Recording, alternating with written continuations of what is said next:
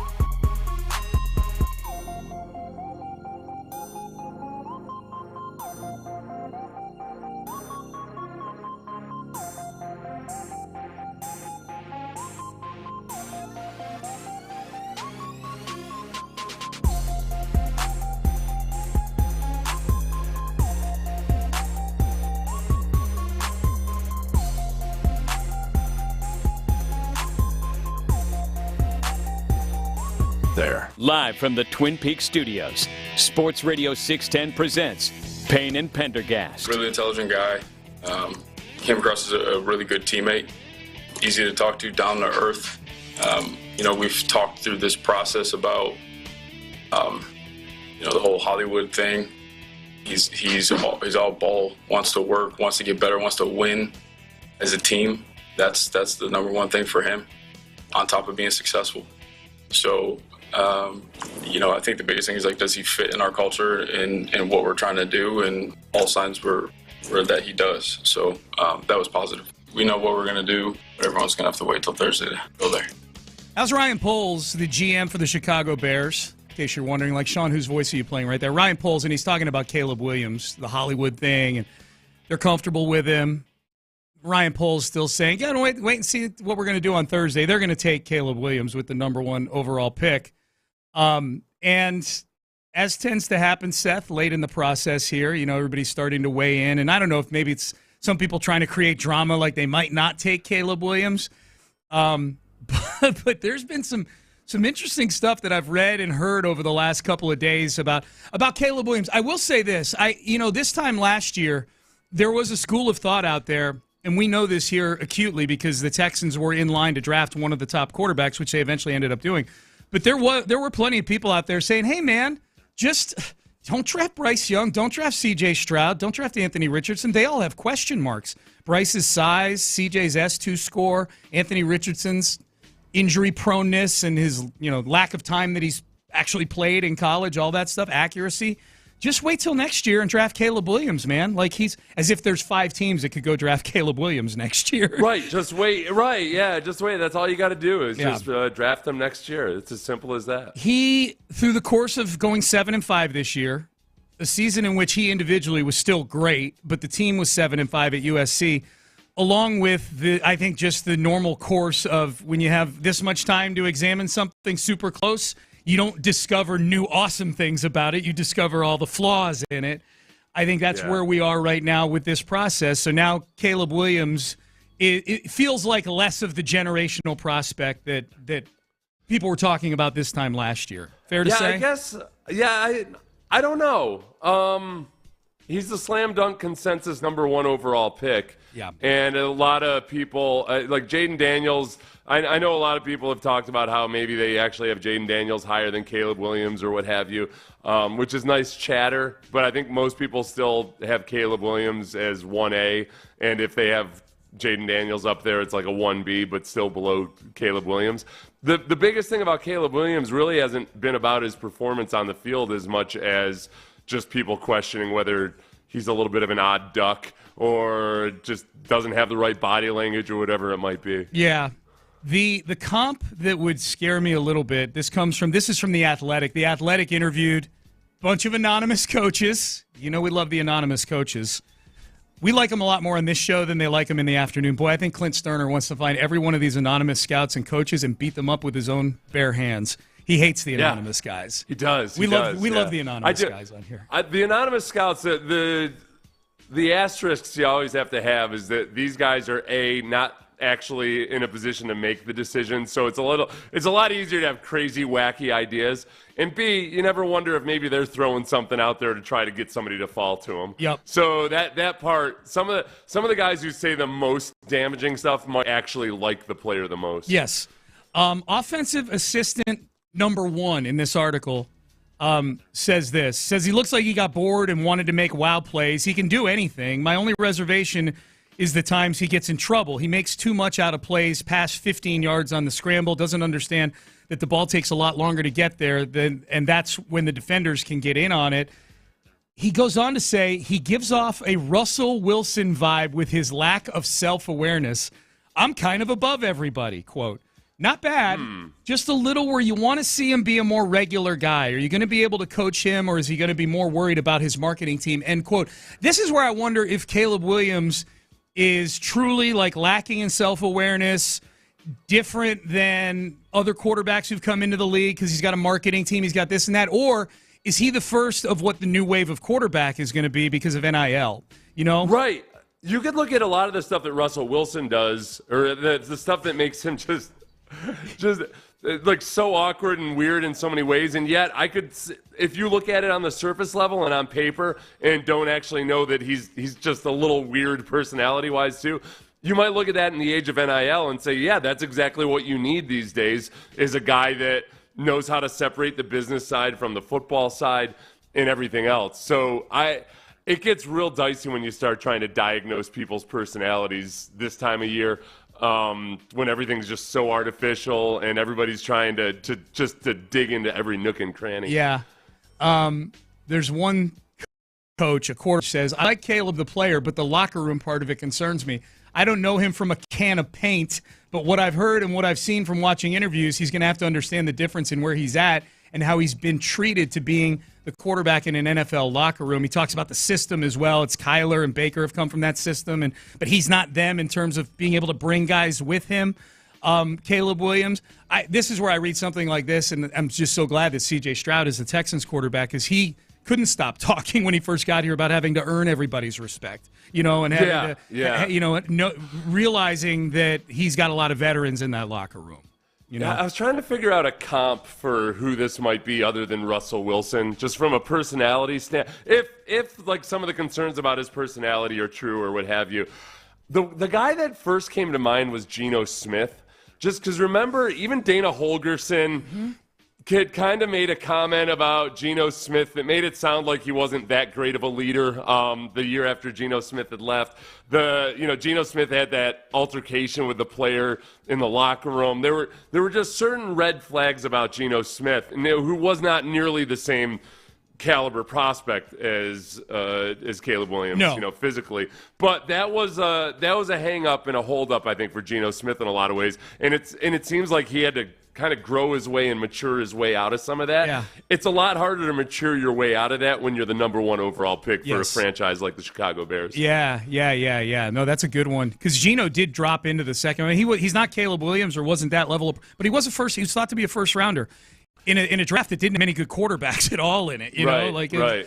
And so there were questions about his leadership. Yeah. I don't know. I'm torn with Caleb, because you hear this all the time, where a guy that supposedly doesn't have a good personality, they'll say, yeah, no, his teammates love him. Remember Connor Cook was that same way.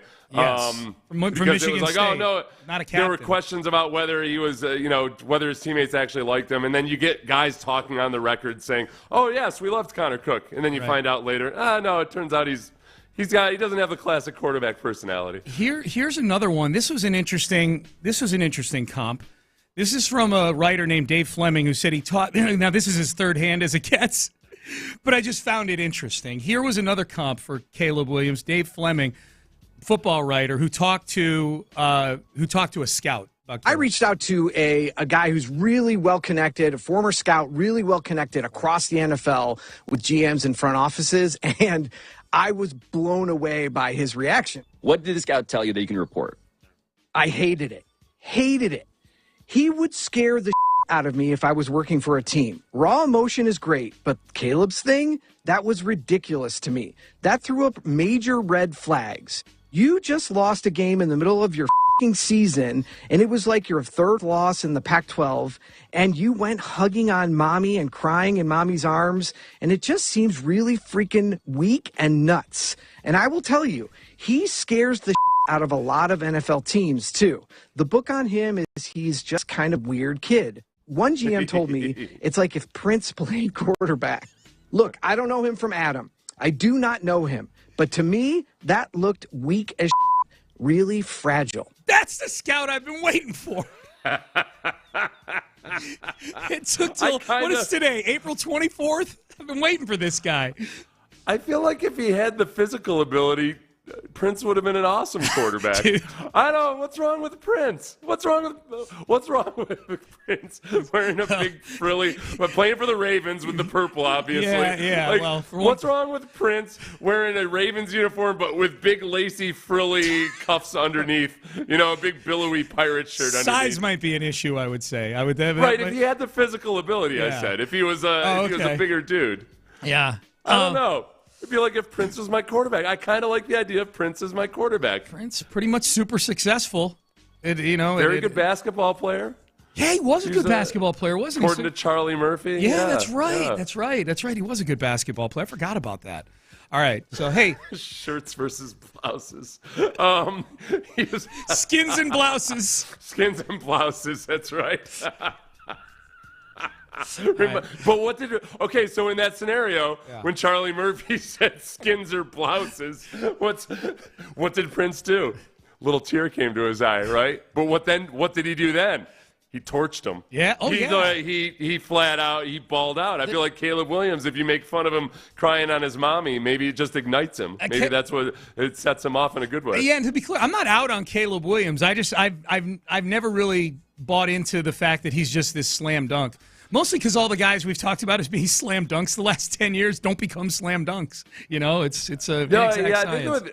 It's hard to separate Caleb Williams from the situation he was in, which is they had just a horrendous defense. Right. And that when you accuse him of playing hero ball, there were times where he kind of had to play hero ball. That's right. I think from an arm talent perspective, from an improvisational ability, he plays in structure way more than I think people gave him credit for. If you got the offensive line was so bad this year that I think they forget that what he looked like when he had a good offensive line.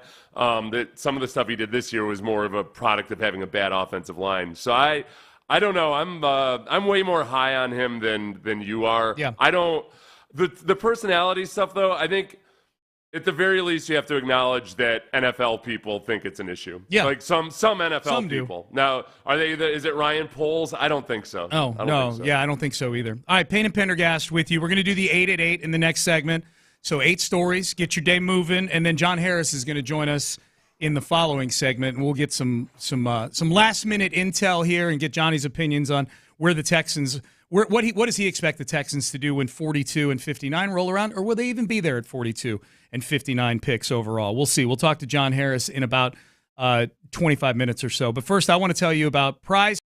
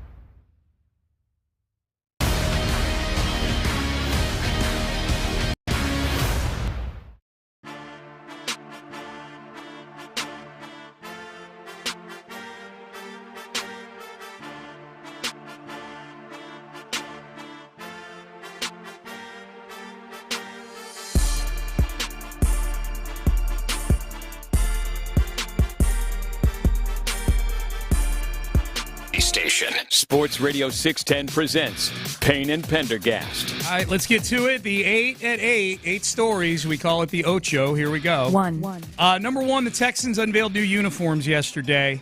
Unveiled them on social media at 10 a.m. Some awesome videos dropped throughout the remainder of the morning. Four different uniform, really color concepts. They're going to mix and match a lot of them as well during the season. And then a big party last night to celebrate it that was really, really cool.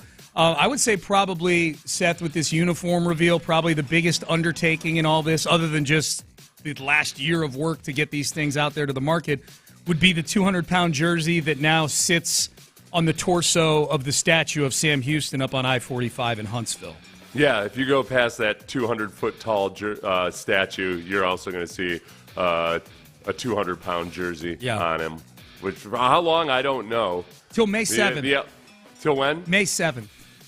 Oh, well, that's a while. Yeah. You got time Do to go your up. damage, birds. Yep. Come and take it. That's what I say. Okay. How much bird crap will be on the Sam Houston It's going to weigh jersey? 275 pounds. 75 pounds worth of bird crap. Okay. Yes. I like that. So that was cool yesterday. The uniforms were flying off the shelves at the team store yesterday, at the party last night. I was told, Larry and Stafford texted me earlier in the show, and I mentioned Tank Dell on the jersey, and Larry confirmed. He's like, yeah, there were no Tank Dell jerseys there. I feel like maybe what they're doing, if they're smart, is they're teasing to the release of the authentic Tank Dell jersey. You know, like maybe like they're just, you hold a few back. Yeah. So that now during the dog days of summer, you're like, guess what's coming? Countdown to special edition Tank Dell jersey of some sort. Maybe. That's actually pretty cool. Now that you've got all the different combinations and everything, that you can, you could have special edition jerseys for players that people actually give a damn about.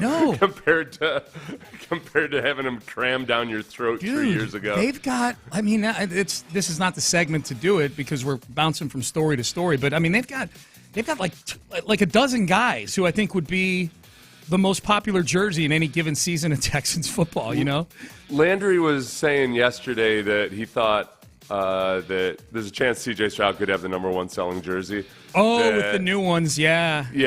That's possible. Yeah. I mean, usually, I would imagine Caleb Williams will probably be the number one selling jersey for the months of May, June, and July. Yeah.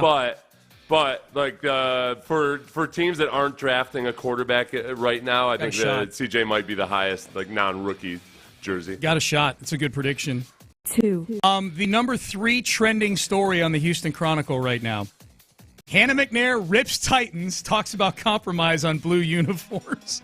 I love that it's Hannah that's in the headline, and if you listen to the cuts, we're going to play one of them right here. It's like half Cal and half Hannah in a lot of them, you know what I mean? But Hannah's always the one who's making the headlines here. Yeah, it's justifiably Hannah. Yeah. It's not like people are trying to play up a catfight thing or anything. It's like, no, Hannah's the one talking smack. Right, yeah. And I don't think she's angry about it or anything. She said what she said.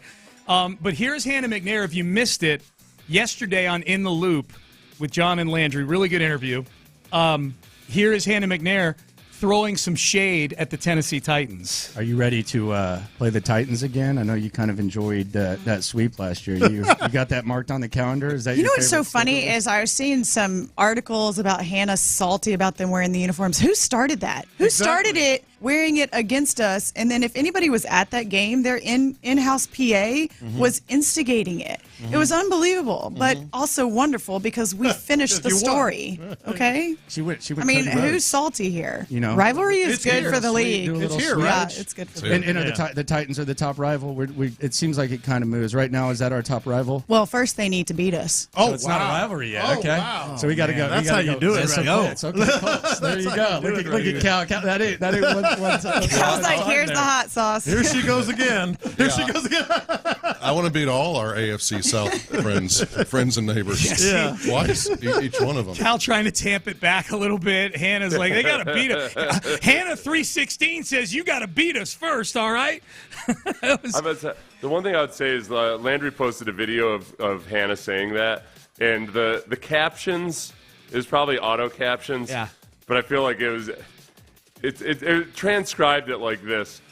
is Hannah's saying is, what's so funny is I seen some articles about them wearing it. Like, come on. It does. Come on. Give her some proper Come on, syntax. auto captions. You're making Hannah sound like she doesn't speak proper Can English. we just set the default switch at conjugating verbs correctly, okay? Yeah. When are they going to do an auto caption where at the very least they give people the benefit of the doubt? Like, okay, well. Syntax. It was because she said I was seeing these articles. They took it as I seen these articles. Yeah. Could you just assume that it was the proper grammar? Step your game up. Step your game up, yeah. 3. The Cubs beat the Astros last night. We had a texter earlier like, hey, Cubs fan here. I'm getting in my car. When are you guys going to talk about the Astros? I didn't reply, but I felt like going for 2 minutes at 8:07, and that's it. We're going to talk about Cody Bellinger looking like he was high on something in the outfield as he couldn't feel like, oh, no, the wind. Yeah. Nobody else was having trouble with the wind the way Cody Bellinger was. That was my one takeaway from that. Ignore his home run or anything else that the rest of the Cubs did. Cody Bellinger looked like a hapless fool out there at center field. This is bad, dude. They lose 7-2 to the Cubs last night, and once again, another team just climbs all over one of the Astros starting pitchers in the first inning here. 5 runs. JP France wasn't getting any help from the umpire whatsoever. He was kind of PO'd about that, but like JP France is also past the point of getting the benefit of the doubt. You know? It's also just because you're not getting the calls doesn't mean you have to throw dead center of the strike zone. Right. Okay. It just JP France slider. JP France is at the far bad end of the spectrum for me of pitchers who I can't even just bring myself to look at when they pitch poorly because of the glasses and the mustache and kind of the pear-shaped physique. I'm like, come on, nerd, put the ball over the plate. He doesn't have a pear-shaped physique though. He's just got big legs. He's got when he's pitching like that, he's got a pear-shaped physique. Yeah. Okay. Good point. Good point. Right? Like when they're good, they're eccentric. When they're bad, they're weird. You know. So that's Astros lose. They're back at it. Spencer Arrighetti will be the answer to all our prayers tonight. 4. Quick one here. NBA playoff scores in case you are wondering, in case you're just getting into your car. Probably the one of most intrigue to people here in Houston would be the Mavericks and the Clippers. Clippers lose to the Mavs last night. Late last night, 96-93. So that series is tied at 1. The Bucks and the Pacers tied at 1. The Pacers beat the Bucks. And then the Minnesota Timberwolves. And we might be living in a world where the Minnesota Timberwolves win an NBA championship. That'll be wild. They beat the Suns by double digits again, 105-93. So they are up 2-0 in their playoff series. 5. Caitlin Clark is very wealthy. She was probably already very wealthy thanks to NIL, but now she's off the charts. She's getting a $28 million contract from Nike. It's spread out over 8 years. This for obviously she's moved on to the WNBA. She's been drafted by the Indiana Fever. This was a pretty, if you read some of the articles about it, Seth, this was a pretty heated bidding war to land Caitlin Clark's spokesperson skills for shoes. Nike ends up winning it, but Under Armour was in on it, Adidas was in on it, and reportedly, according to Darren Ravel, who I think was pulling from a Wall Street Journal article, but I saw it on Ravel's timeline, is that there were a lot of the shoe execs who were really wanting her to stay in school for another year because they feel like Caitlin Clark has a bigger platform and allure playing college basketball than she does playing in a league that's had a hard time drawing flies, Yeah, I really wonder how much more common that's going to be over time, and as the NIL markets really start to develop, and now that teams, I feel like a lot of the apparel companies have probably been trying to be kind of careful about not stepping on too many toes or what have you, but man, you just think about C.J. Stroud. If C.J. Stroud had stayed at Ohio State for an extra year, what are sneaker companies starting to think of? Football might not be the best example. Some of the basketball players for sure. Yeah. Like if you're playing at Kentucky versus, being a mid-first round pick elsewhere to an NBA team, you might have some more pull playing at Kentucky or Duke in a lot of respects, and be worth more to, in building an audience for that sneaker company than if you go pro immediately. I always wonder with schools, too, and I'm sure there's an answer to this question that I haven't on and so yet, but these schools all have contracts with these shoe companies, so-and-so's a Nike school, so-and-so's I know Notre Dame is an Under Armour school. That's, look at Oregon. I mean, the ultimate Nike school. Yeah, Nike. They're basically run by Nike, but But I do, like, all these Power 5 schools all have a shoe contract with somebody, so where does that come in? If I'm a player, can I wear my Adidas shoes, for this Nike school? I don't know. I don't know, but it's... not to mention, Oregon in general, just with how affiliated Nike is with them. Dude. If Nike ever decided to just start buying national championships, basically. Oh. Like, they can be... They're the rich alum that's just handing out millions of dollars to the star athletes. No doubt. 6. All right, let's get to some NFL stuff here. The Raiders reportedly tried to move up and get the second overall pick in the draft. We had heard rumors that, hey, you know who Jaden Daniels would really like to play for? The Raiders. There's only one problem. They're picking 13th. What's Aiden O'Connell have to say about this? Aiden O'Connell or Gardner Minshew? Hey, man, I signed here with the idea that Mike could start here, and Gardner Minshew might if they were to draft a rookie quarterback, and maybe they sit him for a year. But reportedly, the Raiders tried to make a big play up to number 2 to get Jaden Daniels. That's the thing I'm most anxious to see over the next 24 hours, Seth, is just how open for business are the Commanders and the Patriots at 2 and 3 in this draft. Yeah, how entrenched are they? Yeah. I do feel like Jaden Daniels, there's enough to get genuinely excited about with Jaden Daniels that I don't think Washington ends up moving off of that unless Jaden Daniels really does try to maneuver out of there. He better get to stepping if he's going to try it. The draft's tomorrow. Right. I mean, it would have already been going. It would have been already going on. Yeah. It's after that where everything, I think, becomes the Wild West, and I don't think that I think there's a lot of teams that aren't overly excited about Drake May and very much think like, okay, well, this. Back in my day, this guy would have been a second rounder at best. Yeah. You know what's interesting? I wonder how much if the Patriots are truly open for business at 3, which all the reports are that they are. That they're and which is no surprise. Nick Caserio said last year on our show they're open for business at 2, and knowing that they knowing full well they need a quarterback. So that's what they say.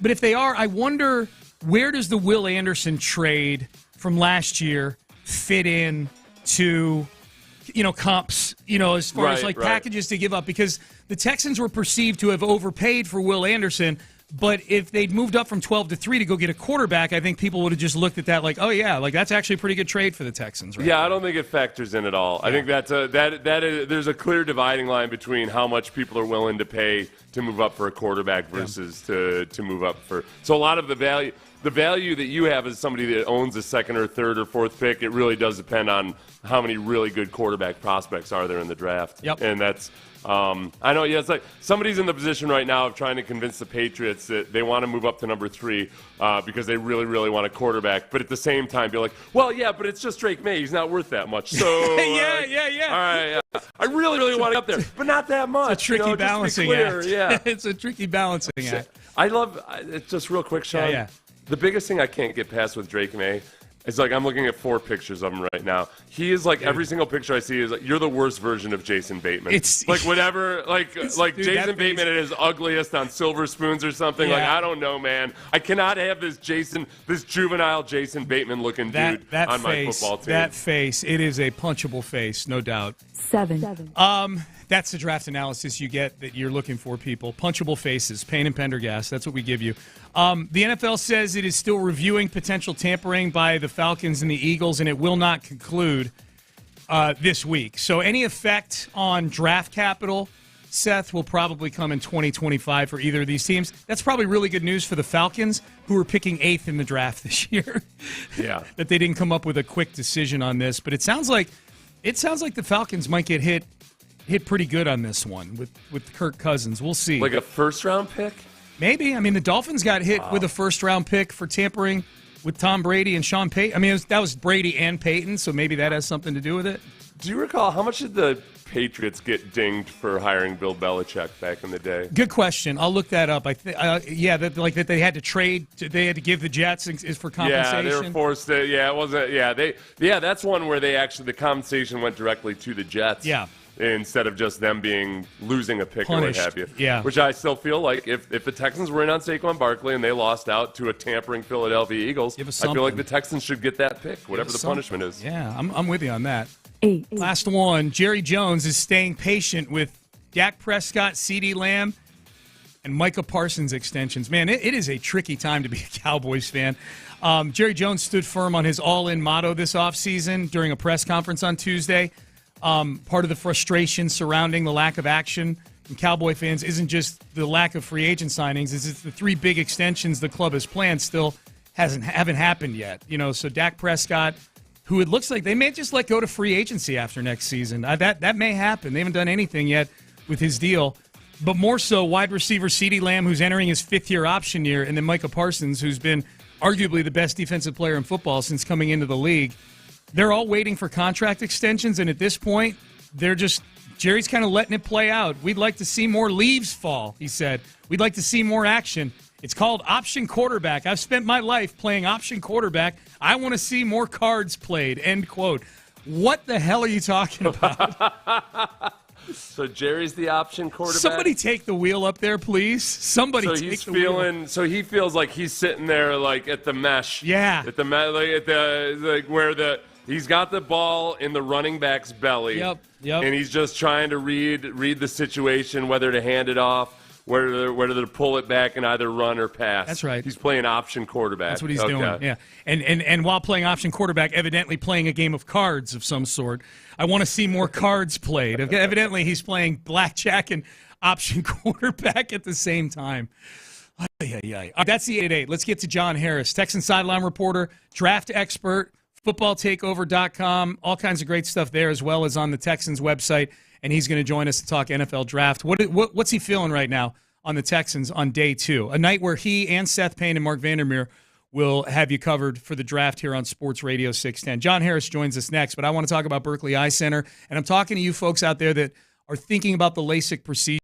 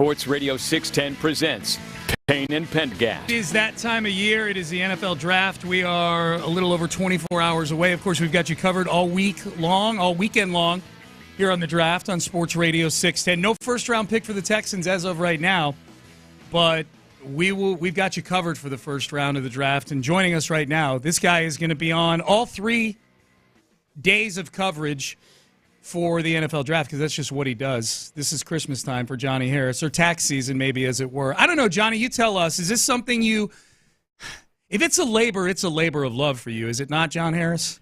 You know, it's interesting. It is more like Christmas, Shawnee, in the sense that the actual Christmas day, once the work is all done, because there's so much work to get to Christmas Day, like go to the grocery store and, get cooking and all that kind of stuff. But then Christmas Day, it's like, okay, let's unwrap the presents, let's have fun.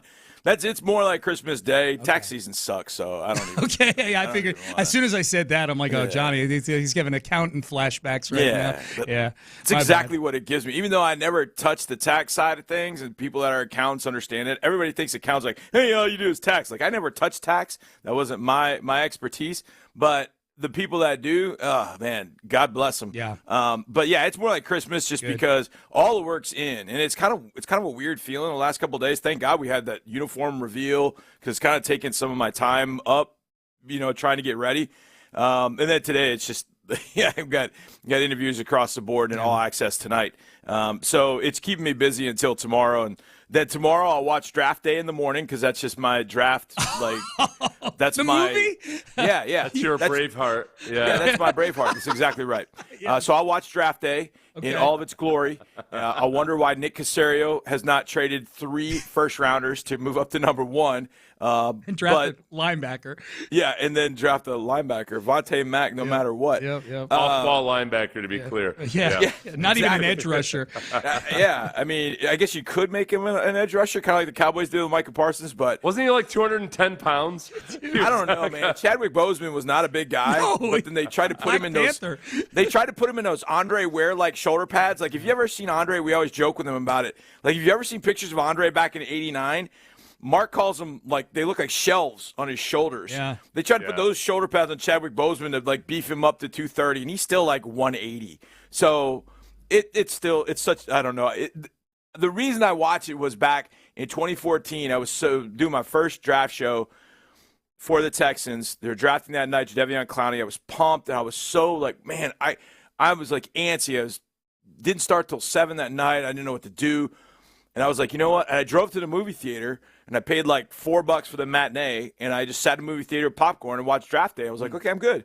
And like took up my time and was able to kind of relax, and then did the show. So I've done that every year on Draft Day. I'll watch Draft Day tomorrow to kind of keep up the tradition. Love it. So, John, obviously the Texans, as of right now, don't have a first-round pick, and we all speculate about who they might take in the second round. I'm curious. Not about an individual prospect, maybe per se at defensive tackle, but if you look at the defensive tackles this year, there are a whole boatload of guys that could go in the second or third round who are like really athletic but undersized. Yep. And then there's Tavondre Sweat, who's in a different category. Like, he's a different creature than like everybody else. So we'll leave Tavondre Sweat. But then on the types of defensive tackles that look like Eric Armstead. So if the Texans had tried to trade with Eric Armstead is like 6'7", 295. DeForest Buckner was a defensive tackle with the 49ers who's 6'7", like 300 pounds. A tall, lanky dude.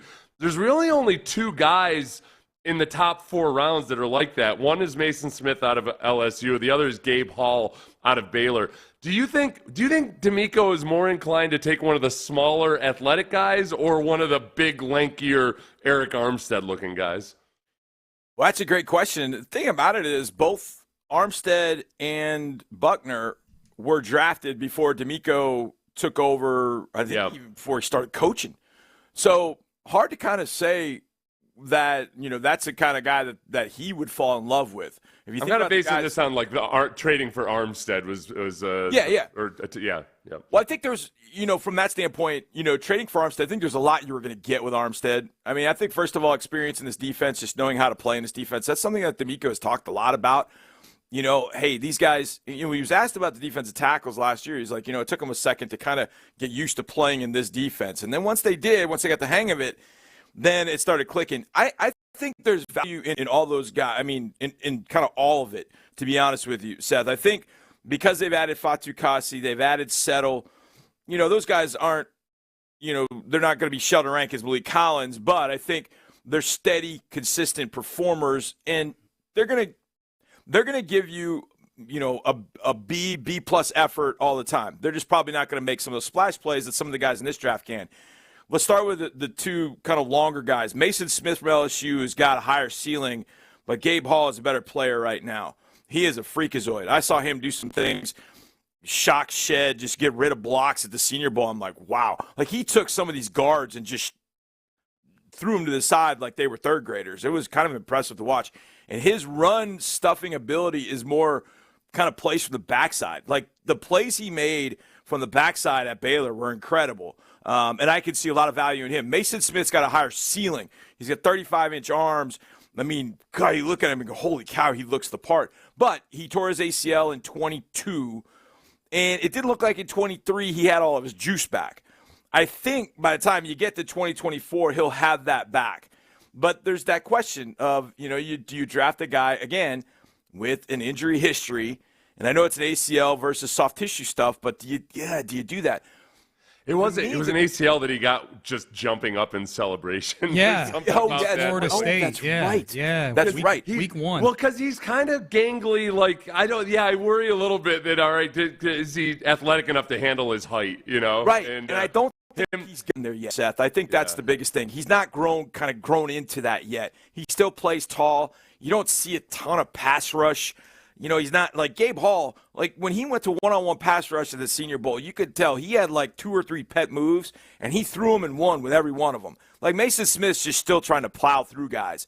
So I worry about that a little bit. But, man, the quick dudes, Mike Hall from Ohio State, and throw Leonard Taylor in there. I don't think Leonard Taylor's getting enough love. I kind of soured on him at the end of the year, but I went back and watched him after I got back from the Senior Bowl, because I was thinking about defensive tackle for the Texans. And I watched him against Florida State and in a couple of games. I was like, man, this dude can move.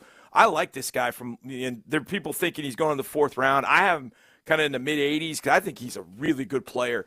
And I don't think he's incredibly productive. He's not going to be Aaron Donald or anybody like that, but I do think he's going to be very, very disruptive, incredibly strong. I would like him.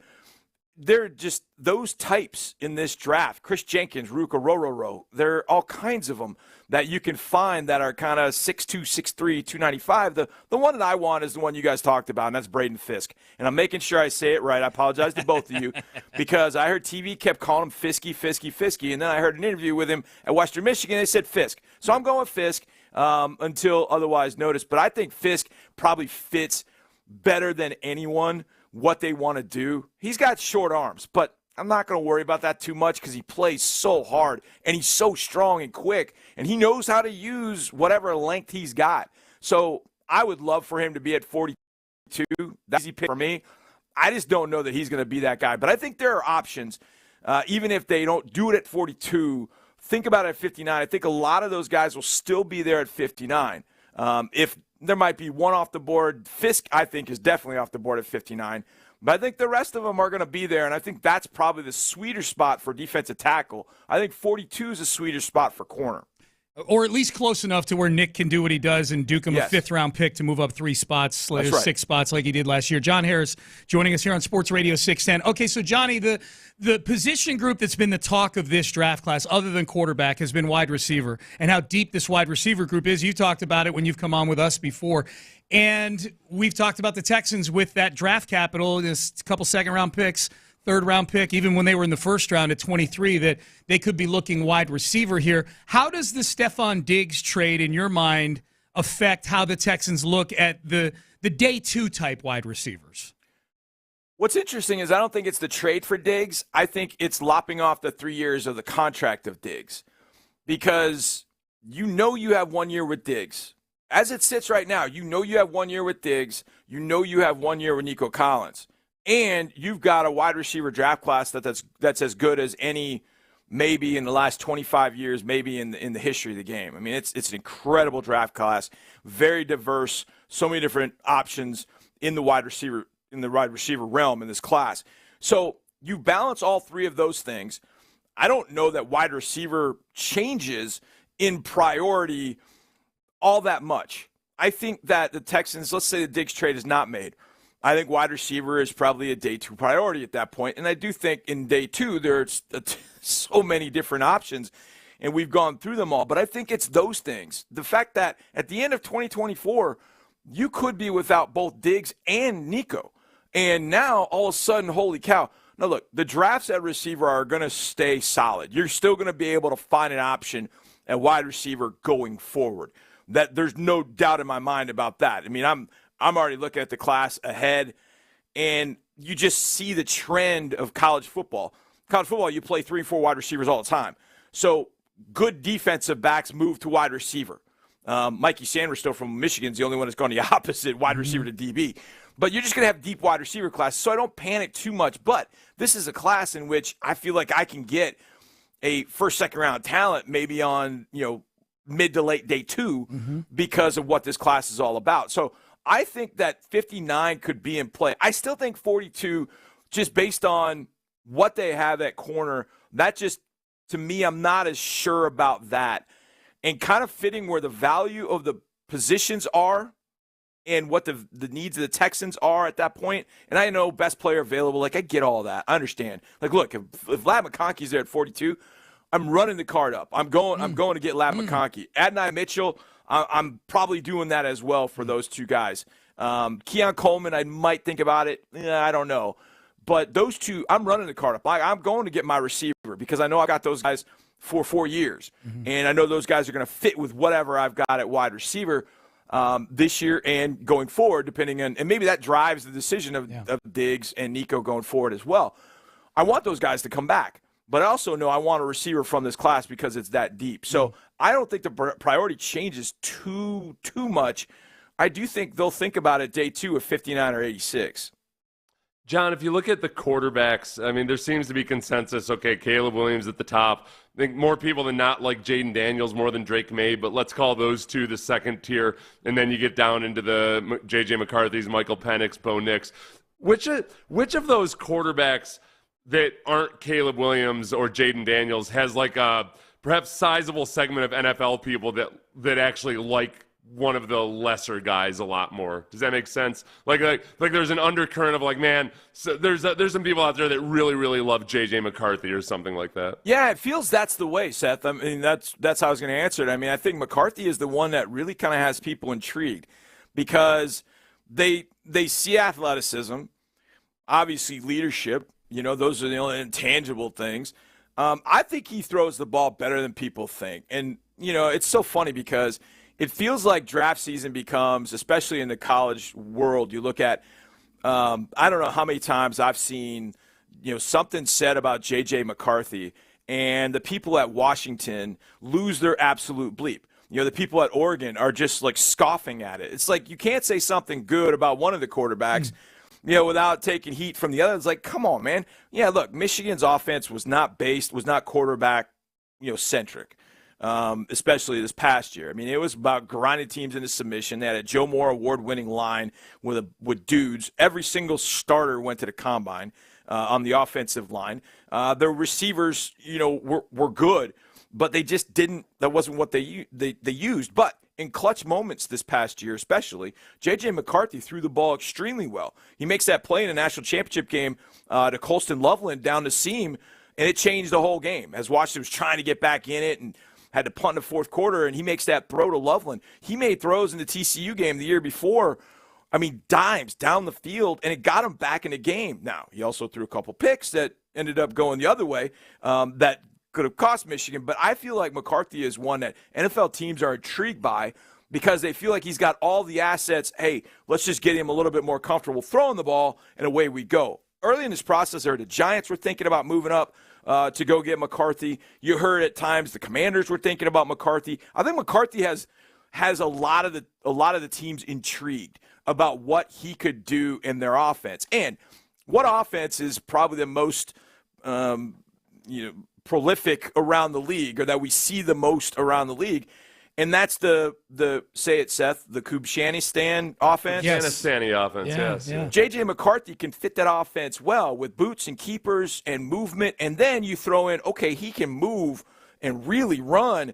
We can add a couple wrinkles that maybe you wouldn't do with other quarterbacks. Maybe some things you wouldn't even do with C.J. here, you could do with McCarthy, or would want to do with McCarthy, because he's a guy that runs 4.5, maybe even faster. So I think teams are very intrigued by J.J. McCarthy, and he becomes kind of that pivotal point in the draft. Which team is going to go make the move? Are the Patriots going to take Drake May?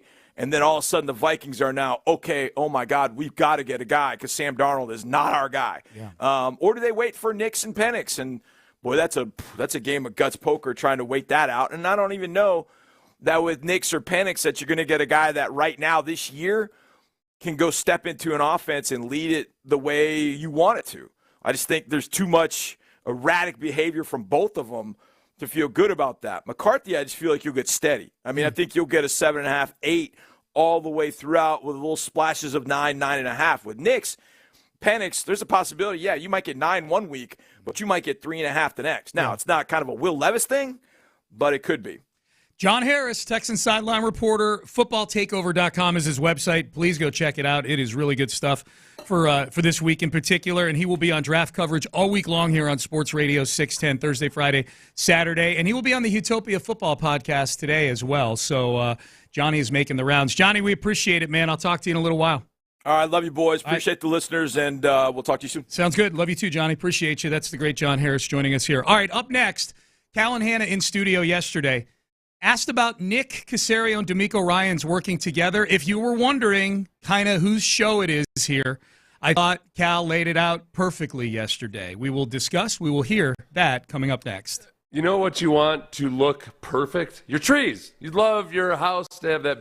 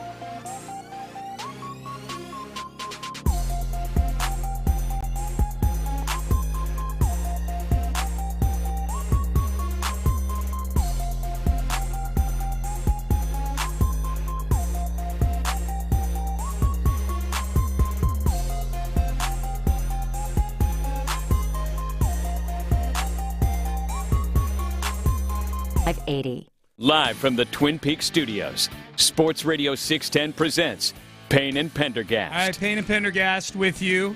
Top of the hour, I've been kind of gathering questions off the text page today that people have about the new uniforms. Because, look, there's it seems like there's not enough to go around. They've sold out of some of the C.J. Stroud jerseys, and that's good. It's it's a popular jersey. They're gonna make more. Don't worry. But I know there's at least 3 or 4 questions that some people have, so we're gonna answer those at the top of the hour, and find a way to mix in Hannah McNair talking about the Tennessee Titans, which is all the rage today here on Sports Radio 610, and in the Houston Chronicle for that matter. Hannah McNair. So we will get to that. So the McNairs were in studio yesterday, and John and Landry did a great job with them, talking about all sorts of things, all things Texans, mostly uniform talk, but they also talked a little bit about the franchise and some of the things that have been going on over the last year or so. Most of it really, really good. Really all of it really, really good of late. This was a good one here. I think there's still a lot of Texan fans out there that have questions maybe about, okay, how does it work with Nick and D'Amico? Nick comes from a New England background. D'Amico comes from a San Francisco background. I think it's safe to say that the two work together very, very well. But exactly how does it work? Like, who's, like, at the end of the day, who we naming this show after here? Here was Cal McNair on Nick Caserio and D'Amico Ryans working together. No, I think they're working really well together. I think that's what we've been kind of conveying to the fans, and continues to be that way. And you saw it through the offseason, and then Nick's ability to trade for players, even in free agency period, was really smart, I thought. And bringing in the players that D'Amico wants and needs to have his vision of the team, and Nick's totally buying into that. You see them working, together really well, and I'm excited to see the continued growth. There you go. And this is something Nick has said when he's come on with us, when he's done pre-draft press conferences, that he's basically here to serve. He is here to go shop for the groceries that D'Amico Ryans wants to mold the team in his vision. Cal said it right there. Go get the guys D'Amico wants and D'Amico's vision of the team. It's the D'Amico show. Right. And I think that's, there's still a lot of give and take there, and that requires D'Amico to trust Nick on his assessment of the players. Yep. Because the coaches come in and they do their evaluations and they put their 2 cents in, but they haven't spent nearly as much time with the players watching them. I mean, the scouts have been watching these guys for 2, 3, 4 years at times. So a lot of it just comes down to, okay, Caserio really understanding the types of players that D'Amico wants, and then going out and finding the guys that meet those criteria, and then D'Amico trusting Caserio's opinion, as well as putting his 2 cents in. Where's the biggest difference in what Caserio is shopping for D'Amico versus what Caserio was brought up in football shopping for in New England? I think the edge rushers more than anything, because in New England in the Belichick era, they rarely had pure pass rushers who were double digit sack guys every year. They were more focused on the back end, and they would pay cornerbacks. They didn't want to pay pass rushers necessarily. They never would have made the Will Anderson trade, right? Right. Yeah, they would have done it for a cornerback maybe, but probably not for a rush end. Right. And it wasn't just as simple as, well, they run a 3-4. No, because sometimes they'd be a 4-3, sometimes they'd be a 3-4. But even when they were a 3-4, the Mike Vrabels of the world are, those are not defensive player of the year type caliber edge rushers. So I think that's probably the biggest difference. Yeah, it's working well, man. You nailed it, Seth, last year. Like, before D'Amico got hired, you thought that those two would work really, really well together. And I think it's probably even gone better than people envisioned it would be going. I think there was a little bit of an understandable fear, I guess, that Caserio would be trying to be like so many other guys who have come out of New England. Sometimes when they try real hard to be Bill Belichick, that's when everything blows up in their faces. I think Caserio's been his own guy. And I think the one thing where he's really been his own guy compared to what it was like in New England, as you pointed out, was that Caserio has only drafted guys from Power 5 conferences, if you include Tank Dell in that. Tank Dell didn't play for a Power 5 conference at the time, but they are now. Yeah. And whereas in New England, they take guys from small schools in early rounds a lot. And Caserio's been way different than that. It seems like he just wants it. So that's one small thing, but he's very much been his own guy. And I think this perception that he was going to try to be like a Belichick that needed to have all the power and all the control, it really wasn't founded on anything other than that he had come from New England. And when he first got here, everything was in shambles. He had no choice. Yeah. He's the only competent guy running things at that point in the football ops side. How about this for a bit of news? According to Pete Thamel of ESPN, the Heisman Trust will be formally reinstating Reggie Bush on Wednesday, today, 14 years after the USC football star gave up his Heisman Trophy due to the major sanctions levied against his alma mater. Reggie Bush, back before NIL, took money from boosters and had his parents in a house, and he took lots of money. And so the Heisman Trust said, well, we're taking your Heisman Trophy away from you. They never took OJ's trophy away for allegedly killing 2 people, but Reggie Bush taking money. You know who is very happy today, Seth? Johnny Manziel.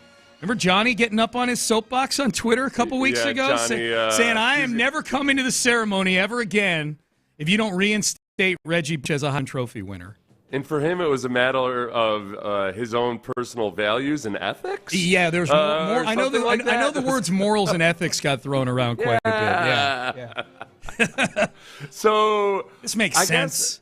Is it any coincidence that this happened after OJ was finally I don't think so, because here's the thing. When OJ passed, the Heisman Trust put out one of these like completely tone-deaf posts mourning the passing of OJ. So the Heisman Trust mourns the passing of OJ Simpson, blah, blah, blah, blah, blah. And I actually retweeted it, and I said, I can't wait to see what happens when the day comes. I don't want that day to come anytime soon, but when Reggie Bush leaves us, will they acknowledge him the same way they acknowledged an alleged murderer? Right. You know, well, now it won't be an issue. It won't be an non-issue. Yeah. So this makes sense. Good for Reggie Bush. I've met Reggie Bush a couple times. He was almost your teamate back in 2006. Really close. I don't think he was. Yeah, I guess so. Yeah. He was house hunting here in Houston, he said. Yeah. But I don't know how close he was to almost ever being the guy. It seemed like the Texans had made their decision. So it was. People thought it was gonna the popular thought was that he was going to be a Houston Texan, but the Texans didn't. He told me at the Super Bowl one year. We interviewed him at the Super Bowl and we asked him about this. He was in Houston when all that news started breaking about Mario Williams becoming the pick here. Like he was looking at houses in Houston when that news all became a thing. So it probably pretty close, I would say. But why though? Like, so why was he hunting for houses? Like, what did they let him to believe? Because maybe that they thought they were taking him. I don't know. Yeah, that's what I read into. Why else would he in Houston? You know, like other than bad agent. I don't know. It's just yeah, maybe. Yeah. All right, Payne and Pendergast. So good job, Reggie Bush. You get your Heisman Trophy back. Into the 9 o'clock hour we go. Okay, so questions. I've been gathering questions off the text page that people have about the new uniforms. So we're going to go through these here. We're going to answer them as best we can about combination of uniforms. Big one about these videos. I'm putting a list of players together who are in these videos right here. There's a name that's missing. I wonder what that's all about. So we'll get into that as well as we head into the 9 o'clock hour. Stay there. Mokaram Law is there for you. If you get in an accident and it's not your fault, look, there's going to be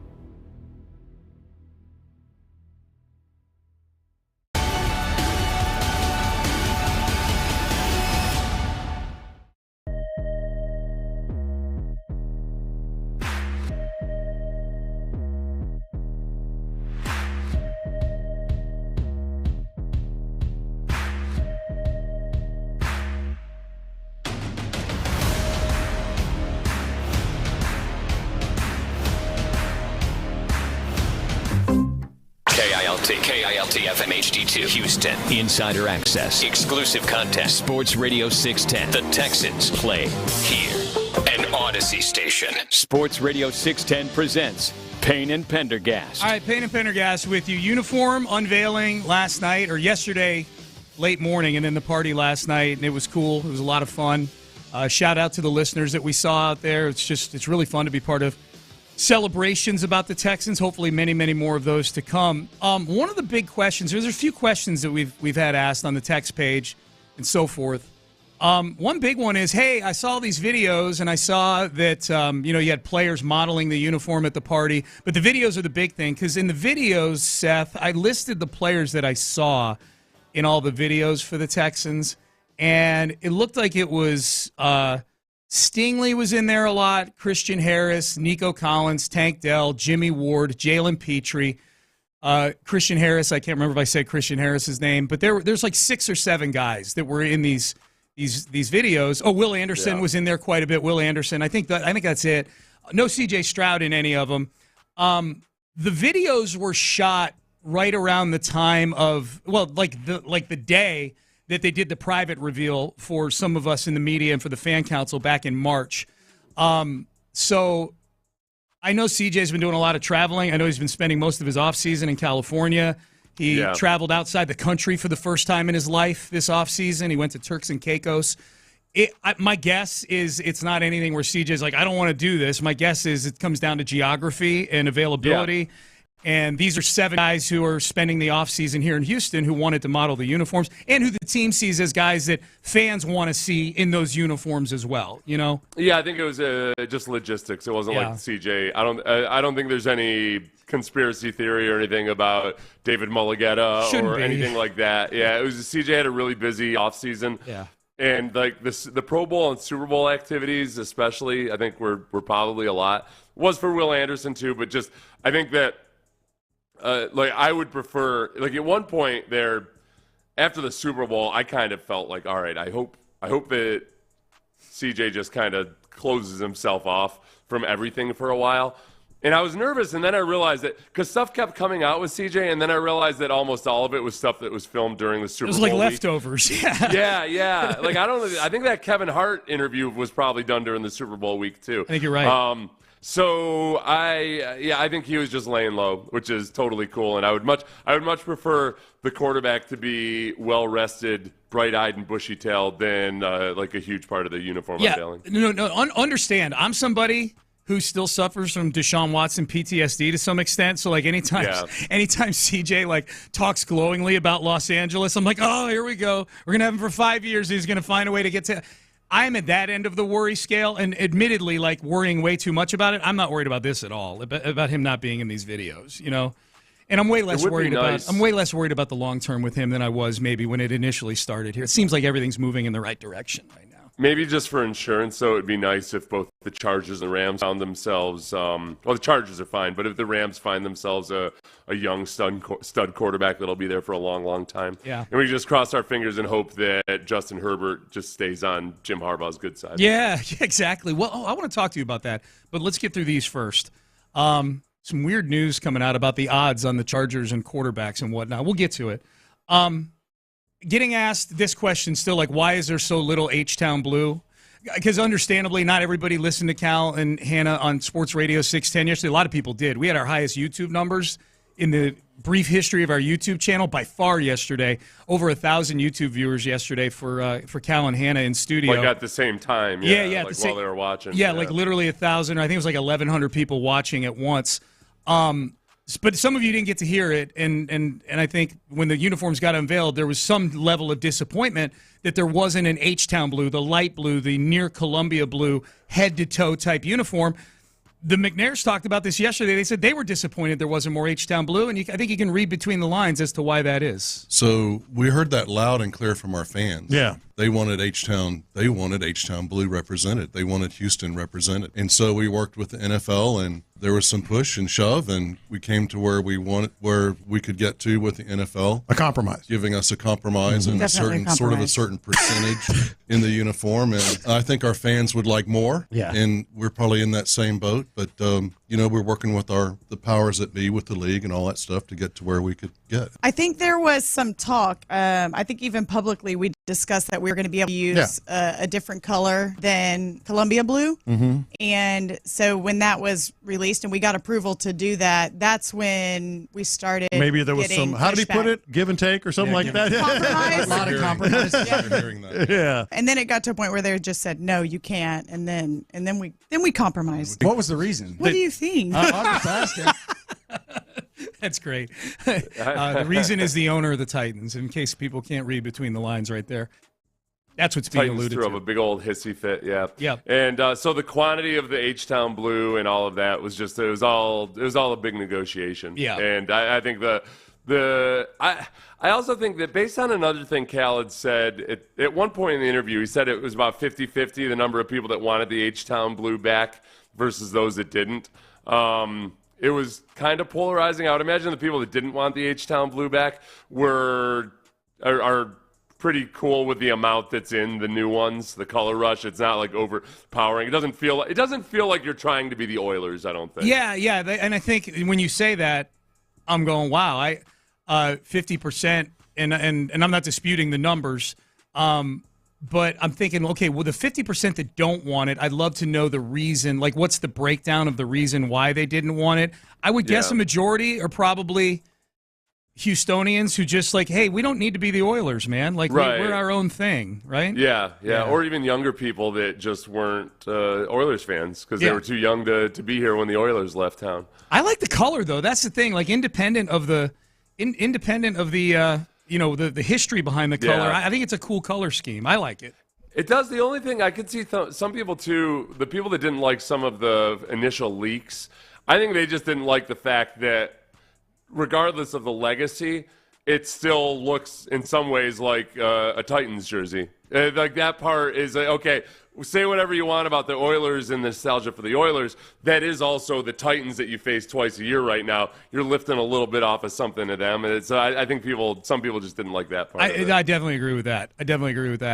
Speaking of the Titans, are they circling the Titans on the calendar this year? Has this uniform flap taken the rivalry between the Texans and the Titans to a new level now?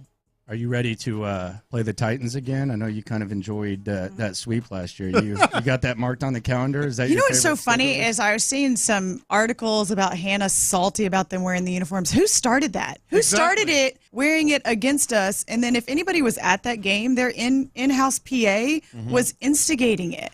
It was unbelievable, but also wonderful because we finished the story. Okay? She went. I mean, who's salty here? Rivalry is good for the league. It's here, right? Yeah, it's good for the league. And the Titans are the top rival.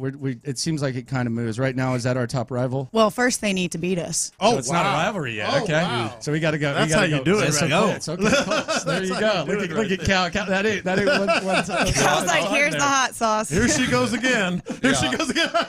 I want to beat all our AFC South friend neighbors. Yeah. Twice, each one of them.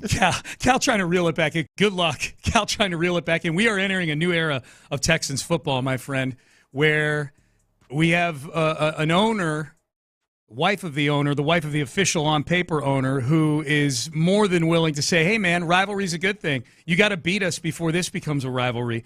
That is now the number 2 trending most popular article on the Houston Chronicle. Not among sports, among all the articles. Hannah McNair rips Titans, talks about compromise on blue uniforms. Number 2 headline in the Chronicle right now. I don't think. I wonder if I don't think the Titans are the biggest rivalry. I think historically you can make an argument for all 3 different ones. The Colts historically have owned the Texans, and now I feel like it's gotten to the point where, the Texans had been better than the Colts in some years. I feel like right now with Anthony Richardson especially coming, and if he stays healthy this year the Colts will feel like a bigger rival. You think? And the Colts are more poised to make the playoffs than the Titans by a long shot, too. Yeah. So I feel like it's going to be a more brutal and physical matchup between the Colts and the Titans. The Titans can be kind of afterthoughts for at least one more year. Yeah, I see. Until Will Levis gets injured a bunch, because he's gonna. Yeah, see, this is where the difference between you, like you're looking at the football part of it, and I look at the WWE part of it. I'm like this uniform thing. I don't know. Like maybe it dies down by the time the season rolls around. I'm not sure. And I was writing myself, put up a poll. Who's the biggest rival now? Titans, Colts. Maybe just do Titans and Colts. Throw the Jags in there, whatever. Maybe now's not the time to do it because the Titans would probably win just based on recency bias and Hannah stoking the flames right there.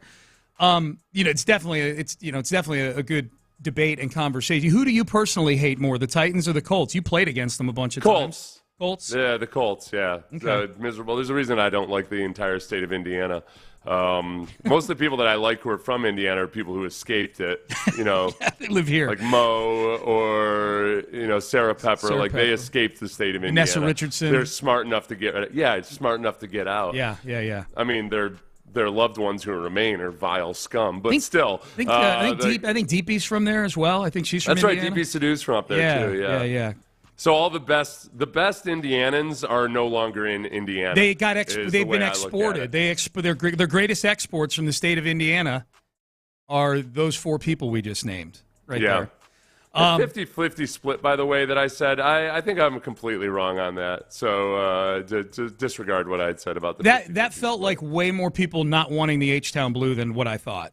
I think the H-Town Blue is really popular, but I must have had a dream about that or something. Okay.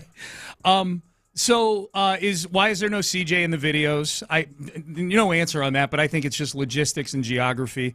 Why is there so little H-Town Blue in the uniforms? You just heard why, because Amy Adams Strunk is the worst. And then number 3, the one I'm hearing is, okay, like are these the uniforms were released, the graphics that they got released in were all like in specific combinations. Like the white jersey was with the blue pants in almost everything that originally came out. Vice versa, the same. Blue jersey, white pants, and then obviously the battle red and the color rush head to toe in those color schemes with supporting colors mixed into the trim and whatnot. So are those the 4 jerseys? Like, okay, so now for every home game, is it blue jerseys, white pants? No, they're still going to mix and match. And we know this because they put out pictures yesterday, if you haven't seen them, that look incredible of the different combinations. Like the white jersey with the white pants looks so clean with these uniforms. I don't know why it hits different. Maybe it's because it's these pictures that are professionally taken and it's not in person. People running, and we're seeing they did a good job of finding the players whose physiques make the uniform look best. I don't think it's no disrespect to your defensive lineman brethren, Seth, but I don't think it's any accident that it's Nico Collins, Christian Harris, Tank Dell. Yeah, they didn't use any of the big dudes. The Broncos video used one of their big offensive linemen, and I kind of liked that. That just brings more personality to it. Which you wanted to have Titus Howard out there or something. I was going to say Titus would have been all about it. So would Laramie was in the meetings to help put the uniforms together. Like they were getting, he was one of the players they were getting input from. Which Texans offensive lineman looks best in a uniform? Like if you had to trot one of the offensive linemen for the that's the only thing. You have to one player, and it has to be an offensive lineman to model these uniforms from the Texans. Who are you picking? Yeah, probably Laramie. I think definitely. I don't know that. I don't know if Laramie might be too kind of. He's too smooth to act the fool. To lean into it. Cameras, yeah. So to really act the fool and ham it up. I don't know if that would be it. I feel like Titus might ham it up a little bit more. Yeah. So I don't need it to be Kenyon Green. Yeah. That's not. No. Juice Scruggs is too young. Dude, maybe that would have been a good way to unveil the new Kenyon Green if he's indeed gotten into some better football shape. If he came out and he was just he looked like Zeus or something. Well, yeah. And he's in a different number now. He's number 76. He's not number 59 anymore. And they unveil him and they're like, who's this 76? This guy looks. He's an offensive lineman for sure, but he's looking pretty good. And then you look and you get a close up of the face. And you go, wait a second. It's Kenyon Green wearing this uniform. It didn't happen, but that would have been awesome. What about one of the new acquisitions? If it had been Danielle Hunter or Joe Mixon or somebody like that. Danielle Hunter in the new Texans uniform is going to look like a monster.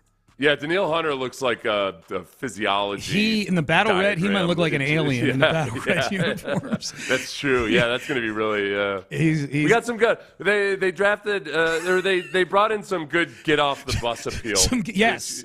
It's a good way to put it. It's a good way to put it. Someone says, I want a Hannah McNair jersey. Were there any Hannah McNair tattoos? Was that one of the ones you were allowed to get? I didn't see what the choices were. I think it was I think the choices were either the logo or the H, the Old English H from the alternate colors. Yeah. Tyler Milner got one. I think he's the only one from the station that got one, if I'm not mistaken. People asking, is Hannah a WWE fan? She just shouted out Cody Rhodes with Finish the Story. She is. Cal and Hannah went to WWE last summer, and they met Cody Rhodes backstage, and that's kind of his saying is he finished the story at WrestleMania. So yeah, that's a subtle. I would guess that's a subtle shout out to Cody Rhodes. Is she a WWE fan? She should be. If she's not, she should be. Listen to the way she talks to Amy Adams Strunk. These two are on their way to SummerSlam with each other before we know it. Yeah, I don't look. Hey. Like Hannah said, it's not like the Texans started any of it. The Titans choosing to wear their throwbacks when they were playing the Texans was one of the most Bush League petty things I've ever seen. Yeah. It was really disgusting. And then she paraded her coach out there in a little cowboy outfit, and she'd fire him a few weeks later. This is the downside. There's some legacy ownership in the NFL that's worked out spectacularly well. The Rooneys in Pittsburgh and what have you. With the Titans, it's going just as bad as it did with the original owner himself. Yeah. They just making a mockery of themselves as they do petty things. So, yeah, they deserve a little bit of a come-up. Amy Adams Strunk chose violence, and she did. She chose violence, and she picked on the wrong people. She was. You know what? Yeah, she was like in Game of Thrones when Littlefinger thought he was pulling something on Cersei, and then Cersei basically, where he says knowledge is power, and she all of a sudden has all of her guards like 0.3 of a second away from murdering him, and she goes, "No, power is power." Power is great line. Yeah, and that's what the Texans did to Amy Adams Strunk. They said, "No, power is power." Power is power. Yep, absolutely. All right, draft tomorrow. We've got you covered here on Sports Radio 610, Thursday, Friday, Saturday. Seth will be on the Friday coverage. I'll be on the Saturday coverage here on Sports Radio 610. Let's do this. The mocks are out. The mocks are flying right now. The Texans don't have a pick in the first round, but if they went this route in the second round, how we feeling? We will discuss coming up next. Hey, it's not just draft day coming up. Mother's Day will soon be here, and what do moms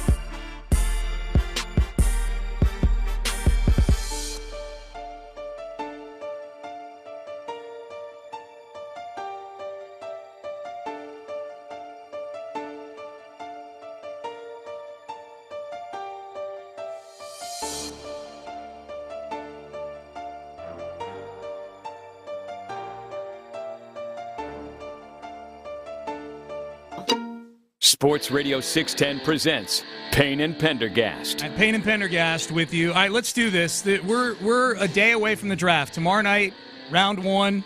We've got you covered here on Sports Radio 610, Texans Radio. Seth will be out there at the draft party on Friday. I'll be out there too, but I'll be actually like walking around. Seth will be dropping knowledge with John Harris and Mark Vandermeer about what hopefully are a few Texans draft picks on day 2. They'll be picking at least a couple guys, but I think for sure there's going to be moving around. So that makes the mock drafts a little bit of a fluid thing, but I think the conversations are still worth having here about, okay, players the Texans could be looking at around 42. If I had to guess, Seth, I would say for sure between the 42nd pick and the 59th pick, for sure the Texans will move off of one of those. And I wouldn't be surprised at all if they moved off of both of them at some point, moving up or back a little bit. Yeah, and I almost wonder, too, if the most likely thing is that they move back, just because if we just talk about one position, the defensive tackles, there really are. We talked about this with, we were talking about the defensive tackles with John Harris earlier, but, there's so many guys, whether it's Chris Jenkins, Michael Hall Jr., Braden Fisk, that are really athletic but not necessarily ideal size. They're not, they're not some of these freakazoids that are 6'5", 320 that run a 4.7 40 like we've seen in recent years. They're a little bit more undersized, but they're very athletic. They've got good, they made a bunch of plays, and they're almost, I don't want to say they're carbon copies, but there's just a boatload of them that are projected to go in the 2nd and 3rd round. And I could see the Texans kind of having a similar grade on all of them, to where if it's at 42, they might just feel like, all right, look, there's still 3 defensive tackles that we like. Let's just move back a little bit and see if we get one of these guys. I could see also now the flip side of it would be, since there's so many wide receivers that are so good, that if maybe a couple of them slip further in the 1st round or into the 2nd round than they thought, then that's when they might be trading up. Yeah. I think I feel like the most likely scenario where they trade up, even though I don't think it would be a popular move necessarily with Texans fans, because it would feel like, man, there's so many other draft positions we need. What are you doing messing around? But it might just be too tempting when you've got one of your 3 best receivers is on a 1-year deal. Yep. That, all right, we got to take this guy. We've got a chance at what's a great value. Yeah, I think that's possible. John Harris left open that possibility as well when we talked to him earlier. If you missed that, you can get it on our podcast or on the Rewind feature. Okay, so Jordan Reed has a 7-round mock-out. God bless the people this season that go beyond the 1st round for Payne and Pendergast purposes. So with the 42nd pick in the Jordan Reed 7-round mockaroo, he's got the Texans taking Chris Jenkins, one of the names you just said, Seth, defensive tackle out of Michigan. Here's what he says. Houston has had arguably the best offseason of any team in the NFL, and it can continue to add youth to its defense with its first pick of the draft. Jenkins is a durable run defender. He's got room to grow as a pass rusher, but he would likely be afforded time to develop with the Texans. Do you believe that last part, given how the defensive tackle depth chart looks right now, that he would be, quote, afforded time to develop with the Texans? Yeah, well, I think so, because partly is that they rotate anyway. They're always going to play 8 guys, so it's easy to find. It's really easy to find time for defensive linemen, because usually you're going to rotate anyway, and then also guys are, whatever they're good at, you can put them in those situations. And, whatever they're bad at, you can keep it. Chris Jenkins right now needs to learn a few things about how to overcome his size when it comes to sinking down on double teams and everything. Like that can come later. You're not going to be sticking him in there in short yardage situations right off the bat. So I think that, whichever defensive tackle the Texans take, whether it's in 2nd, 3rd, 4th round or whatever, they're going to have a chance to get some snaps without having a boatload of pressure on them. The other defensive tackles that are names that you've talked about before when we've done this exercise that were on the board at the time, and neither of them go for another 12 picks, but Michael Hall Jr. from Ohio State goes 54 in this mock draft. Braden Fisk of Florida State goes 55 to the Dolphins in this draft. Yeah, Braden Fisk will be an interesting one just because, he's another one that he's got those short arms, which sometimes it doesn't matter at all. There's a lot of guys that have short arms that end up being awesome. I get nervous when the short arms show up, and I think there's times with Braden Fisk where he gets stuck at the line against bigger offensive linemen and just stays stuck there, where it feels like almost like a big brother holding a little brother off with his arms at length. So I worry a little bit about that, but his athleticism and everything else is so good and the upside is there that I'll be surprised if he lasts that long. The Michael Hall Jr. out of Ohio State, I love the way he plays. I mean, he's a badass, and he's a tough dude. I don't know if he has the same slippery athleticism that a lot of the guys like Chris Jenkins do. Yeah. He's a little bit more of a turn and run type of guy than he is, getting skinny and flipping his hips and all of that. So I don't know if I'm torn on Michael Hall Jr. right now. But as far as actually liking these guys, I don't know if they all play their asses off. I don't think there's a single one of these defensive tackles projected to go in the second or third round that you're going to feel is a turd or isn't trying hard or anything. They all play with their hair on fire. So that part of it makes me excited that if they take any defensive lineman in the second or third round, I feel like that it's probably going to be a solid dude that's the kind like D'Amico's kind of guy. A high floor. This guy's not going to bottom out. He's at least going to put the effort in to become the best version of himself. Yeah. Real quick, because people are probably wondering, well, who'd they take with pick 59? Ben, can I get a little 59th pick? This is a name that John Harris actually brought up earlier today, too. Mike Sanderstill, the slot cornerback from Michigan. The infectious energy and toughness of Sanderstill is an easy fit in D'Amico Ryan's defense. He'll be a nickel corner at the next level where his ball skills should translate. He had 6 interceptions last season for the Wolverines. So there you go, slot corner with the 59th overall. What do you think the most likely position to go in the second round? I bet is cornerback. For the Texans, you're saying? For the Texans, yeah. For the Texans, just because I'm not buying 100% that they're totally comfortable with whoever wins the competition opposite Stingley right now. That they want to add more to that competition. If I had to pick an exacta of 2 different positions, I would pick defensive tackle and cornerback. They were doing it like a horse race. I'm like, I'm going to take that horse and that horse, and try to get both of them right here. That would be my exacta, with wide receiver just lurking because there's so many good ones. Well, and plus at cornerback, you've got a lot of guys on short-term contracts too. Yeah. And and you can never do. It's just cornerbacks are like pitchers. You just can't have too many good ones these days in the NFL. So that makes a lot of sense. Yep. Larry is in Stafford. He was at the party last night. Larry is understandably giddy over the new uniforms, and he joins us now. What's going on, my friend? How are you? I'm doing great, Sean. Seth. Hey, my voice is kind of messed up from last night. Yeah, it is. You were making the rounds, my friend. We're gonna fight through this, Sean. Look, what the Texans did last night at the Post, man, and the Music Hall with that entire setup may have been one of the greatest events I've ever been to as a Texan fan. And I've been to a lot of them. But last night, man, they had waiters and waitresses walking around with more food on a stick, whether it was chicken and lobster and shrimp. They had stands that had noodles and pho and shrimp and pecan pies and pudding. And I was just insanely just crazy about what I was seeing. And then they had an open bar for your boy. Man, I don't know how much I drank last night, but I can tell you that what they did was all first class, man, and they should be proud of the effort that not only what Doug and his staff did, but what Greg and the entire business side of the organization did last night, bringing this thing together for the city of Houston and especially for the fans. Because if you're a fan of the Houston Texans, yesterday should have been one of your highlight days of the newness and the energy that we're all going to feel just based on the uniforms alone and the fact that we got a squad that can go into any place now and not only look good, but play good. And that's what it's all about. And I'm not real worried about C.J. Stroud not being in the video. Matter of fact, I'm kind of cool with it because the more you keep C.J. out there practicing and getting his feet right and doing everything he needs to do to take us to the Super Bowl, I'm good with it. Son, I got to talk about this Love Your Blue, Columbia Blue thing that we've been talking about. Mm-hmm.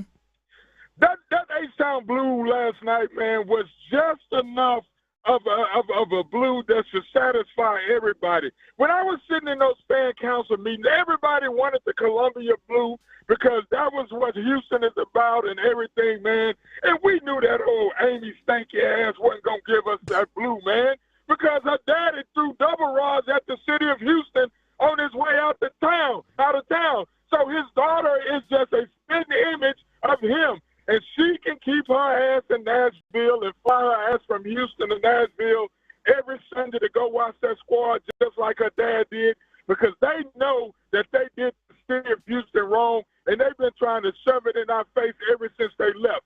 But here's the thing about the Columbia Blue. It's time to forge our own identity.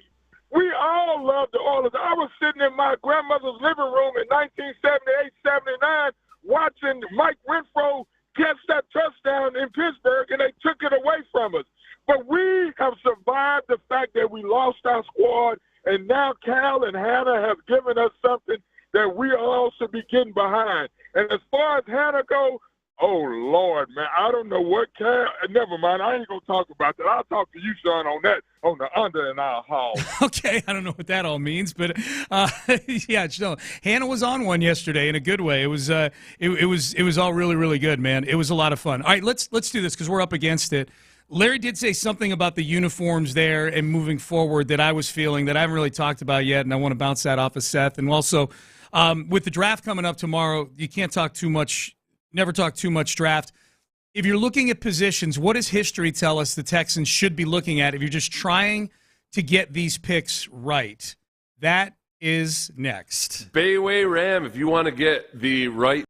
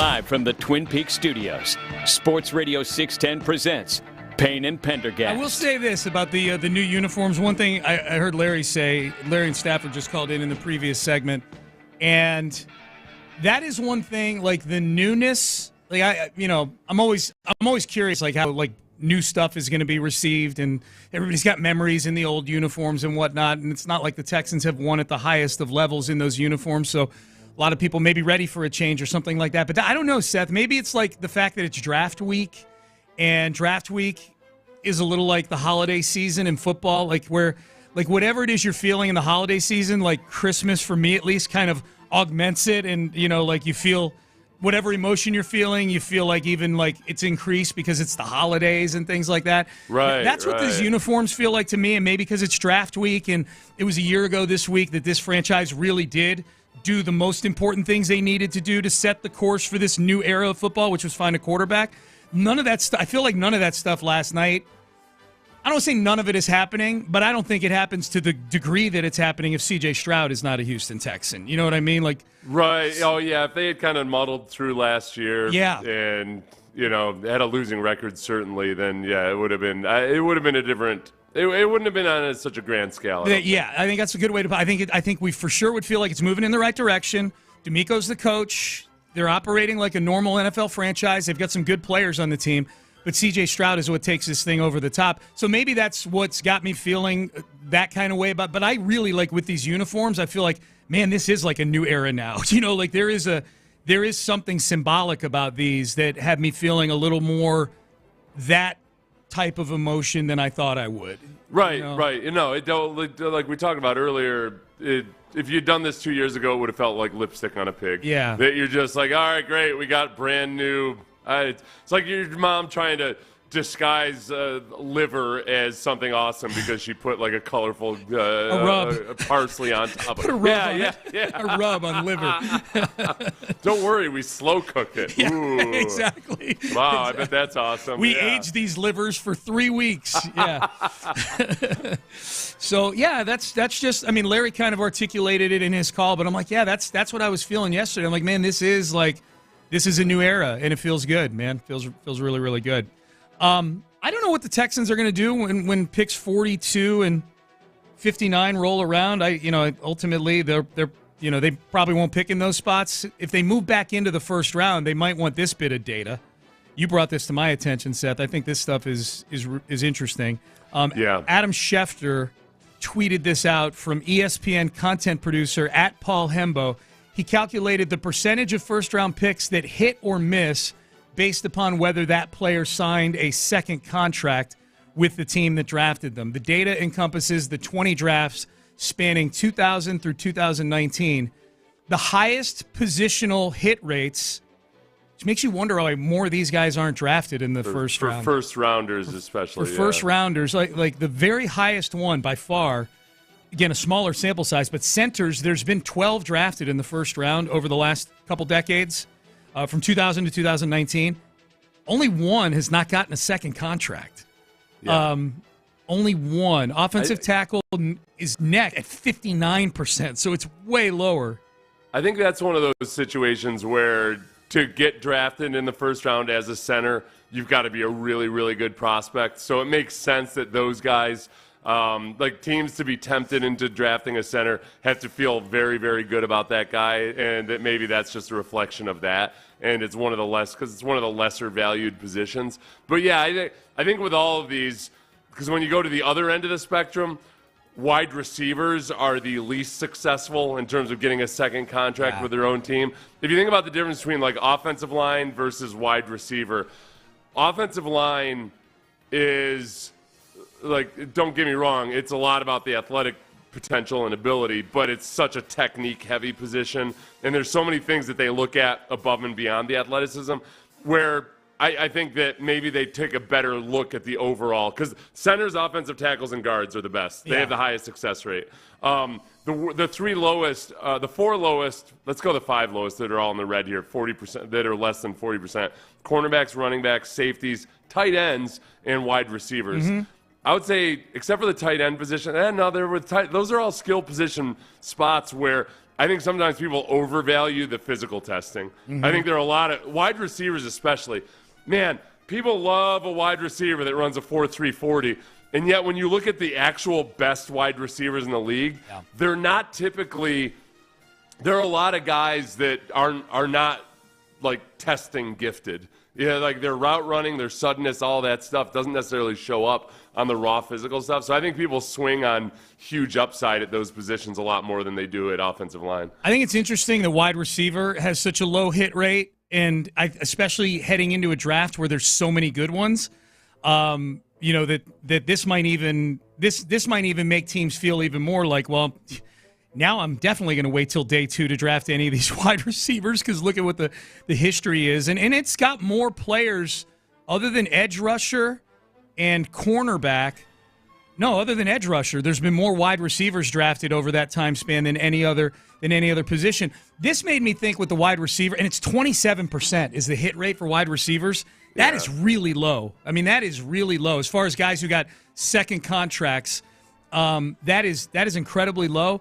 It made me think of something that Mark Schlereth said last week when I had him on my podcast, and I think we played this audio here on Payne and Pendergast, where he said there's no more interdependent position than wide receiver.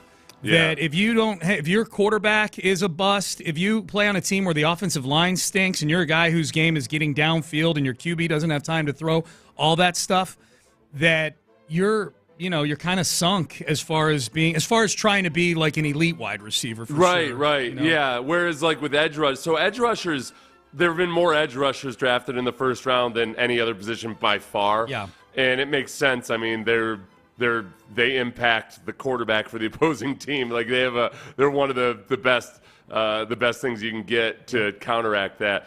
Like they have a relatively good success rate. They're right in the middle of the pack for how many edge rushers you end up drafting. Yeah, 44% have been hits. I do think it's really interesting that the only positions that are at or above 50% are just the offensive linemen.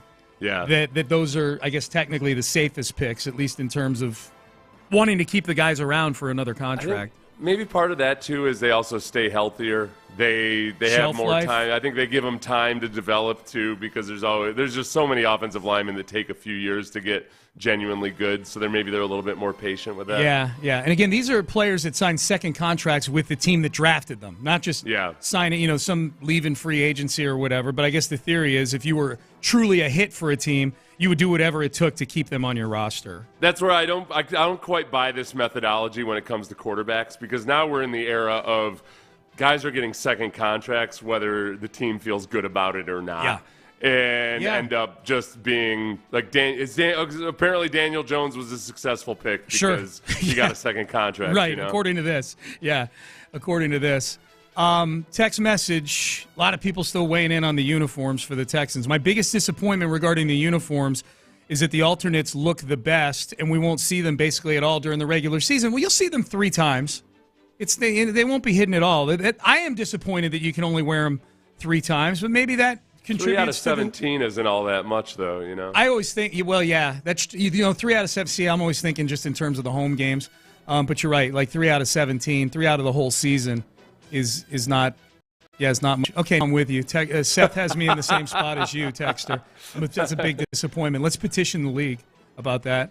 Whatever percentage 3 out of 17 is, it's Why would they do that? Why would they make it so limited, the NFL, to only wear those alternate uniforms 3 times, like basically 1/6 of the season? Why does the NFL do any of the things they do when it comes to but they're super successful. I know they're very successful. Part of it is I think they try to be.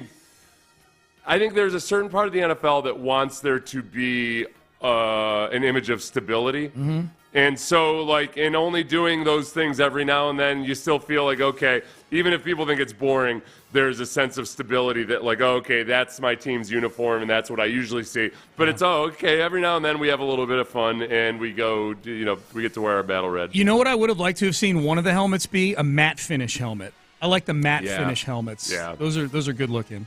Mm-hmm. Especially if you do, with the deep steel blue, that can be like a gunmetal matte. Yeah. That's a badass looking look. Yeah, that just dawned. Although on me. the candy red paint on the face mask for the Battle Red was It's a nice touch. I actually like that more than. I'd take that over the matte stuff. Yeah. I like the what they did with the Battle Red is really, really cool. The chrome face mask there. Yeah, that's good stuff. Hey, can I ask you something? Just office etiquette, real quick, because we're going to go to the guys out. The In the Loop guys are out at the Brothers in Arms golf tournament today, so we'll bring them in a second. I was really thirsty. I ran out of drinks today. I usually bring like 3 or 4 sparkling waters up to the station. I was exceptionally thirsty today, probably because I had a few last night. Oh, so you drank some of the Mad Dog? No, God, no, okay. that's gone. That's been that's right. Yeah, that's been tossed. Clean had the 93-pound cleaning lady haul that down. That's right. Yeah, that's right. The fridge in the break room only has beer, and I don't want to drink a beer right now, and 1 small can of Sprite, like one of those mini cans of Sprite.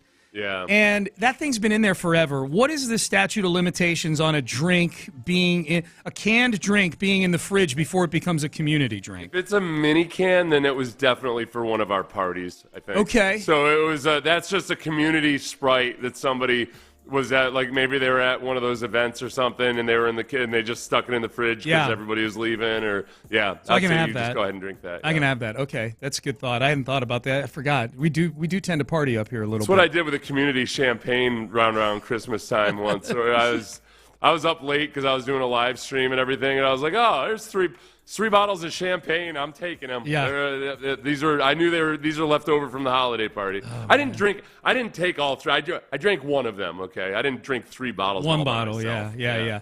Landry's ready. Landry and John, they're out there. Okay, well, cool. Let's bring them in. The In the Loop fellas. Good day yesterday on the show. Yesterday got a lot of run from the Cal and Hannah interview. Gentlemen, how we doing? What's up? It's just me. Oh, it's just you. Yeah, I'm here. Okay. What's Lopez doing? Yeah. Who knows? Okay. I don't know. All right. Yeah. Well, it's good to have you. It's just me. Yeah, we're at the 4th annual Brothers in Arms. We got 1 sleep till the draft. I'm really, really excited. I'm really, really encouraged. I kind of feel like I'm starting to drink a little Kool-Aid when it comes to tomorrow. I'm officially TKA. I'm Team Kool-Aid. Okay. I have my draft crush. It is developed. It seems to make sense. And if he falls to the back of the first round, I'm all about going and getting another cornerback. Okay. So you're literally Kool-Aid McKinstry, right? I didn't know what you were talking about. I didn't know you were talking about drinking the Kool-Aid in terms of like the Texans and the PR and all that stuff. Nah. You meant Kool-Aid McKinstry himself. Okay. Nah. Kool-Aid McKinstry. I'm in on it. What are you doing for the first round, for the night of the first round, where the last 2 years we've been partying it up at the Miller Outdoor Theater? What does a Landry Locker night 1 look like right now? I'm gonna be streaming, man. I'm gonna be streaming with Cody Stutes, little home and home. We're gonna do night 1 and night 2. So I'll be streaming on YouTube, Locker Room. But you can listen to Sports Radio 610. But you can go to Locker Room if you for sure. Are you guys you're like co-streaming together? Like he's doing it on his stream and you're doing it on your stream at the same time? We're gonna go home and home. So we'll just cut it in half. He'll have first half of one, and then I'll have the other. You can do that, but it would kind of. So you're not crossing streams with Cody. I got it. They will. Well, they'll be crossing streams at some point. Yeah. Because nobody knows when. Yeah, gotcha. Sure. Gotcha. Yeah, okay. no Well, doubt. that'll be fun. All right, the Locker Room, and then Cody Stutes. That'll be cool. Landry, Seth brought his little daughter out to the Texans uniform. I saw party that. last night. He used her as a human shield against Hannah. That was smart. What he said. That was a good strategic move by you, Landry. Landry, it felt like you got a lot of it felt a little bit like a big rapper had done a diss track on you or something, and it was really good for you, right? Yeah, she was. She was definitely the J. Cole, and I was the. I was more of the Drake. So yeah, that's cool. But yeah, but that ends up being a good thing, right? It's a great thing. Yeah, it's a great thing. Yeah, I mean, look, I would much rather, because there's been times where you put yourself in position, and first of all, if I'm gonna criticize the uniforms, I'm gonna have to criticize the home uniforms, but I would much rather someone come in and say they got receipts on what you said than just come in and kind of coast through the interview, So I actually very much enjoyed it, and let's be honest, I deserve probably more than most to get kicked in the nuts with what I say. So I'm very, very okay with it. You got to be. Yeah, I think you have to. Well, Yeah, it helps that you can tell she loves it. Like, people looked at that. All the people that were commenting on it to me just absolutely loved it. Like, They look at it. They don't look at it like, oh, finally Landry got his. They're more take that. Landry. I mean, like Hannah. I mean, you hear how me and Lopez talk to each other. She fits right in. She comes in there with the jabs. You can tell she grew up with a lot of siblings, and I'm sure there was a lot of rivalries and talks. But I enjoyed it. Now I will say this: Lopez, assuming that he gets here, He might ruin the momentum that Hannah has built, because he has a comparison that I think is taking it just way too far. She's over now. She's like in a over is a good adjective. I think so too, but I think he might be taking it a little bit too far. We'll hear that at 10:20. 10:20. Okay, God, good Lord willing, right? Little bit too far, I would say. Yeah. Is it that he's trying too hard to set up like the Amy Adams Strunk versus Hannah? He's going to compare her to he's going to compare her to somebody, and I think it's a little much, okay. Man. Don't you let this character that Hannah has concocted here, this wrestling character, die at the hands of John Lopez. Okay? No. I mean, I don't think it can die, but I think this comparison is going to be interesting. I'm intrigued and open-minded to hear how he lays this out. Okay, sounds good. John Lopez, Landry Locker, they are out at the Brothers in Arms tournament. Figgy Fig is back here in studio. You're listening to KLT HD2 on Odyssey Station. Seth, antibodies to you. I'll see you tomorrow. Draft day tomorrow, baby. Antibodies and a Kool-Aid McKinstry to you. Thank you, sir. Maybe, you never know. All right, Landry Locker, John Lopez, Figgy Fig in the loop. They start now. Yes, and I want to start just talking about some vibes.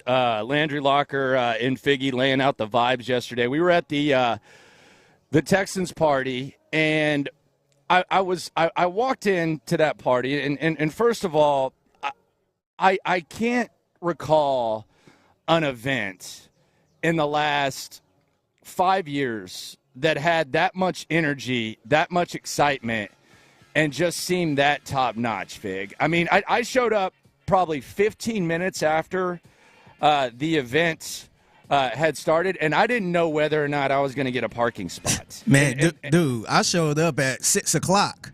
So I showed up about 30 minutes early, and I wasn't sure that parking lots was kind of full, and the line was wrapped around the corner, man. Yes, and everybody wanted to buy gear. Everybody was excited, and everybody was really just anticipating and celebrating the entire vibes of this Texans organization, where this Texans organization is, and I think most importantly, where people believe this organization can go.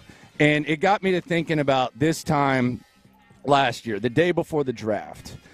I think that was the beginning of where this excitement kind of started, because D'Amico Ryans, which I think was the biggest step. The D'Amico Ryans hire was where I think that the excitement officially began. And I think that's where you officially got the face of your franchise.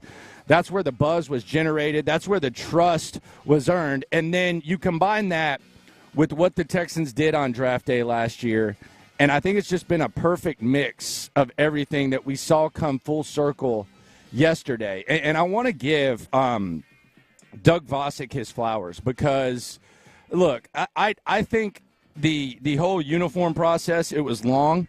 I think it was stressful, but I think it played out perfectly. And I think there's probably a lot of people that were working on it or connected to it that are very, very happy that it's done. But a lot of times, good things, they come through hard work. And it's not just one person who did it, because I went back and I remember when this uniform process first started.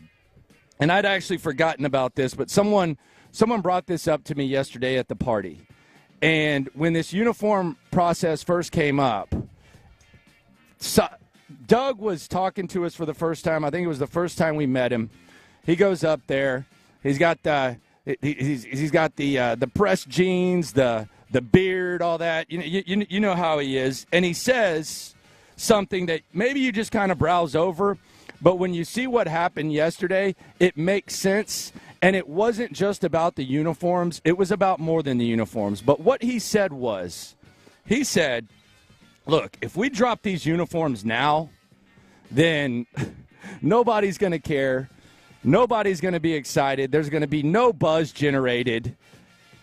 But if we drop them 2 years from now or a year and a half from now, and we have draft picks, and let's say we find some star players, and we have cap space, because at the time they actually had nearly like $55 million in dead cap, and we have cap space, and the front office puts a team on the field that everyone can be proud of, then that's when dropping these uniforms is going to be ideal. We wouldn't be able to do that. In other words, Figgy, if they'd have thrown that party 2 years ago, I mean, we would have probably been able to play street hockey in the parking lot. Yeah, instead of looking for a spot. I think it would have been awful, man. And I'm sure you've been seeing all the good feedback for the uniforms too. I think if these same uniforms dropped 2 years ago, man, I think people will probably be trashing the whole thing, man. You probably get more people saying they hate the uniforms and why are they doing this and the team suck, and people wouldn't care. But now that the team is good, the vibes is good, and I think this was the perfect time for the uniform, man. Yeah, and it all came full circle, and I think it all started with the leadership that the Texans have in D'Amico Ryans. And that brings me to the team that for the last damn near decade has generated the most buzz, the Houston Astros. I think the Texans and the other big three team in town, they have the right leaders. D'Amico Ryans, Ime Udoka, regardless of whether things are going good or bad, I feel like both of those teams have strong leaders. And they have solid leadership. And I don't think I can say the same about the Astros right now.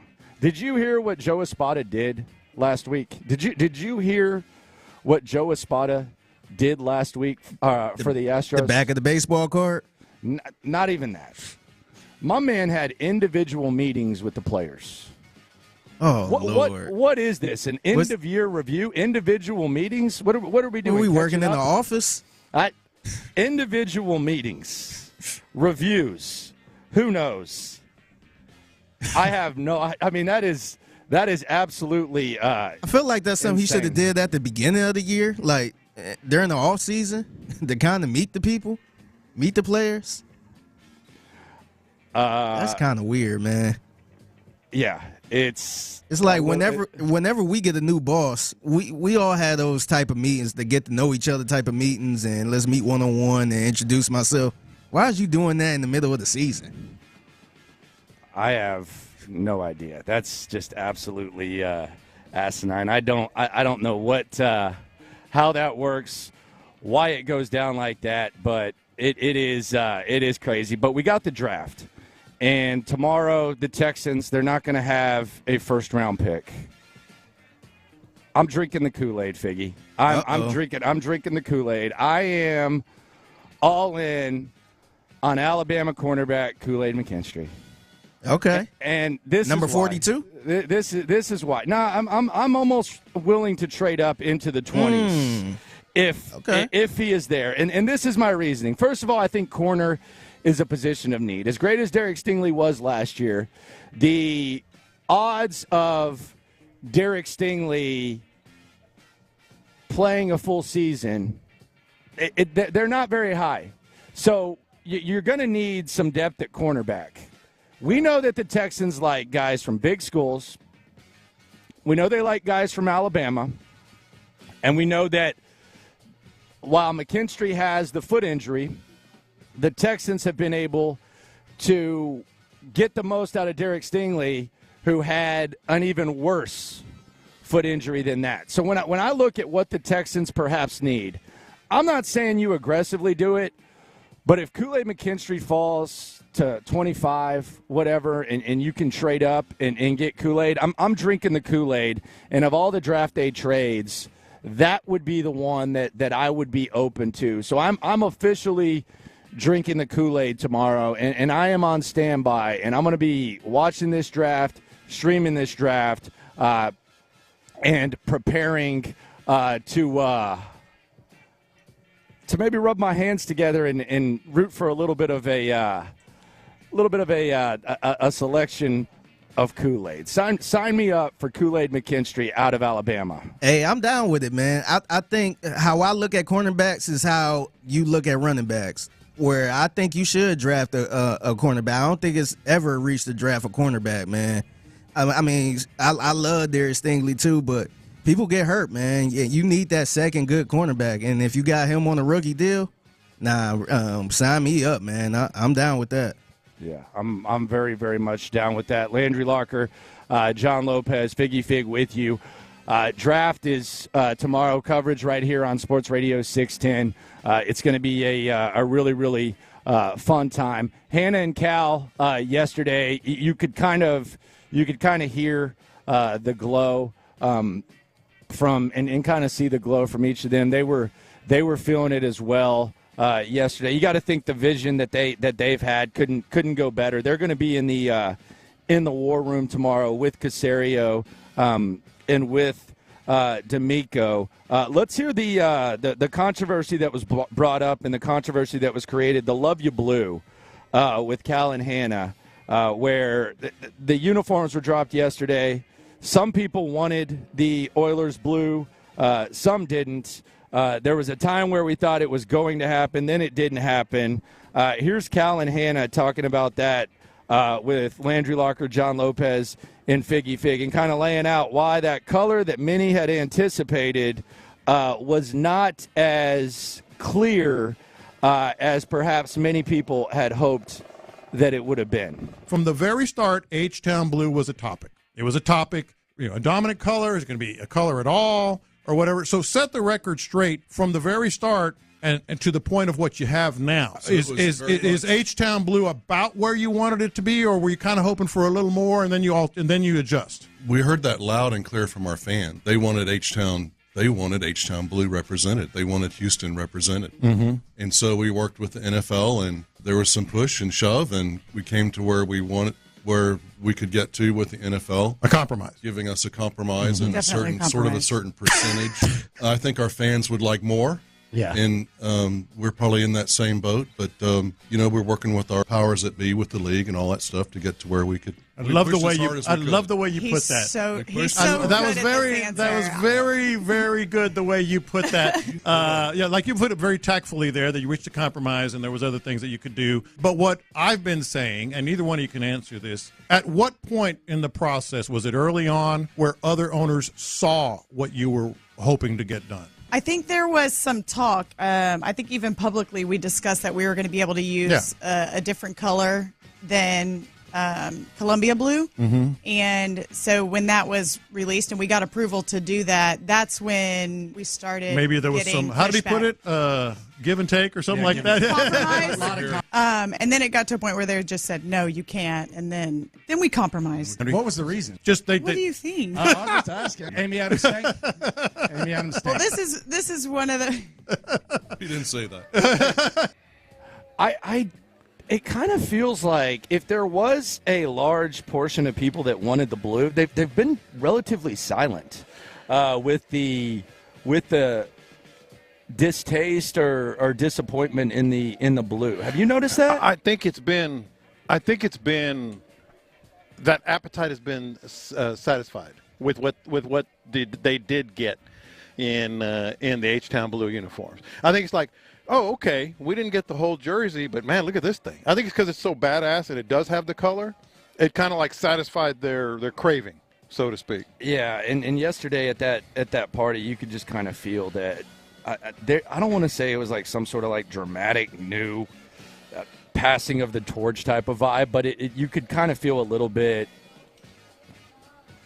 I don't like people who've been here since the beginning said they haven't felt a buzz like that ever. It seemed like people are all in. Yeah, and I'm talking about like the day one employees. They said that they had not felt this type of buzz ever. Yeah. Like going back to like the first parties and all that. I agree, and I just this is going to be one of my confessions. You don't have to hit the thing here, but for sure, I had FOMO. I had FOMO last night. I got home, did the Bite Me podcast. I got done with that about 6:15 or so, and I'm like, nah, I wasn't really into it. I didn't know how big it was going to be. you know? And I was like, I'll watch the Astros. Well, how did that go? I mean, good Lord. I watched. How about as individual meetings? Dude, I sent you that this morning, and I'm sure you'd already seen it. So why are you having individual meetings if it's early and you feel confident about things and you're still confident in yourself? What is this? Is this like an HR, evaluation? You got to check all the boxes. And how do you feel about your immediate boss? And how do you feel about working here? And how satisfied are you with blah, blah, blah? And do you feel we should improve? Is it good, bad, or indifferent? I mean, what was he doing in there, man? I really don't know. And by the way, we're sitting here. We're at the 4th annual Brothers in Arms golf tournament. Does Roger Clemens really have to do this? Dude, every year. Helicopter every year. Do we got to do this every time? That's badass. Roger Clemens got here in a helicopter. And have you noticed last year and this year, he times it where he's just a little late. So everybody can see that he's getting here in the helicopter. We asked him about it last year. Yeah, he comes through. I'm seeing Vince Young. I'm seeing Roger Clemens. I'm seeing all these dudes like making the rounds, and then Roger Clemens is coming through in the helicopter. Still not going to get that. I mean, you see Jeff Bagwell walking right in front of us. He didn't need a helicopter. I am on the record. He didn't need a helicopter to get here. He didn't need a helicopter to get here, go. Jeff Bagwell. Yeah, he didn't need that. Yeah. See, he doesn't need it. He just only Roger Clemens does that.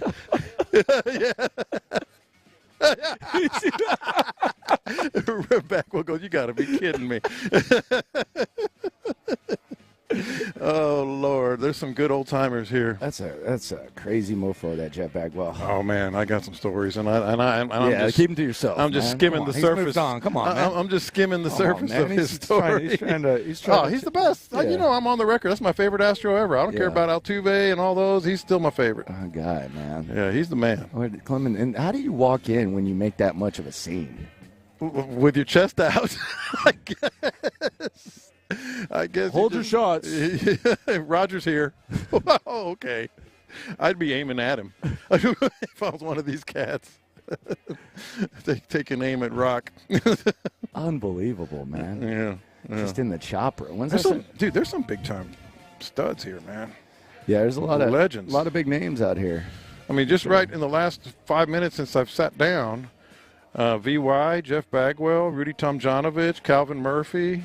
The biggest hardo in perhaps the city walked by and said, looking alive this morning, fellas. And I looked over as Kelvin Sampson. I was like, oh, good. Yeah, coach. Good for him. Let me give you a suicide, coach. Yeah, I do an up down. Man, what do you think his morning routine is? Oh, he's got to be a get up and do push up guy, right? He's absolutely. I don't know what he is, but he's an exercise in the morning guy. And like your floor hit the ground, you got to start doing something. You got to start doing something as soon as your feet hit the ground. Yeah. Gotta be. I think Bagwell's making fun of the helicopter now. Yeah, he goes over to Vince. He points over. He goes, "What the F is that?" That's Roger Clemens over there, sir. That's Roger Clemens. Look at him. He's looking over there too. He's going to go give Clemens a bunch of grief. Well, I think we kind of squealed on him a little bit because Bagwell didn't know who it was. Well, last time we were joking, and you admitted it was him. So. Yeah. Yeah, there we go. Landry Locker, John Lopez, Figgy Fig with you. I'm concerned about something that you're about to attempt to do, John. Oh, no. I'm going to do it. I listened to your very unfair toss. Hey, I'm open-minded on this. I never throw you under the bus like that. I'm open-minded on this. No. Let me just put it this way. You're better at teases than I am. But let me just put it this way. No, let him do this tease. I don't want to mislead the people. I'm going to compare Hannah McNair. Oh my God! Figure, you listening? I'm listening. I'm going to compare Hannah McNair to Michael Jordan, and by the end of the segment, everyone is going to agree with me. All right, we'll do that. But first, I want to talk about Orchard. And my gosh, you're moving into.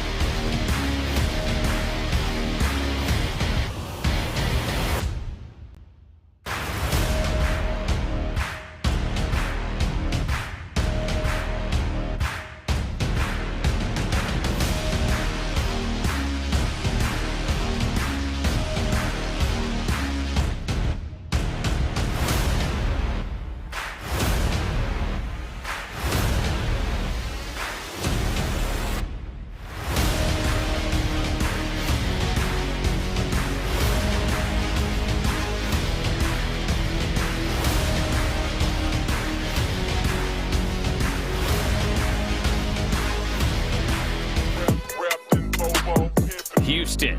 Let's get in the loop. Oh, the jokes are coming fast and furious every time y'all talk about this guy. With Landry Locker. Landry, I mean, you're going to be in midday forever now. And John Lopez. On occasion, Lopez makes a statement that's so ludicrous, it makes me pick my phone up and call you guys. You're in the loop on Houston's sports leader. Your champ, 610. Sports Radio 610. All right, round here, we are not strangers to Michael Jordan comparisons. Here was the most recent-ish one that didn't go according to plan. Comes to every meeting prepared. Just telling you, if they pass on Deshaun Watson, they're passing on Michael Jordan. I mean, I'm just telling you, Deshaun Watson is the best by a long shot. All right, so there you go. That was Dabo Sweeney talking about Deshaun Watson being Michael Jordan. And now here we are, Hannah McNair, talk of the town, internet going nuts yesterday, going at your boy, popular as ever, one of the bigger rock stars in town, and John Lopez is about to, I don't even know what to say. Well, thanks for contaminating my opinion here. No. It's all you here. I'm crisscross applesauce. All right, so let me reiterate what I said in the last segment, and I think most people will get it when I lay it out. I'm going to compare Hannah McNair to Michael Jordan, and by the end of this segment, you, Figgy, and everyone listening is going to say, you know what? That's right. Okay. Now let me explain it. Now we got to go back in time to Michael Jordan, right? Let's go back in time and Michael Jordan. Let me set this up. When he had his early on in his career, he was already legendary from the moment he got into the NBA. He had huge moments. He had huge, accolades. He had his shoes. He was one of the highest touted and most recognized, just an absolute rising star, correct? Yeah. What was his breakout moment? He went in to Boston Garden against the unbeatable world champion Boston Celtics and put 63 up on their ass. And they got swept, though. Got 63 up on his ass. They got swept. I know, but I'm talking about his breakout moment. Oh, yeah. Double overtime, 63 points. Absolutely. That was the moment that took an already very popular Michael Jordan and vaulted him into a stratosphere that knew no bounds. Okay. Would you agree with that? Yeah, it was a big moment. It was a big moment. That was the moment. That was his breakout moment that vaulted him into an altogether different stratosphere. Right. Going into yesterday on In the Loop, Hannah McNair was already a star. She had turned her back on Deshaun Watson famously. She had kind of become an incredible kind of face of the yin to Cal's yang, kind of the face of being able to put things very bluntly, gaining all kinds of popularity in the city and in the NFL. And then yesterday happened. And I'm telling you, I'm not overselling this. Yesterday in our studio, she went at the NFL in terms of like I mean, not the NFL, Amy Adams and the uniforms and all that, without mentioning her name. She went at you. She brought in receipts. She talked about the rivalry with Tennessee, and it's not a rivalry if you can't beat us. Yesterday was Hannah McNair's. You think she dropped 63 yesterday? Maybe 20. Dude, we have the audio. She might have had 20. She didn't have 63. Okay, let me go back to, because I got a line I'm going to drop here on Hannah McNair that came to mind, and it's from this clip, Figgy. This clip at the end and after Michael Jordan put 63 on Larry Bird, Kevin McHale, and the Celtics. I don't think you could say it or explain it any other way. Michael Jordan is Michael Jordan, and he's exactly what's happening right now. Hannah McNair is Hannah McNair, and she's exactly what's happening right now. Dude, play the clips. I know we have them because we were looking at them before the show. She came in my gosh. She came in yesterday to our studios on our show and dropped 63 on their ass. She took it to an altogether different stratosphere. Her star, and from now on, I'm not trying to be dramatic here or over the top or whatever. Oh no, I'm not saying you're trying. It seems like it's pretty natural for you. She had a breakout game because the timing of it all. She was already popular. She was already integral, but she showed that cockiness that's actually endearing. You know, the way she kind of swaggered in, said all these things, but still was endearing to fans. Who was the most popular person last night at the event? The McNairs as a pair. And Hannah was pretty much kind of the tip of the arrow, so to speak.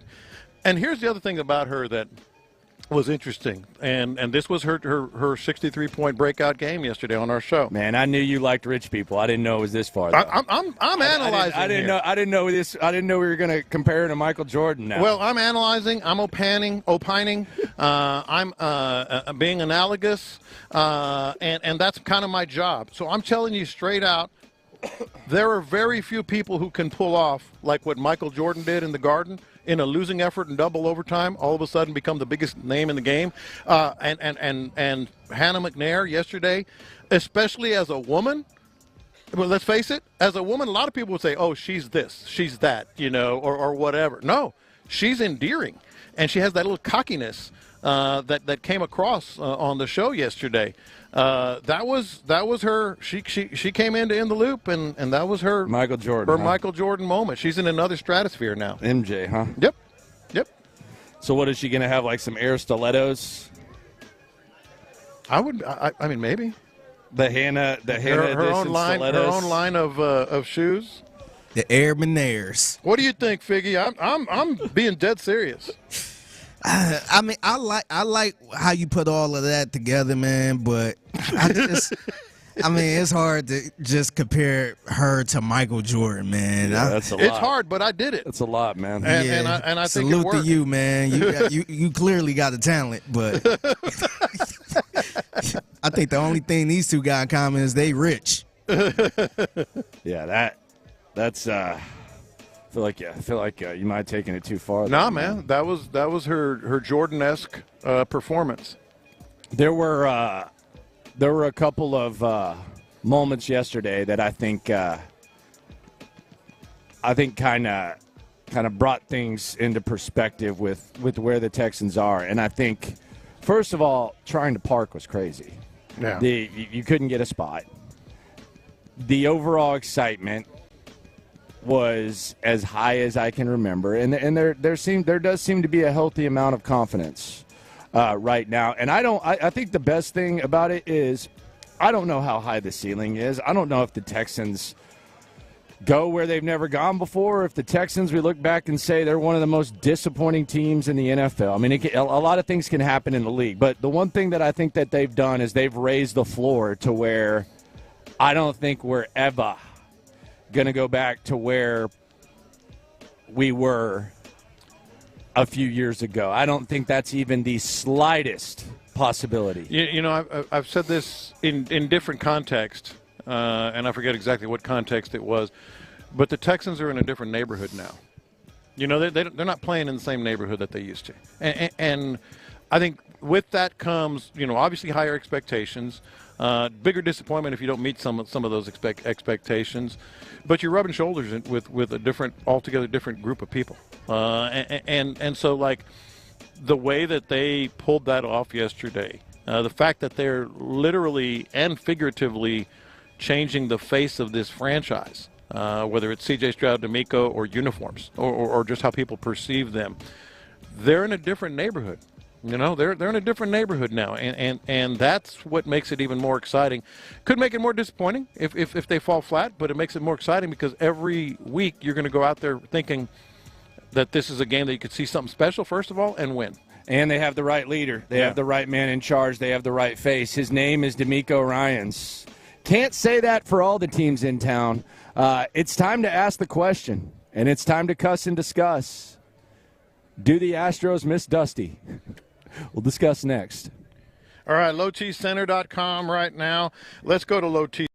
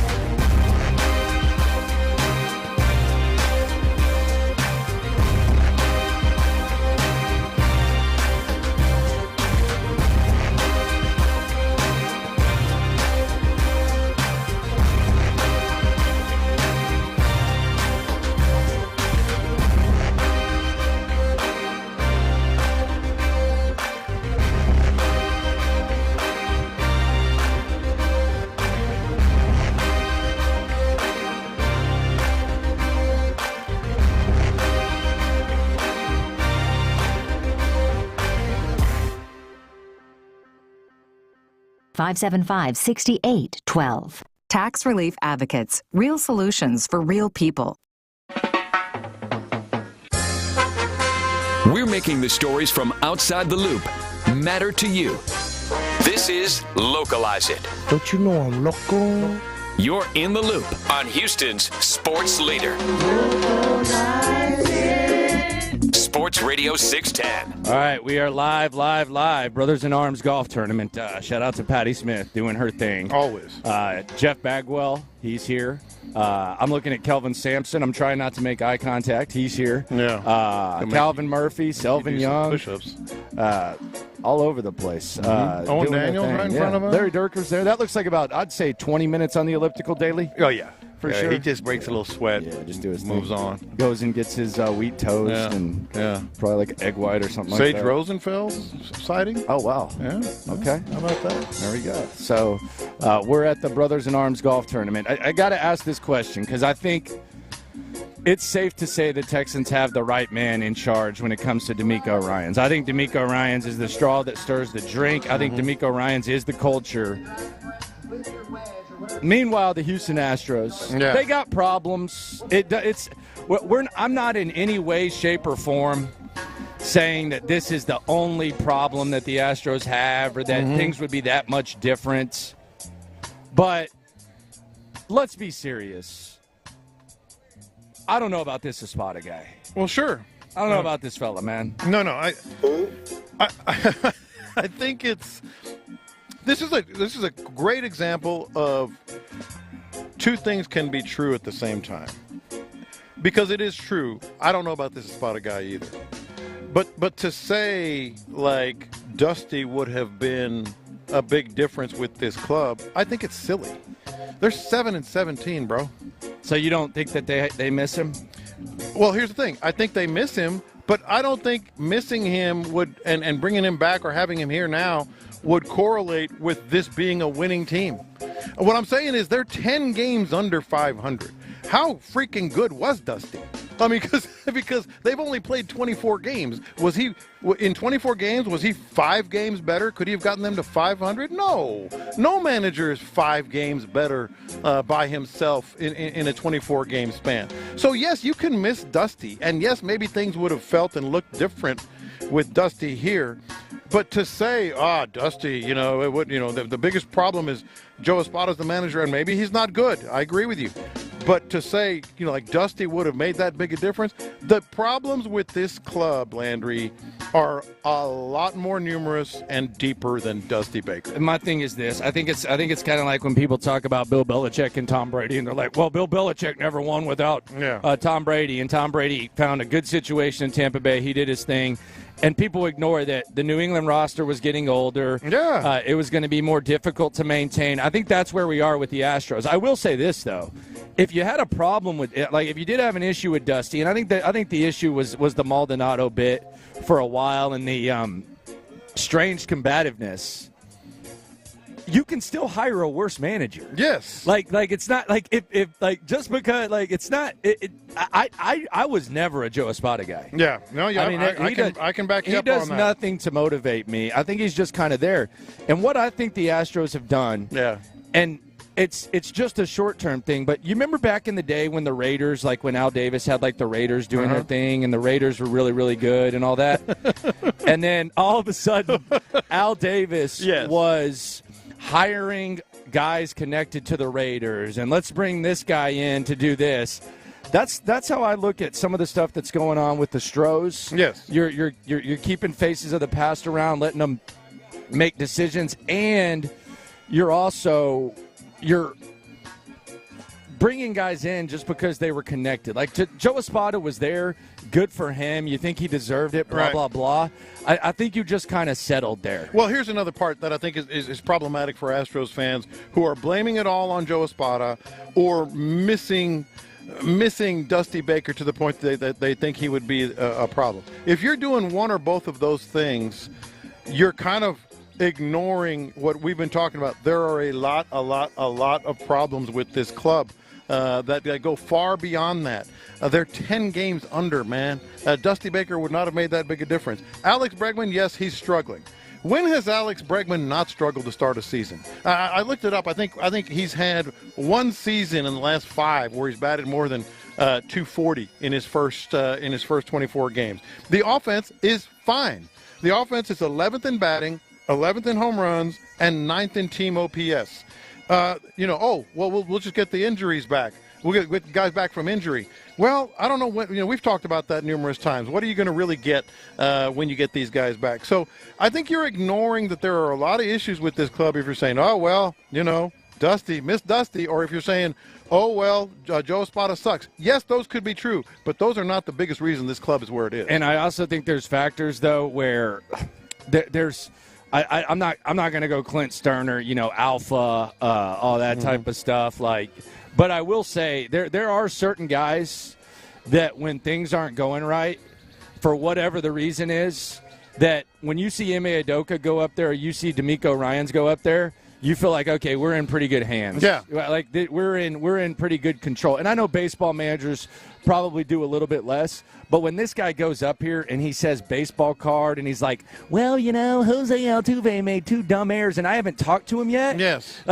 That to me, that was where I was just kind of like. And then you have individual meetings with these players. What is this? Individual meetings. What are we doing? That's junior high stuff, man. How you feeling about things, son? I mean, come on. Joe Espada is a problem. Here's where I'm going to land on this. Joe Espada is a problem. The Astros do miss Dusty Baker. Yeah. But neither of those things is why they are where they are. Yeah, I mean, it's just caught up for sure. And I mean, if you're going to tell me Joe Espada or Dusty Baker, I'm not even going to hesitate there. Are you kidding me? Yeah. I mean, I would take Dusty Baker after he drank 2 bottles of his wine over Joe Espada. Yeah. I mean, this guy, as soon as I heard him say that Altuve made 2 base running errors, and he said with a straight face, I haven't talked to him yet. Yeah. What are you doing, sir? Yeah. There's not hey, what happened there? He got picked off on third base with 2 outs as the tying run. Mm-hmm. You didn't talk to him? I mean, that's the first thing you do. Do you need to schedule a meeting, an individual meeting with him? Here's the problem. You do that in the dugout. You don't even do that. You don't even wait. I'm not saying you got to cuss him out or something, but you didn't ask him, what was that? No, you figure it out.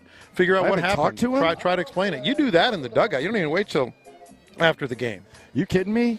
If me and you were on the air right now and one of us lets an F-bomb fly or something like that on the air, you don't think our boss or Figgy's at least going to say, hey, guys, what the hell was that? They'll come right by in the moment. That's what I'm talking about. Hey, Figgy, why didn't why was Landry dropping F-bombs? Well, I haven't talked to him yet. We'll talk about that later. I don't know. Maybe we'll get to it. I think part of this is this guy's not in for it, man. He's not. Yeah, I also think not just fans. I think management from Reggie Jackson to Jim Crane to Jeff Bagwell, who we saw a second ago, to all these guys, they just refuse to let go that this could actually be happening.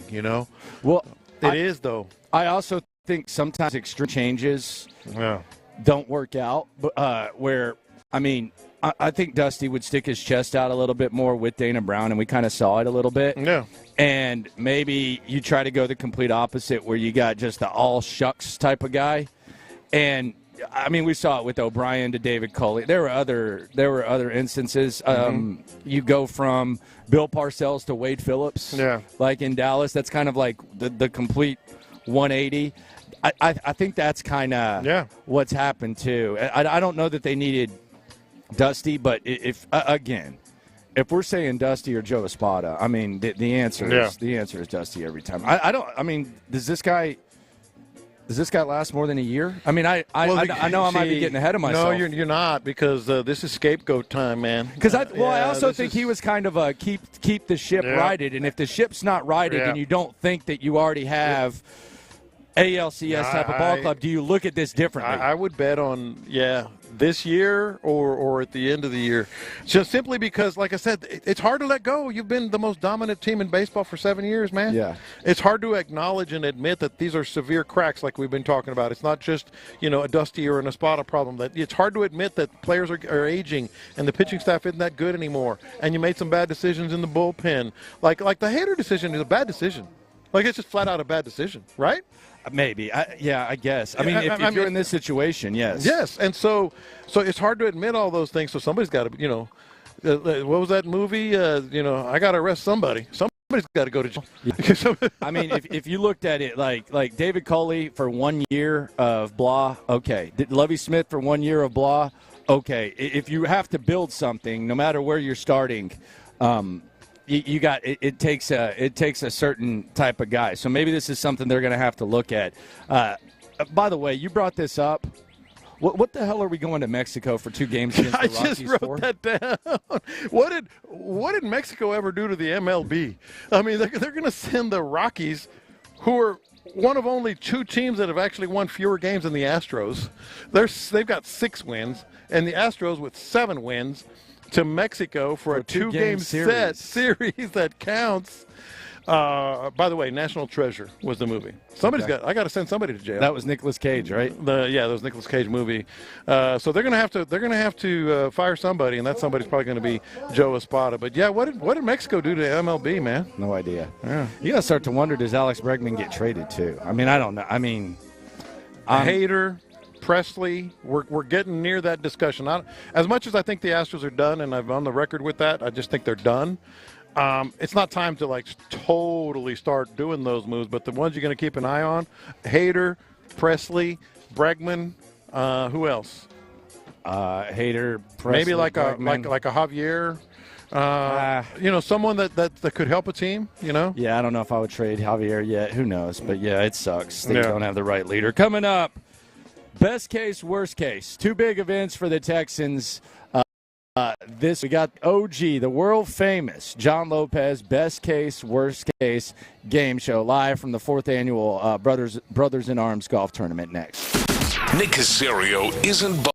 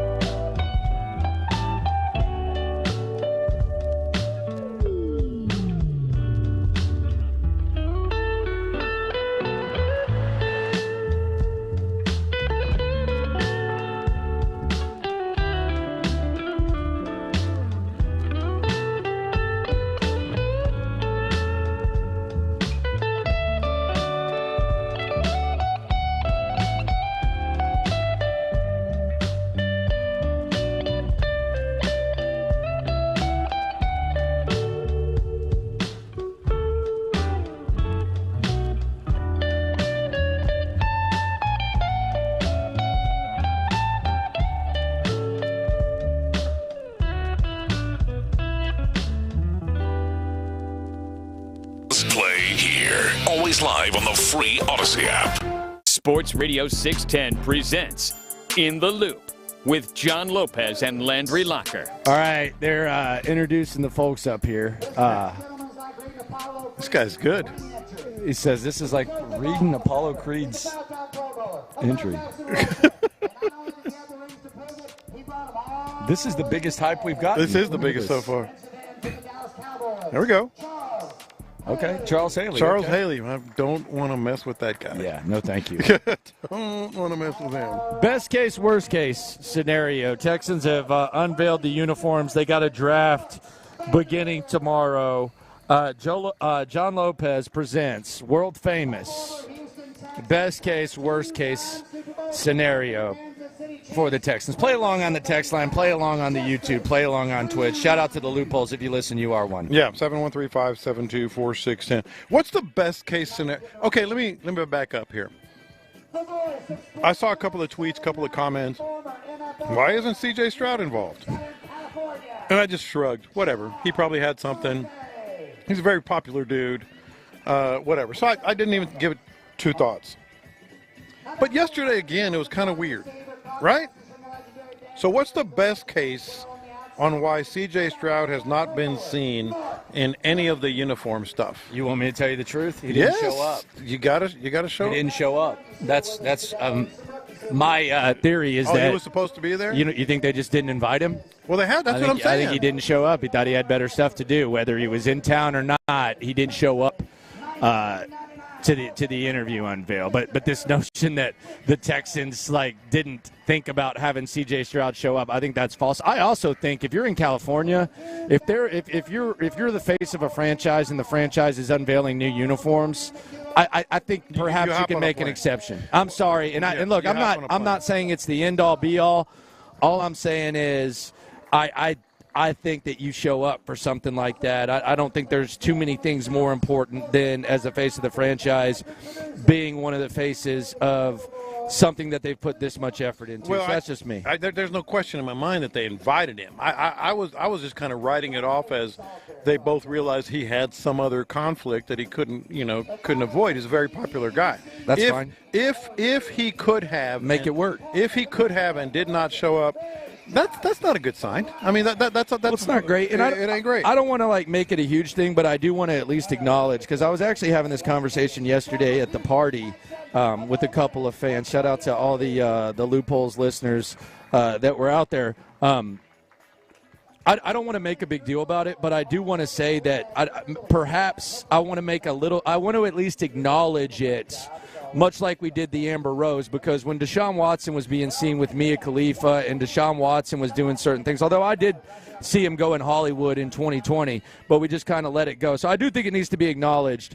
No matter what the reason is, CJ should have been in that uniform at some point. That's my take, but I would be willing to bet that he was invited. Yeah, no, I never would even doubt that he was invited. I just was assuming that there was some sort of conflict that they both understood. What's the worst case scenario of why CJ hasn't been seen in a uniform? He's Hollywood. He's doing his thing, and he just ain't got time for it. What if it's a certain someone that needed a ride from an event? No, I don't think it's a big deal. I do think it's unfortunate that I'm seeing Christian Harris in the uniform and not C.J. Stroud. Yeah. No disrespect to Christian Harris. I don't know why he kind of looked good in it. No, they all look good in it. They all look good. Tank looked great. They were all walking. Dude, that dude can make any. I'm convinced Stingley and Tank can make any uniform look good. Yeah. They know how to rock it. All right, best case, worst case. What's the best case scenario for the Hannah McNair, Amy Adams-Strunk rivalry? That, from our perspective or from the perspective of the casual observer? Any perspective. From our perspective, it's that Amy Adams-Stank actually tries to kind of bark back, and we get a little bit of war of words between Hannah McNair and the Stanky I think this can be really healthy for the rivalry. I really do. Like both of them kind of making snide comments, like what Hannah did yesterday or whatever it may be, and it almost becomes if not like a sub story, then the lead story of these two owners of the team are going at each other. Has there been anything like that with owners sniping back at each other? I'm sure. Yeah, but I can't think of I'm one. sure back in the day there were plenty of them. Yeah. Worst case scenario of the Hannah-Amy rivalry. Will Levis ends up being good, and the Titans end up just kind of sticking it to the Texans. And Hannah, they go back on what Hannah said last year, and her words kind of are used against her. Yep. I totally agree on that. Best case scenario, day one of the draft, tomorrow. Best case scenario, there's two. One would be, best case is that the Texans just don't do a damn thing, and we wait till day two. Mm-hmm. And you just sit back, and then you get to gather. Other best case scenario is Kool-Aid McKinstry falls to like 27, 28, and then the Texans give up a third or whatever to jump up. Yeah. And they get Kool-Aid McKinstry paired with Derek Stingley. My best case scenario is nothing happens. Yeah. Nothing happens. I can see that. You just go to bed with all those visions of this guy or that guy dancing in your head in terms of being available on day two. Now, worst case scenario, day one of the draft. Because to me, there is a right answer. I would say that the Indianapolis Colts, the Arizona Cardinals decide that they're going to make a trade, and Marvin Harrison doesn't go number 4 overall, and Jim Irsay, in all his romanticized horniness, goes up and gets Marvin Harrison Jr. To increase the Colts' nostalgia. And then the Jacksonville Jaguars, because they lost out on Calvin Ridley, they take Adonai Mitchell, who slides because of these diabetes stuff. Yeah. And then well, you got it down. Yeah. And then the Tennessee Titans, they take that left tackle that everybody's so big on. What's his name? His dad played Notre Dame. Alt. Joe Alt. Yeah. They take Joe Alt, and Joe Alt is already as good as everyone's saying he's going to be, which is basically better than Anthony Munoz. So basically the entire division starts kicking ass. Yeah, the entire division just starts doing work. Adonai Mitchell to the Jags, Marvin Harrison Jr. to the Colts, and then you have the God's gift to tackles going to the freaking Titans. My worst case scenario, I like yours, is much simpler, and that would be what we talked about yesterday. Quarterbacks and wide receivers are just not taken as much. Daniel Jeremiah said he just got off the phone and people are trading up for tackles. Yeah. Okay, cool. But if quarterbacks don't go, that's not good for the Texans. Yeah, there's going to be at least why is it that every year they act like there's going to be 16 quarterbacks taken in the first round? Why does this happen every year? Every time. I heard Spencer Rattler's name thrown out there. I was like, are y'all trying to be funny? He's a fifth-round pick. Are y'all trying to be funny? He's a fourth or fifth-round pick. I do love Belichick's quote. I'm actually going to live by it. Belichick, a lot of his quotes are just like, okay, yeah, cool, do your job. Thanks, dude. I've heard that since kindergarten. Yeah.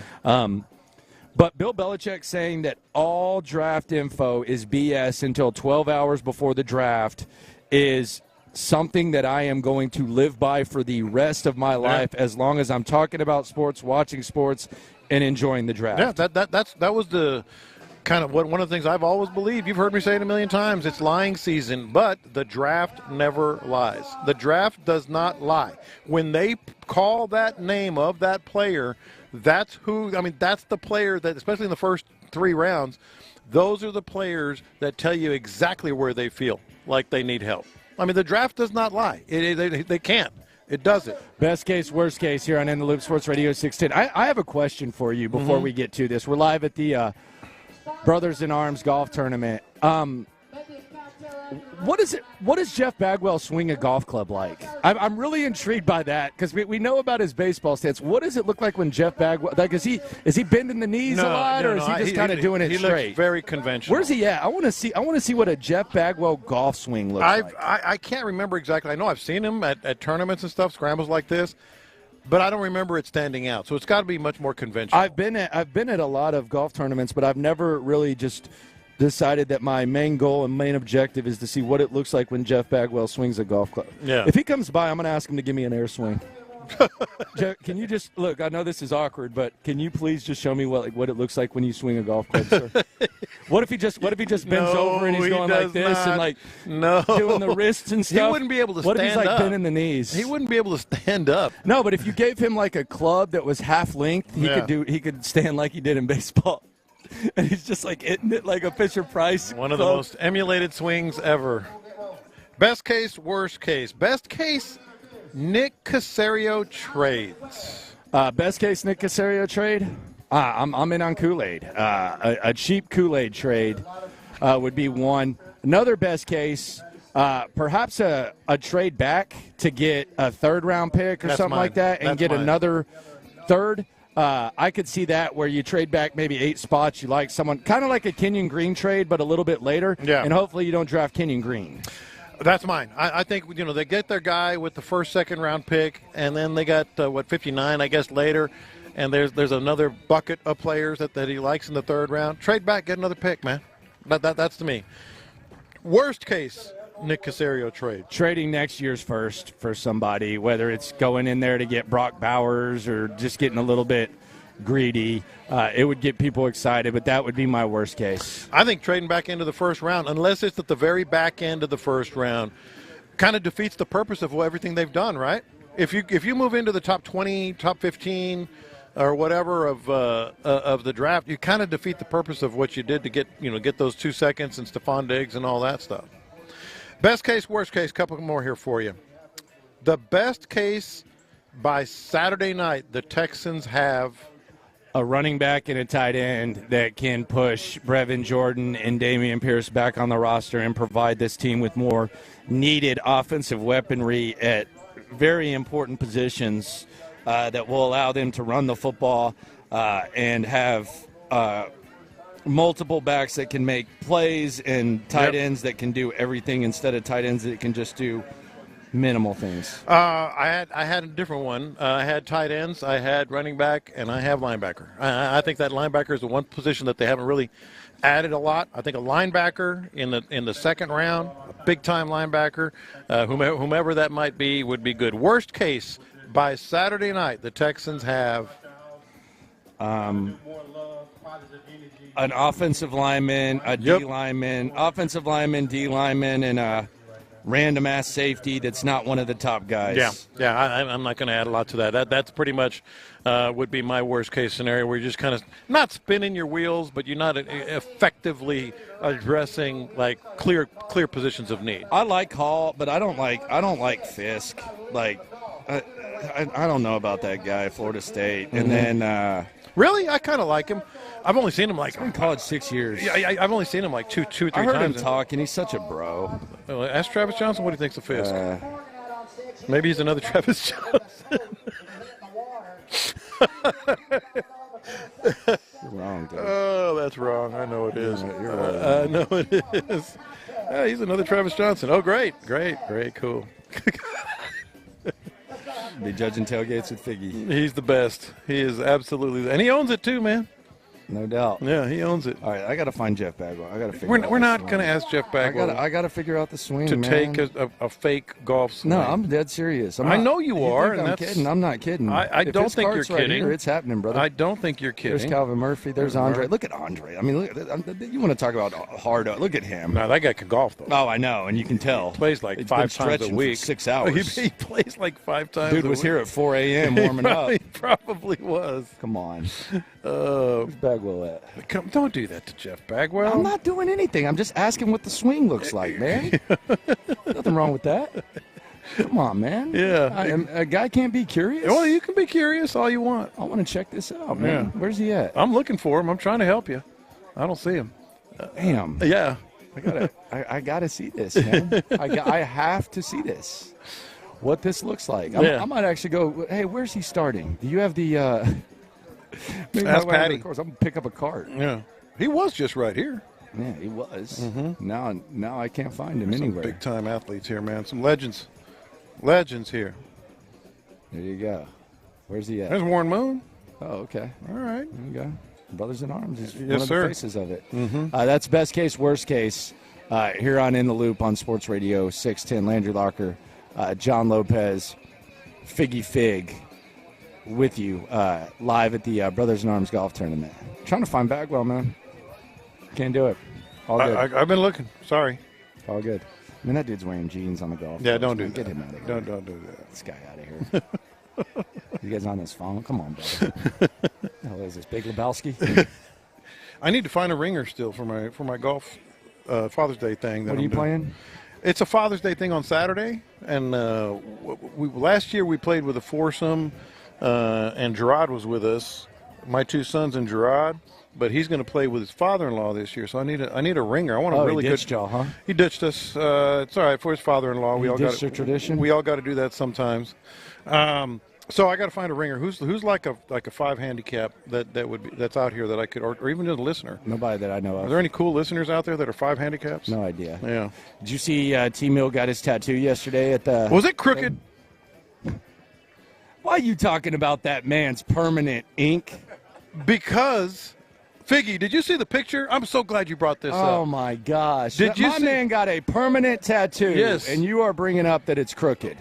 I asked a question. Figgy, did you see the picture that Tyler posted? I didn't see the picture, Look but at his... I actually saw it in person. Oh, okay. It didn't look crooked. Because it was like right on the nape of his elbow, right? I mean, of his... It was like in the inside. On the inside, yeah. It looked crooked, dude. It looked crooked. Look at this. Look, show Landry that picture. That looks crooked. You know I'm right. Man, come on, Did bro. he get his tattoo? Because the guy was in a hurry. Come on, bro. You're talking about that man's tattoo like that? Yeah. That's going to be with him for the rest of his life. Yeah, crooked. We need to get this straightened out. Well, actually, he needs to get that tattoo straightened out. But oh my God, we need to figure this out, so to speak. Yeah, I think it looks good. Well, I didn't say it didn't look good. I just think it's crooked. Yeah, I think it looks all right. Yeah, for a crooked tattoo. Look at that thing. It's crooked, dude. It is. Oh no. Crazy thing is that was his tattoo artist. No regrets. Remember that? He got the no regrets tattoo. That was his tattoo artist too. I know. So, right, but he was in a hurry. There. He was. He did have. He did have a. This ain't the Tyler. Yeah. This ain't the typical Tyler.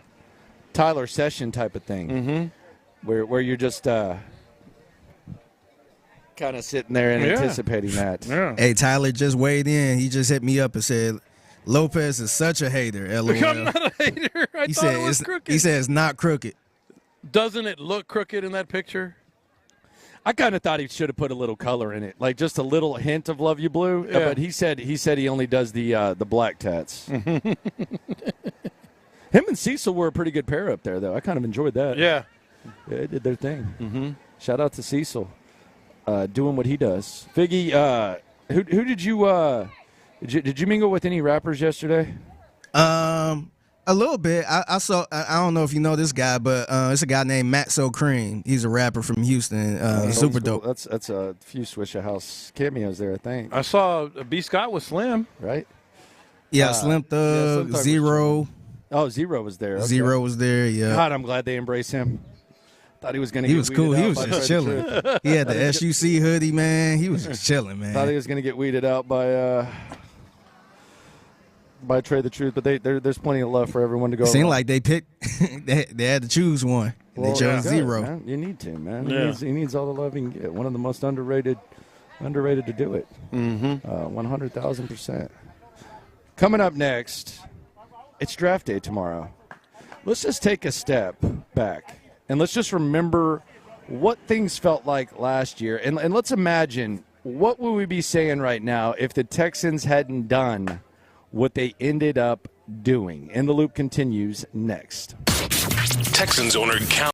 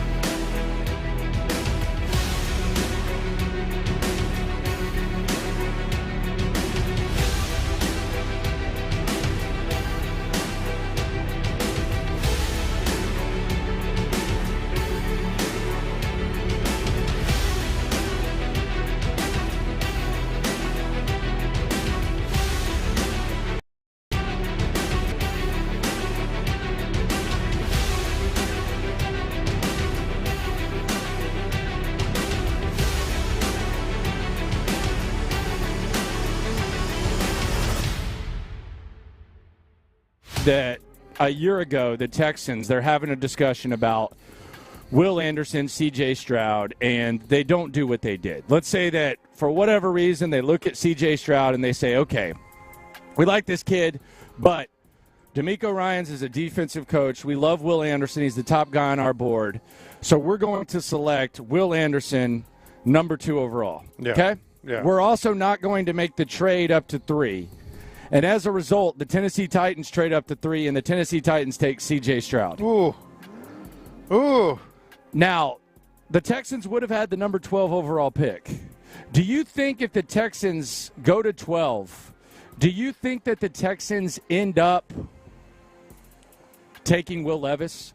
Or do you think that they go the wide receiver route or something like that? Do you think that there's any scenario where they take Will Levis at 12? Now you know. And we have a quarterback swap. You know you're asking the right guy here. I know I'm asking the right guy because you came in like the guy at the barber shop saying that the Texans were going to take C.J. last year. My person, how can I put this? It was C.J. Stroud.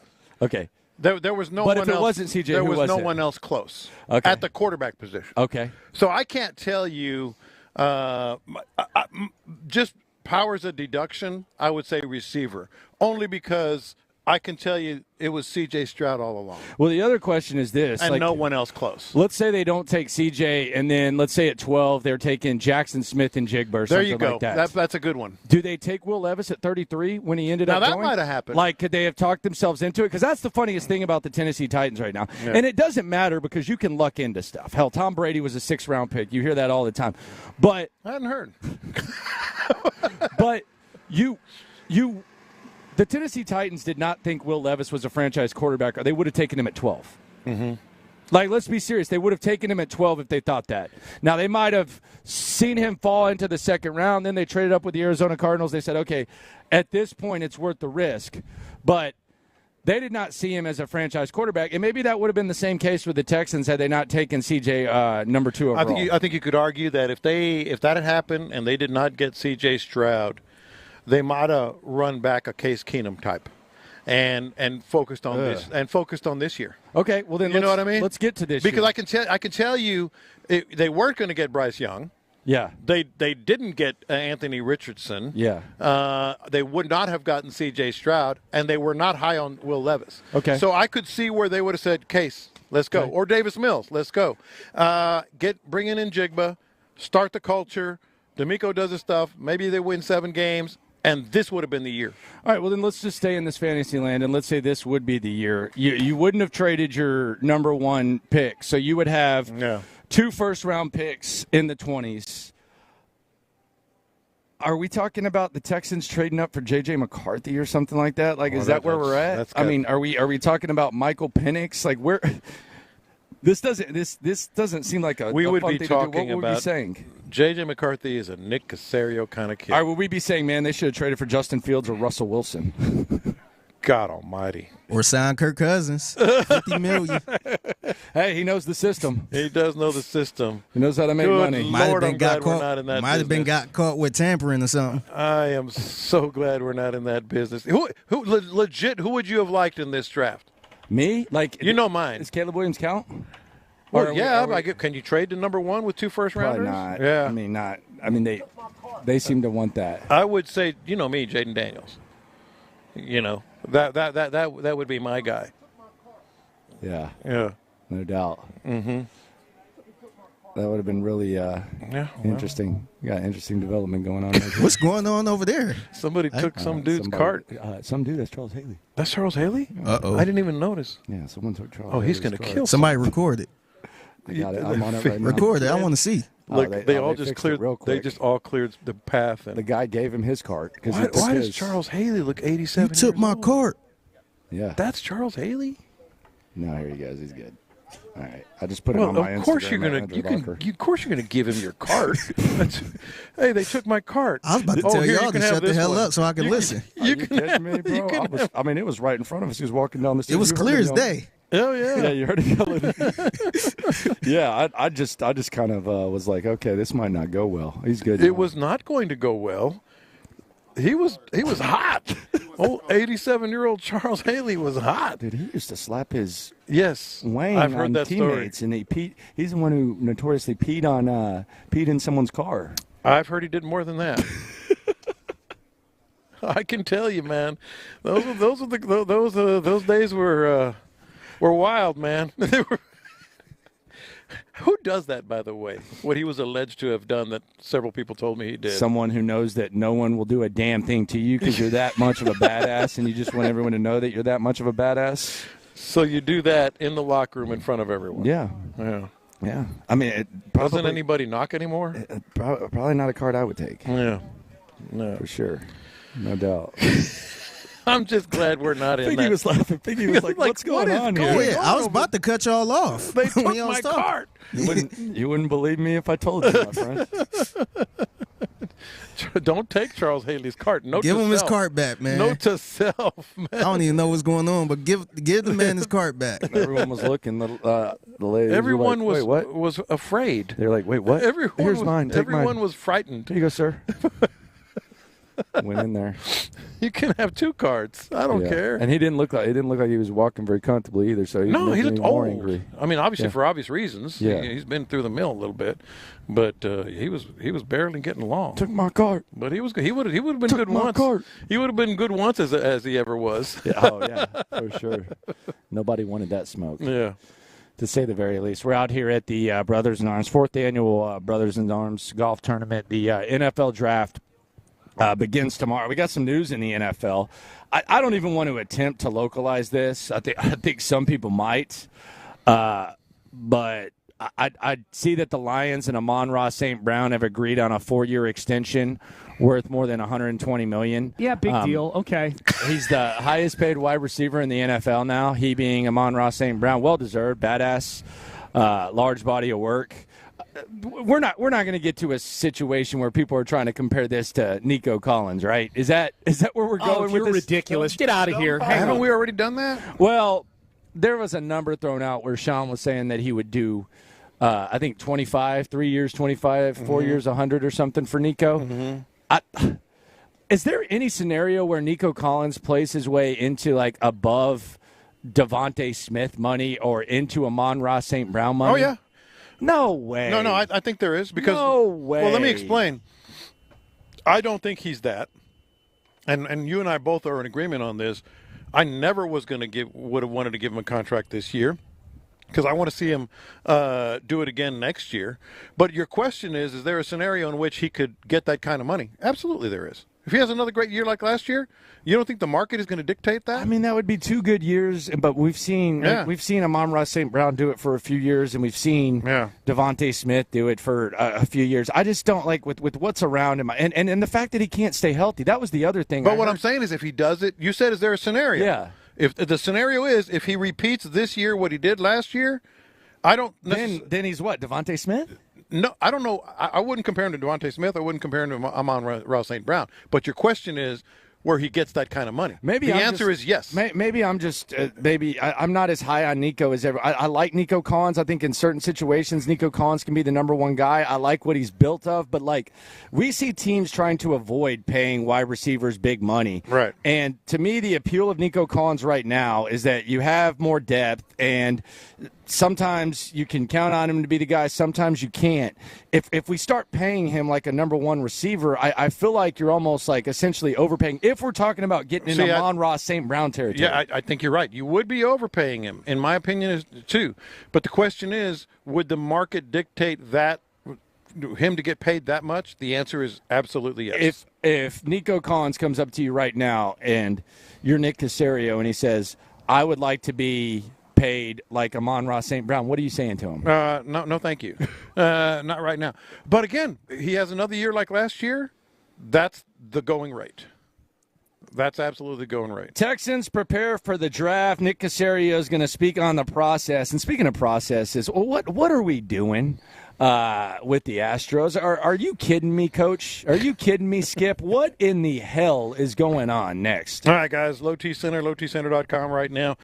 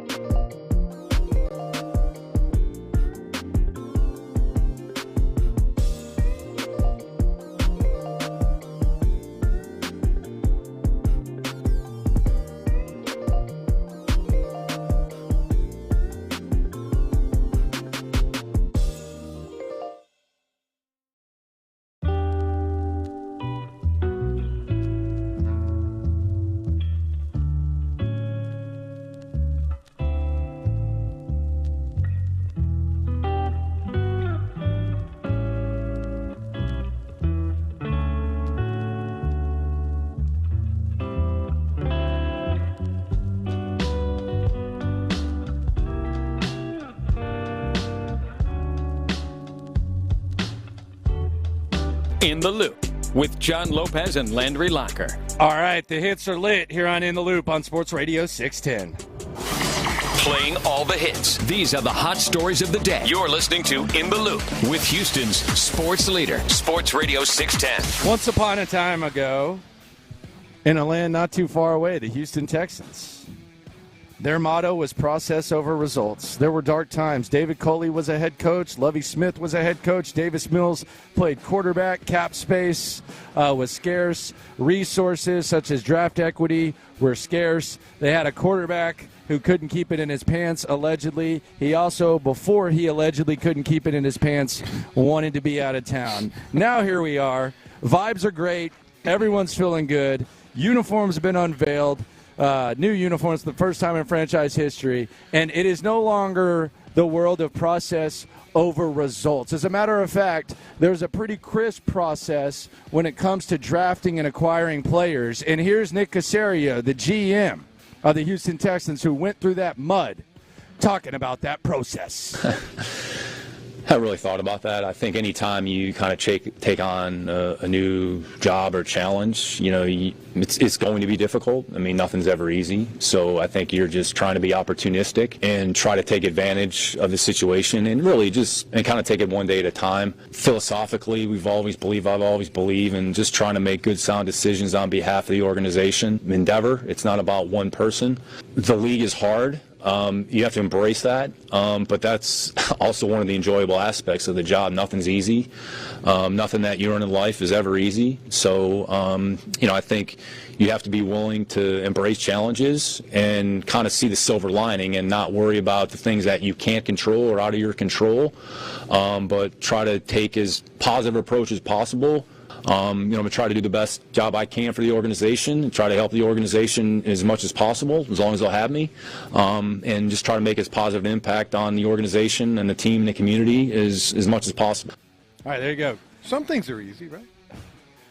He said like 4 times and nothing's ever easy. I just wonder, because I never really rolled my eyes at the notion that there was a process over results mindset. I actually thought it was very well said. Mm-hmm. My question would be, at one point you said it was process over results.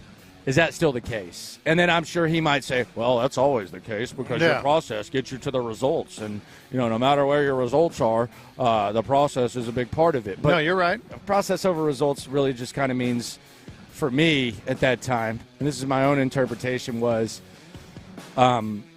wins and losses are not the end-all, be-all. If you win 6 games instead of 3, like what's really being accomplished there?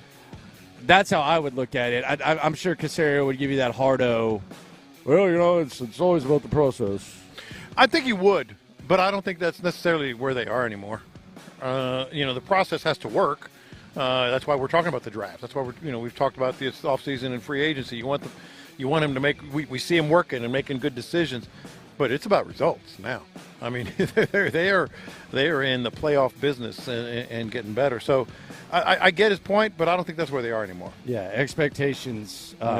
They definitely exist, regardless of what he may or may not say. Draft begins tomorrow.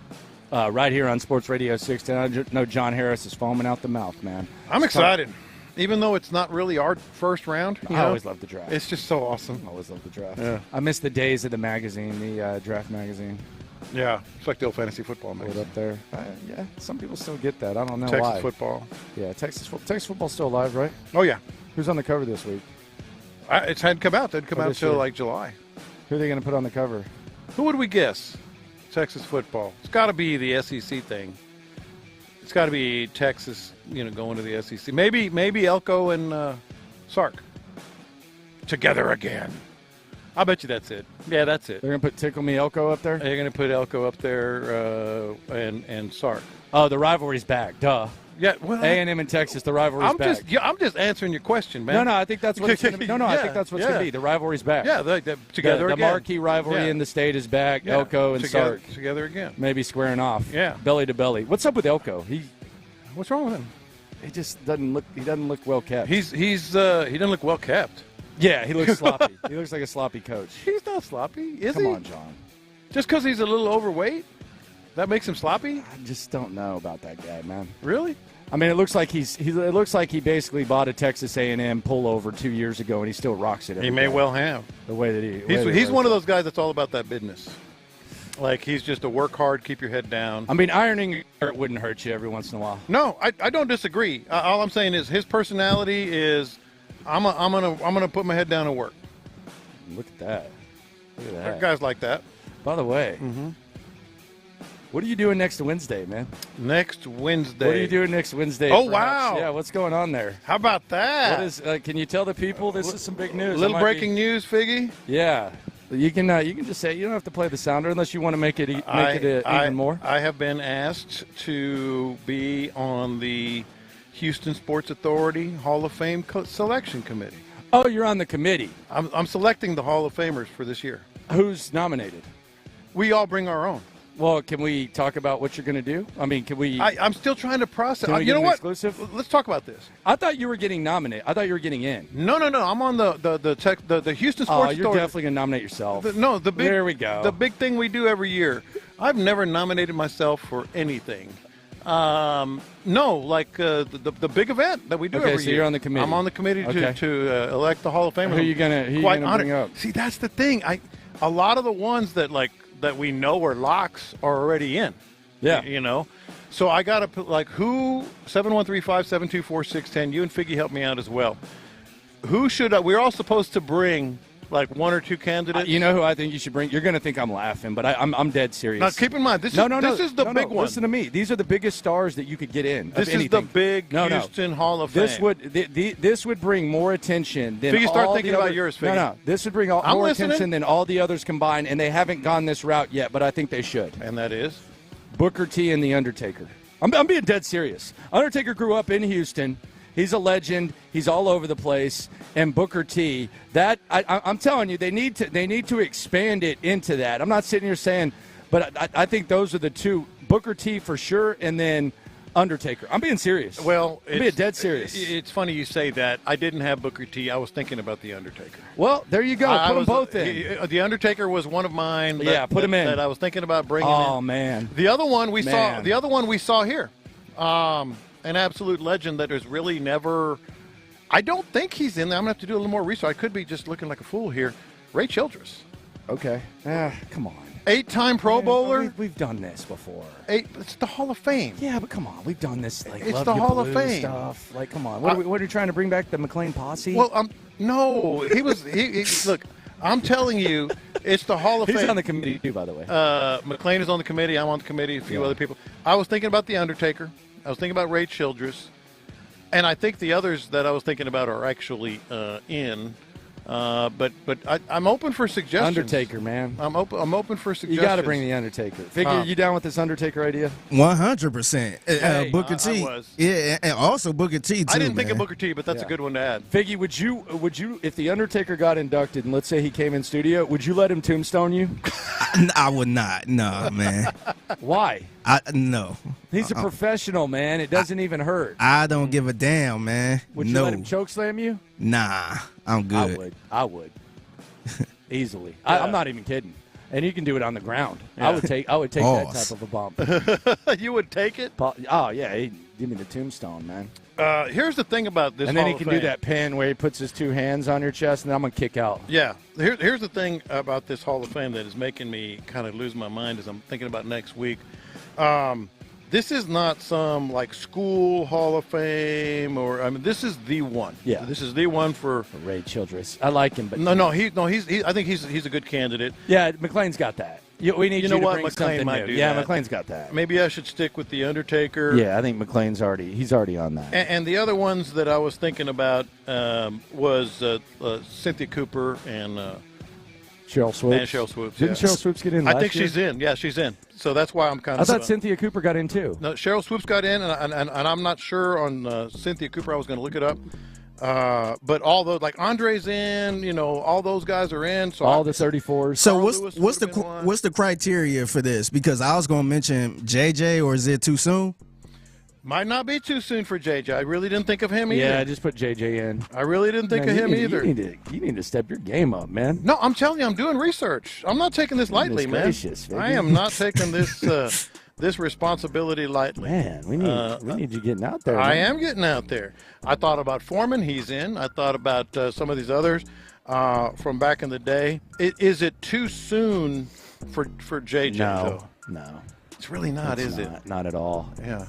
I might take the Undertaker and JJ. Now you got to take the Undertaker. Well, yeah, he was one I was thinking about. Astros lose 7-2. They fall to 7-17. JP, we come from France. 5 innings, 5 earned runs, 5 innings pitched, 5 hits. Not good. Today you got Jacob Arrighetti.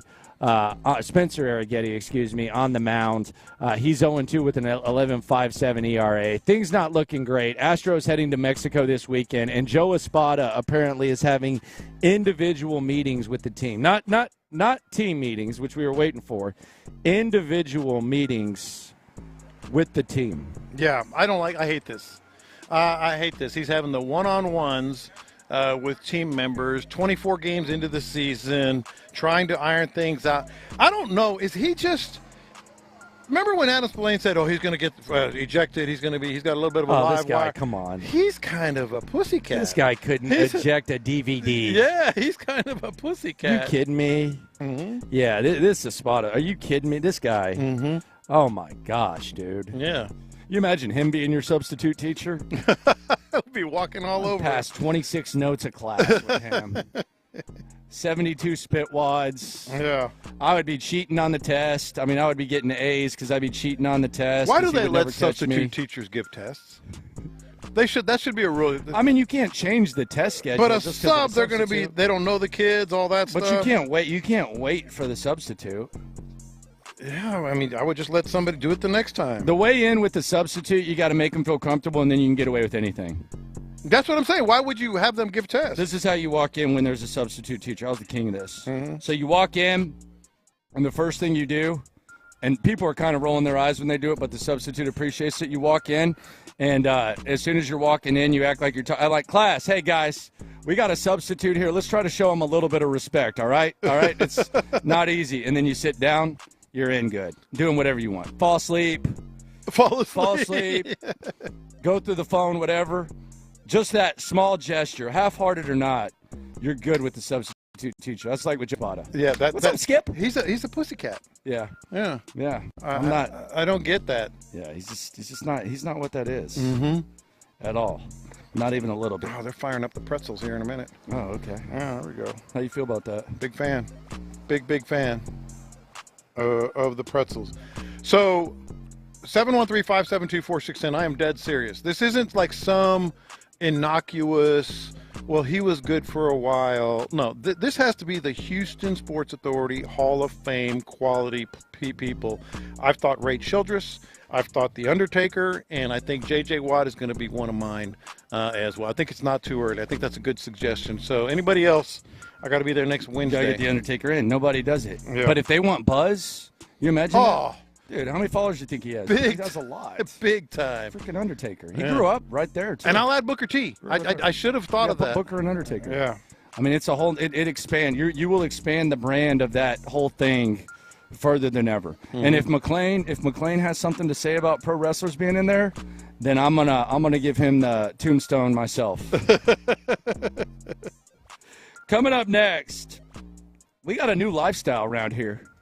When it comes to the Houston Texans, it doesn't have a dang thing to do with uniforms. We got a hardo lifestyle, and it's coming in many, many forms. Pause. Next. Loken Group right now. Lance Loken and the Loken Group have got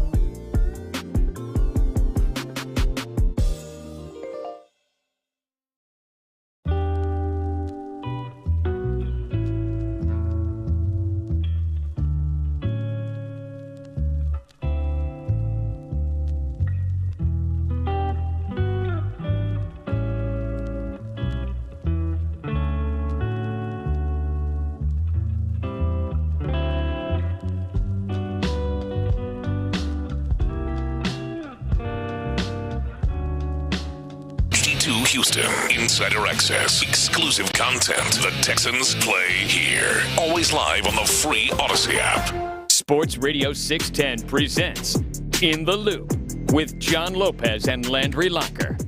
Have you ever gotten a crooked tattoo? 713-572-4610. Send us pictures at Lopez on Sports of your biggest, most regretted tattoos.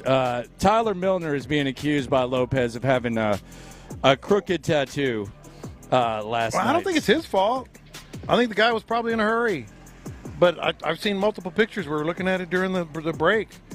I think that tattoo might be a little crooked, man. No regrets. Ain't nothing wrong with that. It's part of the story now. I mean, there ain't nothing wrong with that. A crooked tattoo, there's a lot wrong with that. It's part of the story now. A lot wrong with that. It can be fixed, maybe. Biggie, you think the tat's crooked? I gotta look at the picture, man. I know I saw it in person, and y'all were drinking. Well, I wasn't drinking.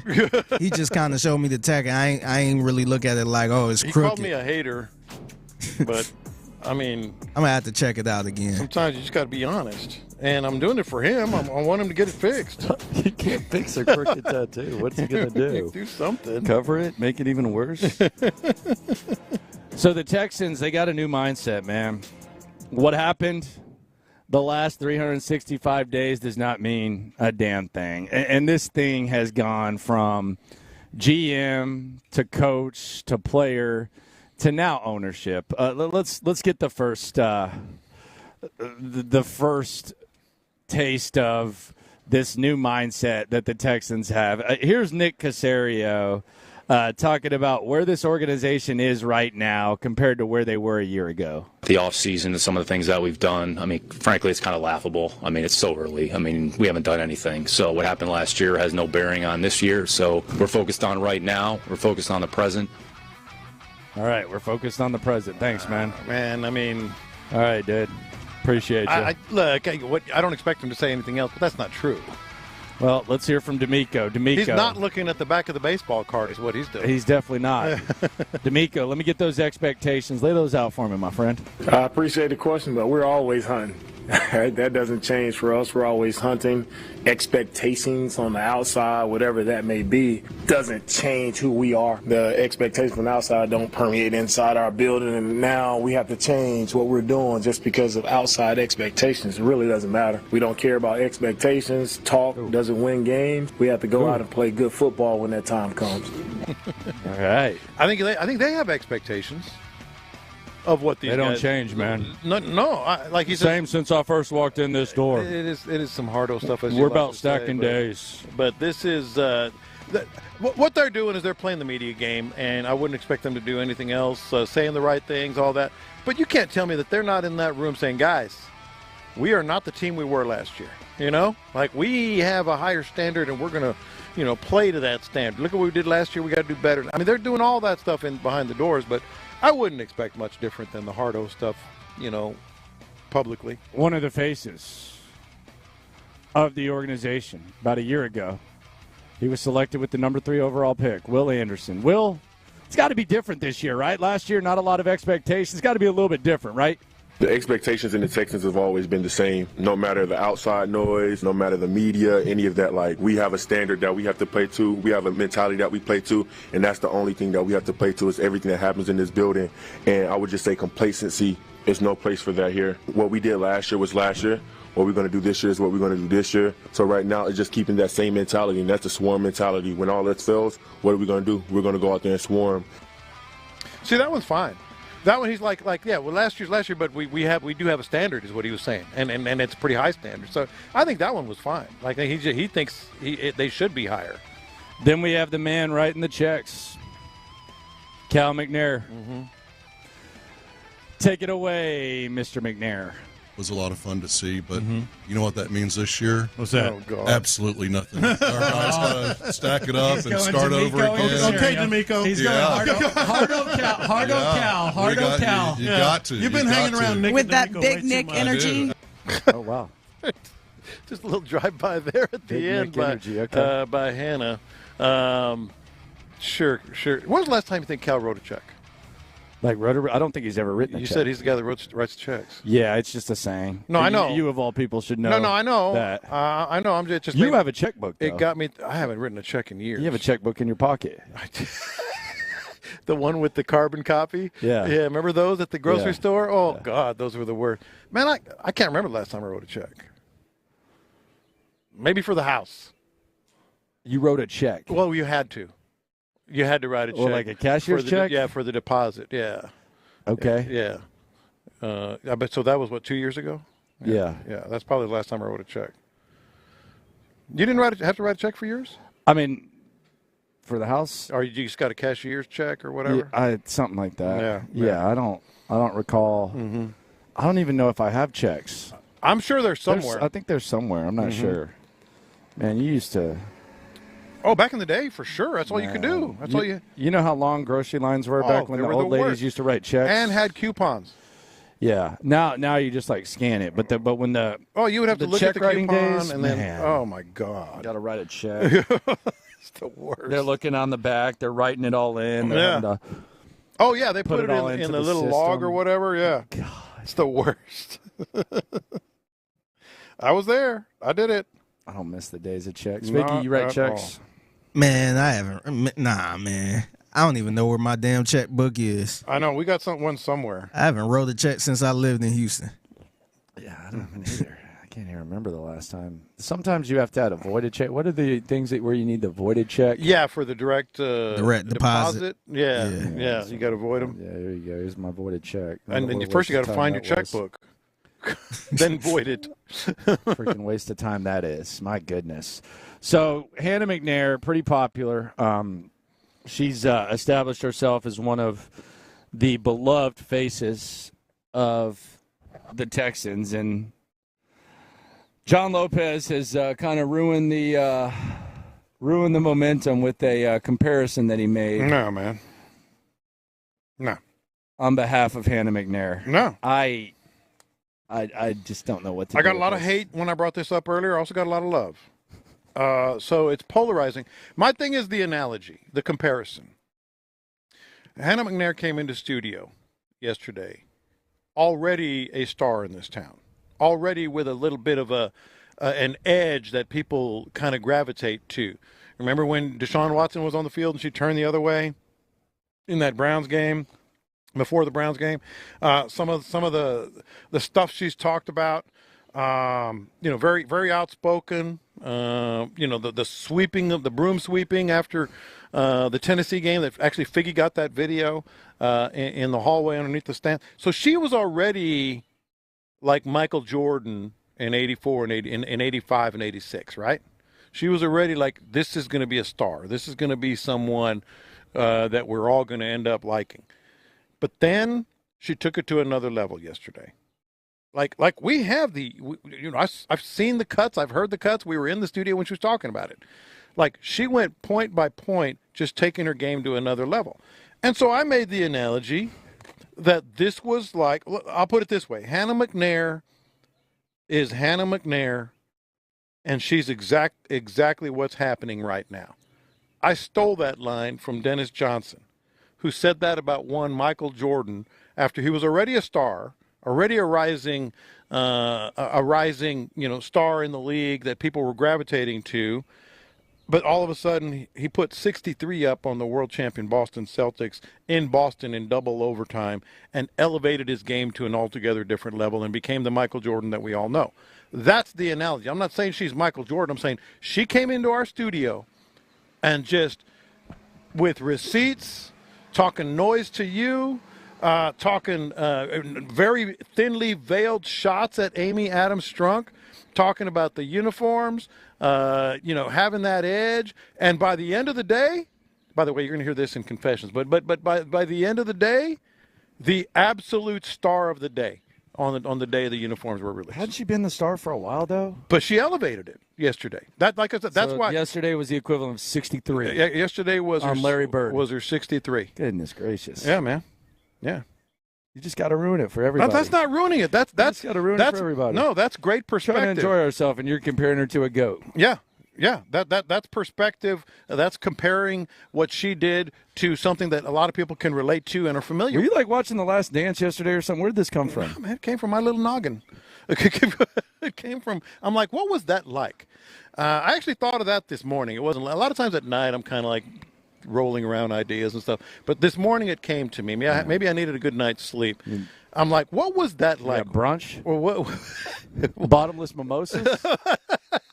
Lord. With a little double shot, for sure, of vodka. No. So I was thinking, like, what was that like? Because she was already well-liked. People liked Hannah. She was already outspoken. You knew she had a little bit of an edge to her. You knew that even though some people might not want to like her, it's hard not to like her. I said, what did she do? She elevated her game. She came in just heat check after heat check after heat check like Michael Jordan. And I said, okay, that's like the Celtics game. You know, the thing that I noticed, my biggest observation just being there, I thought that I've seen that Hannah from the beginning. Yes. Like even when she wasn't as that's kind of public. Crap talk, all that. That's the type of stuff I like. I feel like Cal's gotten more confident. They're good for each other. But I also feel like Cal is much more confident, and I think it might have to do with perhaps the finally getting the team, getting rid of the extra legal stuff with the brother. I kind of feel like that was perhaps for sure that too. Holding Cal back a little bit and stressing him out a little bit more than perhaps we can even imagine. But I noticed he had a little bit more confidence. I also think they've just been really good for each other. And you referenced like when they were in the background, occasionally. Now they were hiding. I mean, let's just be honest. You know, during the whole Deshaun thing, it was hard to get them out there. They weren't even going to practice. Occasionally, I would see Cal, and I've had a much better relationship with Cal than Hannah over the years, just because I've known him, you know, through his dad from back in the day. So occasionally I would chat with Cal, even during the Deshaun stuff. Nothing too big, but you could tell, you know, that they wanted to be out there more. They just couldn't. And then I would talk, and you and I spoke with Hannah and her sister one day at training camp during the Deshaun stuff, off the record, of course, just kind of chatting. Well, it's not anymore. No, I'm not saying what y'all talk about. No, I'm not saying what was said. That's I'm a good journalist. No, I'm saying that we chatted. Yeah. Yeah, and I could tell right there they really wanted to be out there more and do more, but they just couldn't. Well, now they can. Well, and there's now something you're to be proud of. Yeah. There's something to be proud of. But I do think, like, if you go through, and, I mean, we never really touched on it because it was kind of awkward, like the whole family thing. But if you go through that and your brother's essentially trying to, I mean, sue your mom or like basically take control of her on the back. I don't stab know you in the back. Let's be honest. And then come and get the team. Yeah. I don't even know that there's a good result there. I do think it decreases stress. I mean, there's a good result, and then there's a. Yep. Like there's no winning on that. Like that's not. You do all this work. You have to go through the mud with the Deshaun stuff and the transition from your dad, and then you become CEO and all that stuff, and then your brother tries to take it from you? Yeah, and come on, man, how's that a good result for anyone? Yeah, and also it can't be a good result for Janice because she's in the middle.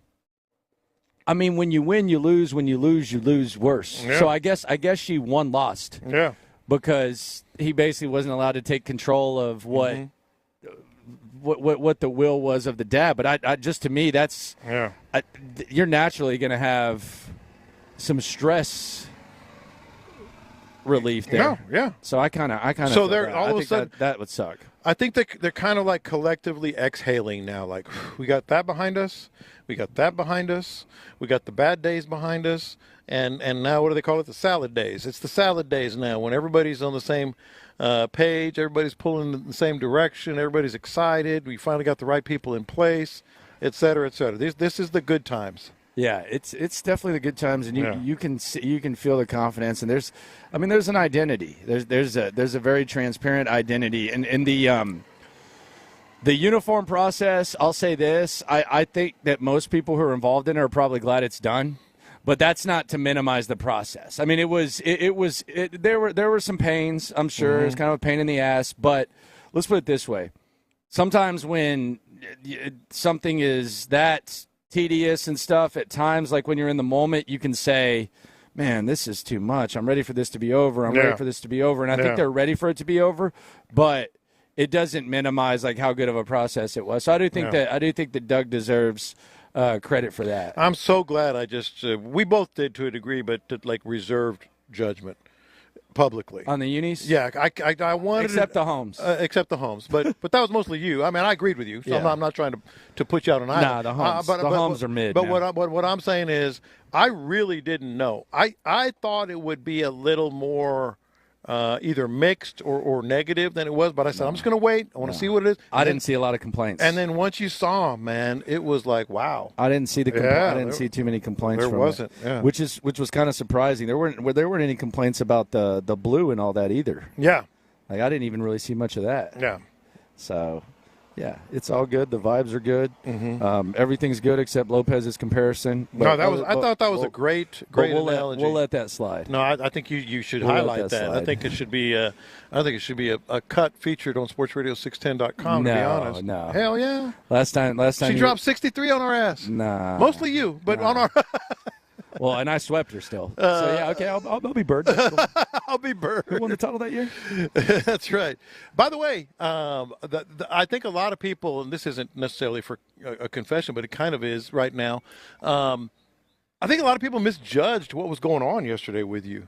What do you mean? With you and her. Like, what do you mean Like, misjudged? she was giving you crap like a friend would give you crap. Nah, I mean, she was holding me accountable for what I said. Yeah, no, but I'm saying that's like all you can ask for. No, but like on Twitter and stuff, I saw, oh boy, she took him to the woodshed, and I was like, nah, man. Yes, she did, but it was all in, yeah. Nah, I mean, it's you get held accountable for what you say, and you either stand on what you say or you don't. Yeah. I mean, there's a reason, like in the bad mud out that you didn't see me sugarcoating the Easterby stuff. Yeah, exactly. I think they respect that about us. I mean, dude. I mean, I'm not. We're not up for purchase. Yeah. And look, maybe sometimes you put that on a skit of Dave Chappelle when keeping it real goes wrong. No. But damn it, I'm gonna. No. That's just kind of what it was. But no. I thought she did a good job. Good. No, she did a good job. I mean, she kind of misunderstood top two and not two a little bit. Kind of came in a little bit. Because she was already firing. Yeah, you caught her mid-sentence. Kind of misunderstood that a little bit. Yeah. But yeah, I mean, it kind of happens. Figgy was in there doing his thing. I know that Sean brought his championship belt. He was, did his thing. He did do his thing. He had a belt. Man, it was a crazy day yesterday. If you just look at all the stuff and all the different stuff that went down from a station perspective, Clint was at the party. He was doing his thing. Show was doing his thing. Yeah. I didn't see his. Show was doing his thing. Figgy was making the rounds. I saw Figgy with his, I think it was a crew of 10 photographers with him. Figgy, you were rolling with 10 people? Nah, that was actually the Houston, Texas photographers. They was following me for some reason. I don't know why. You're a star, man. Figgy had 10 photographers. How about that slab? Don't minimize it. And then Lopez was mesmerized by Michael Jordan, a.k.a. Hannah McNair. Yeah, man. So there was that. I'm going to apologize. And then came in there, took the baby to the party, man. I was on dad duty by myself. You were using that as a shield. Solo, man.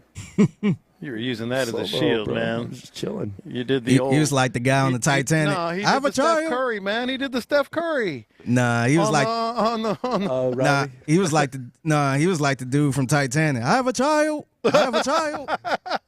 Trying to get on the boat. Yeah, going to the press conference when you go 1 for 17 with I have your a kid child. on your lap. That's what Landry was doing. It doesn't matter if we lost. This thing right here on my knee is what life's about. Exactly. That's the most important I know thing. I guarantee to win, but this right here, this is what I wake up for. Hannah doesn't get it. This is what I go home to. That man has a family. That's what he did, Figgy. He basically said, "Yeah, I got a family, Hannah." No, see, this is just the reality of the situation, and not to pat myself on the back, but toot toot. Every time I leave this studio, I go home. I'm on dad duty from 3 to 6. That's awesome. Or later. That's so awesome. If I was going to be on dad duty from 3 to 6, the party was going to start at 6:30. The baby acts really good in public. Yeah. Let's take the baby, man. That was good. Let's go have a good time. Let's go enjoy the party. Good. And there you go. And Hannah, hey, what's up? Have you seen her? This is Avery. Coming up next. We call her Armor. Lunchtime Confessions here on In the Loop on Sports Radio 610. The new Texans uniforms are here. The red alternate uni is absolutely fire. One of the best in the league, I think. The H-Town uni is H-Town through and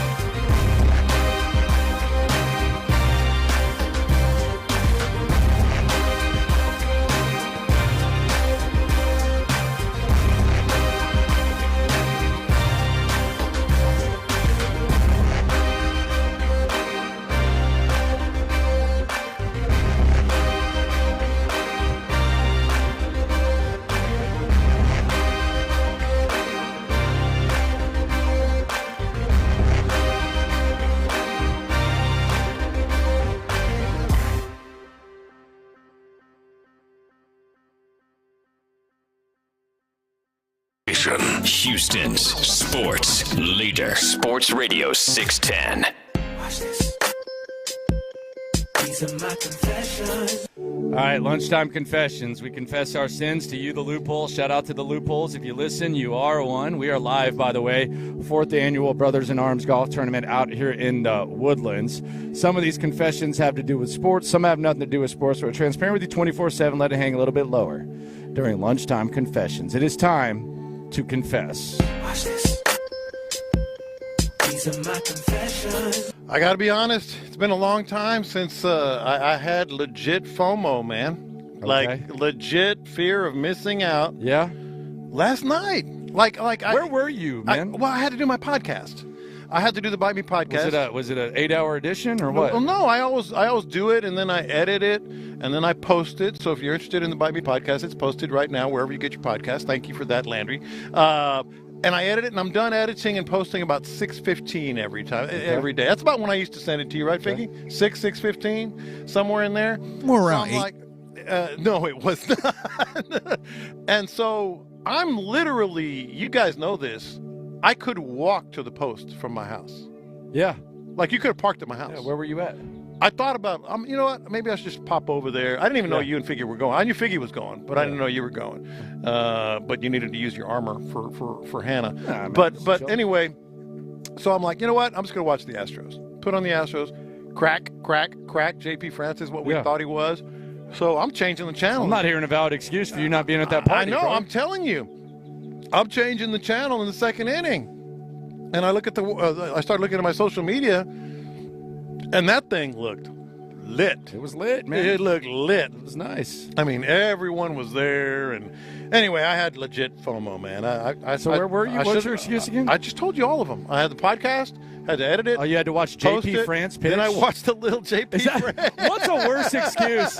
I had to feed my cat, or I had to watch JP France pitch. Or I got to cut the grass. Dude, all of those excuses are better than I got to watch JP France pitch. It was the Astros. Are you kidding now me? Lopez want to be focused on the Astros. Oh, my God. When they 7-17. Man, something came up as the Michael Jordan of I had to watch JP France pitch. That's got to be the worst damn excuse I've ever heard in my life. I'm not proud of it. But I think, I had FOMO. That's what I'm confessing here, man. All right. Watch this.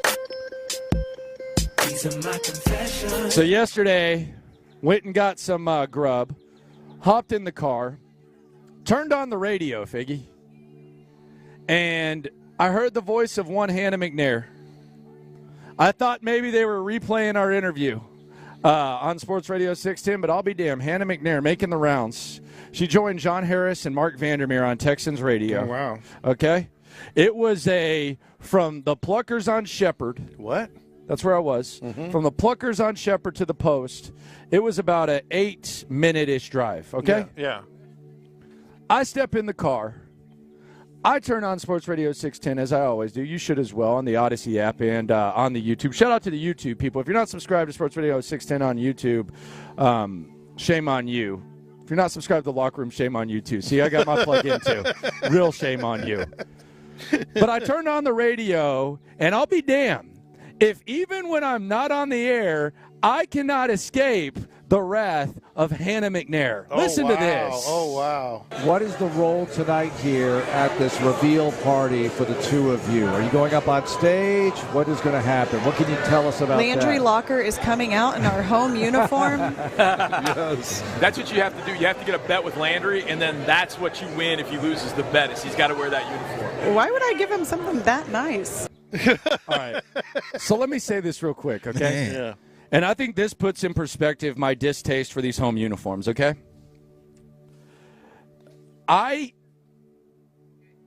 We asked Cal and Hannah about the color, right? Yeah. And they said that the blue, the deep steel blue, is the same color that the Yankees use, okay? Mm-hmm.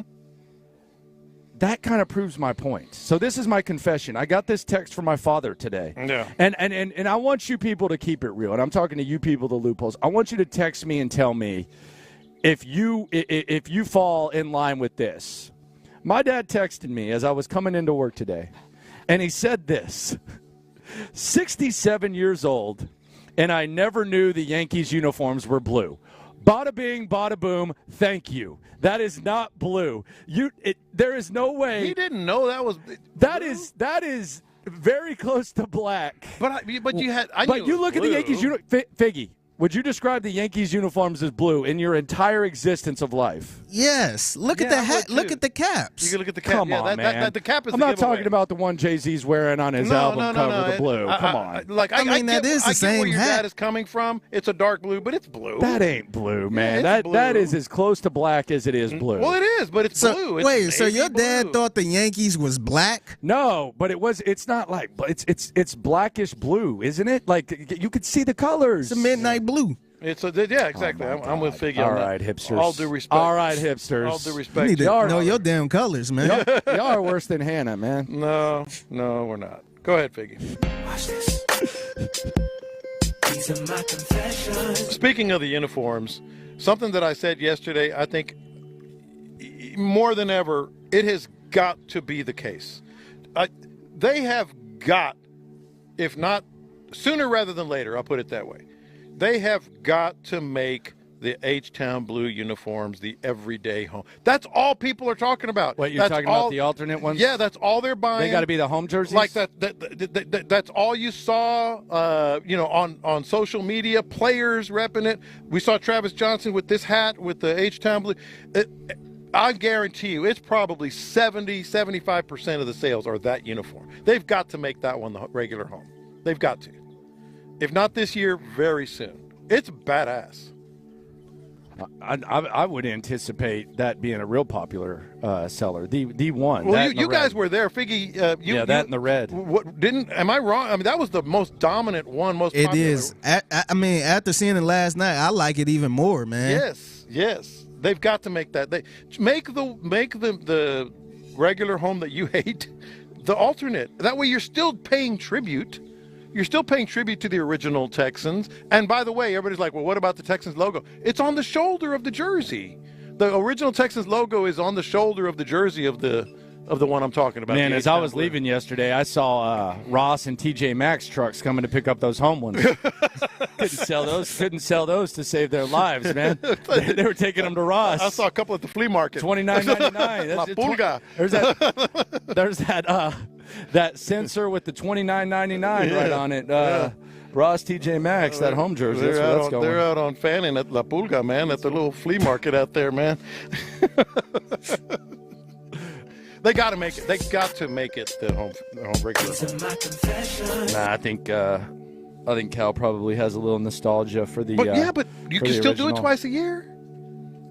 Yeah, I just think he has the nostalgia for that. Speaking of the unis, what if what we want and anticipate could possibly happen? If it happens, here's my question, because I think this could become a very popular uniform. If the Texans play the Dallas Cowboys on Thanksgiving, the Cowboys will sometimes wear a blue jersey on Thanksgiving, and sometimes they'll wear an all-white. Yeah. What if if the Cowboys wear the whites, and on Thanksgiving, do it, the entire country is watching the Texans in the all-reds. Oh, no, I thought you were talking about these H-Town Blues. The all-reds. No, man. Against the Dallas Cowboys on Thanksgiving, if they're going to go with the blue. No, Can you imagine? Go with the Cowboys all white, and they wear these H-Town blue on the road on Thanksgiving? Come on, man. That's better than the red. Hell yes. I'm still stuck on y'all acting like just the Yankees are clearly blue. There it is, clearly blue. My man is colorblind, man. That hat you're wearing is blue. This hat I'm wearing is blue. That ain't a Yankees color. No, but it's a blue. Darker. The Yankees are Landry blue. over here watching I Love Lucy, man. I know. All you see is black and white. Blue. They are. Oh, man. Watch this. These are my confessions. I think Tyler Milner is in denial. Dude, I've been looking at that picture. I got to see it in person, Tyler. I love you, brother. But you might have just been no regretted. I mean, you might have just gotten a tattoo from some of those in a hurry on the party, the uniform party. You put your arm out. He was sitting. It makes sense, right? Because you're sitting on the side and you're just going. It was loud in there too. It was loud. Probably not the tattoo artist. Probably not his focus. It's crooked. He got a crooked tattoo. Ah, man. I don't want to. I mean, own it, but it is crooked. I'll say this. This is the one thing I will say about the tattoo.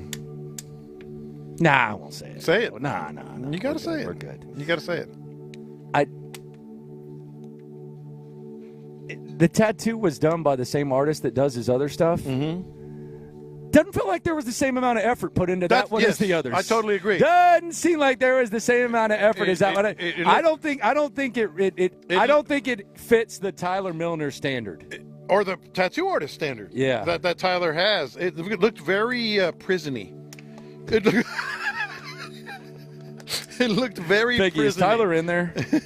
Yeah, he in there working. You want me to grab him? Yeah, go get him. We got to have a talk about this. It looked like somebody did it with the remains of a ballpoint pen and a needle that somebody snuck in. So yesterday you were against the neck tattoo. After this tattoo, are you a little more open to it for him? No, because that would have really been a mess. That would have really been a mess. I don't know whether it was straight or not. It does look like it's a different artist, though. Mm-hmm. For sure. Tyler, are you in there? He's probably coming down the hall. Yeah. I'm concerned, man. It looked a little prison-y. Do you think he woke up this morning? Let's put it this way. Let's not even trip. Let's say it's a perfect tattoo. Do you think Tyler woke up this morning and said, "Damn, I'm glad I did that"? If it's a perfect, yes, but it's crooked. All right, he's coming in now.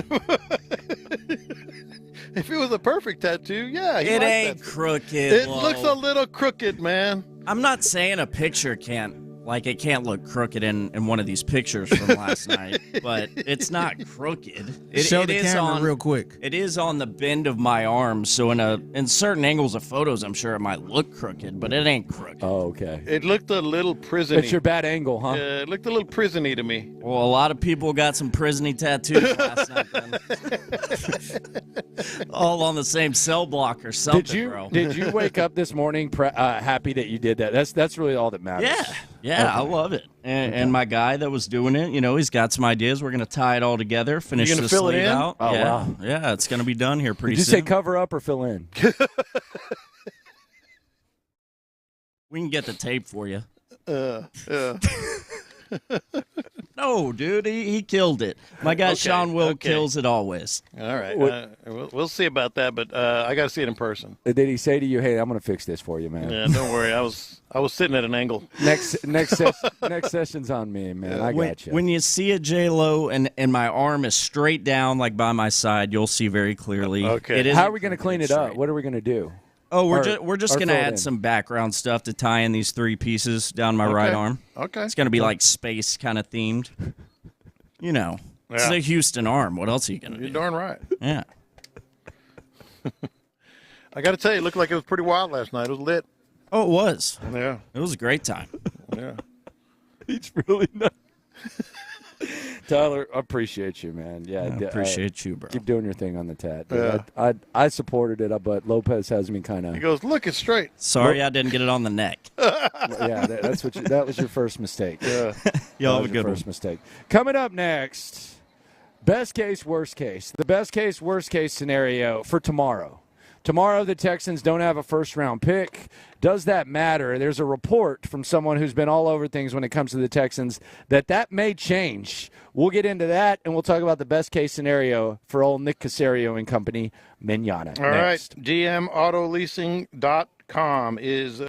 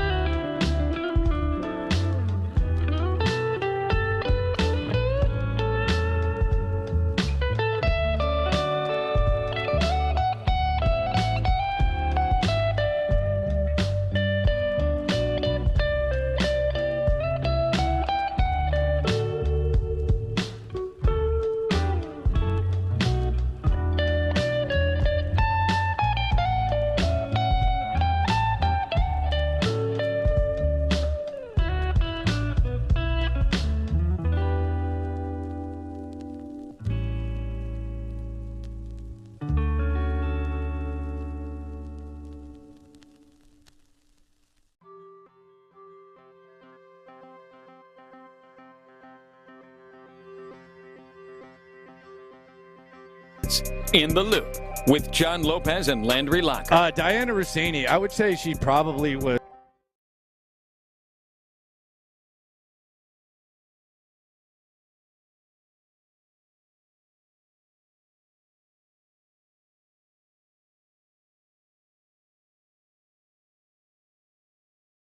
Round 1.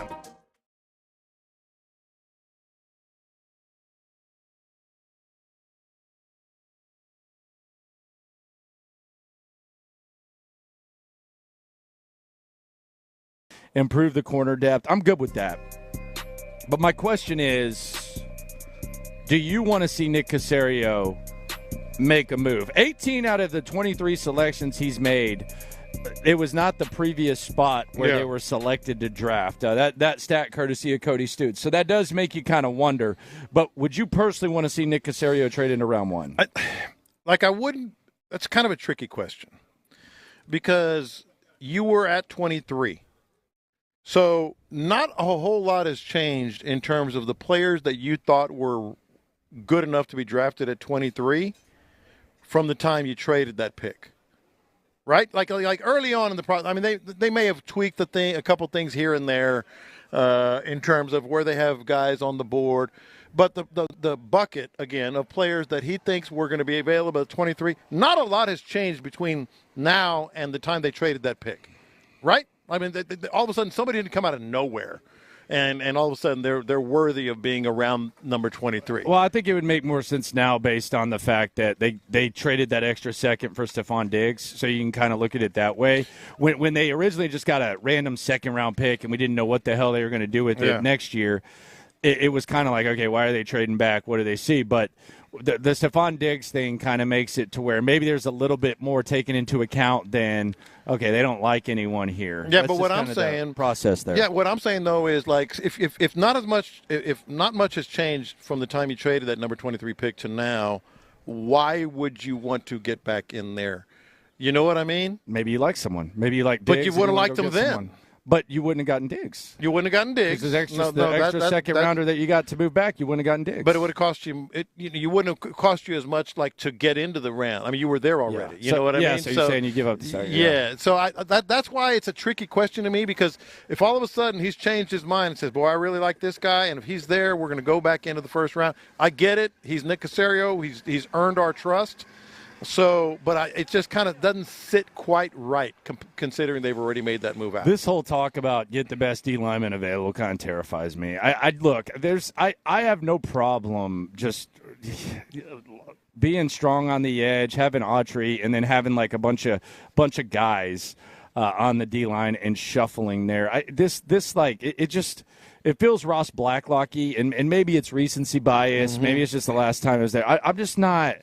I'm not really into this whole, hey, draft the D-line. No, thank you. I'm not either. Good on that. I'm not either. I'm not into that. I'm not into unless it's someone that can, that drops. I'm really not into too much of a wide receiver in the second round either. I think you're set there. So running back or linebacker is where I am. Yeah, and running back's always the polarizing position. You hear people say you can find them, and then you list the top 15 rushers, and they're all drafted high or second round, and it's just like the rare exception is used there. I do think they need to proactively address that. But for me, the worst-case scenario is you're giving up significant draft equity to get back into the first round and not make a huge splash. By the way, I don't know if you noticed this, but the Texans released jerseys that were for sale in the team shop. Mm-hmm. And Cody Stutes actually asked Doug Vosick about this. I'm giving Cody Stutes a lot of mentions. I mean, dude, the guy's all over it. He's working, man. He's asking the right questions. He's working. He's not out there just eating popcorn. Well, he is. Well, and maybe more. Maybe a little bit more than that. But hey, can I have a hot dog? Oh, well. They were walking around with the trays. He was What are those, pretzels? But yes, he's working. Can you be serious? But he's working hard. Figgy, what's wrong with your boy, man? He's working. I said he's working hard. What's wrong with your boy, man? Well, you said he's not just out there eating popcorn. You think that's true? How do you feel about those voodoo donuts in the press box, man? That's too much, It's a lot. I love them, but it's a lot. I mean, man, you're sitting in the press box eating a big-ass voodoo donut with the damn freaking onion ring on top of it or whatever the hell they're putting. A big slab of bacon. There's certain, food stuff. Captain Crunch all over. People coming in there with, 2 voodoo donuts. What are we doing here?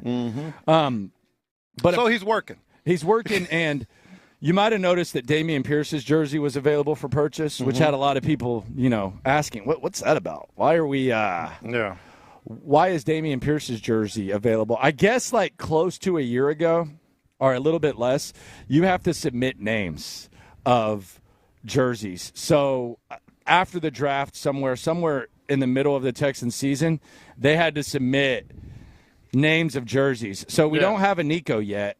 And you have, you can get it customized, but as far as in the shop, that's a reason why you see the Dameon Pierce. And by the way, I'd keep an eye on that one. That one, I'm not trying to disrespect our guy Dameon, but man, that one might, if you want a new jersey and you just don't care whose name on it, that one might be coming to a TJ Maxx near you pretty soon. And that might be at La Pulga too, the old flea market as well.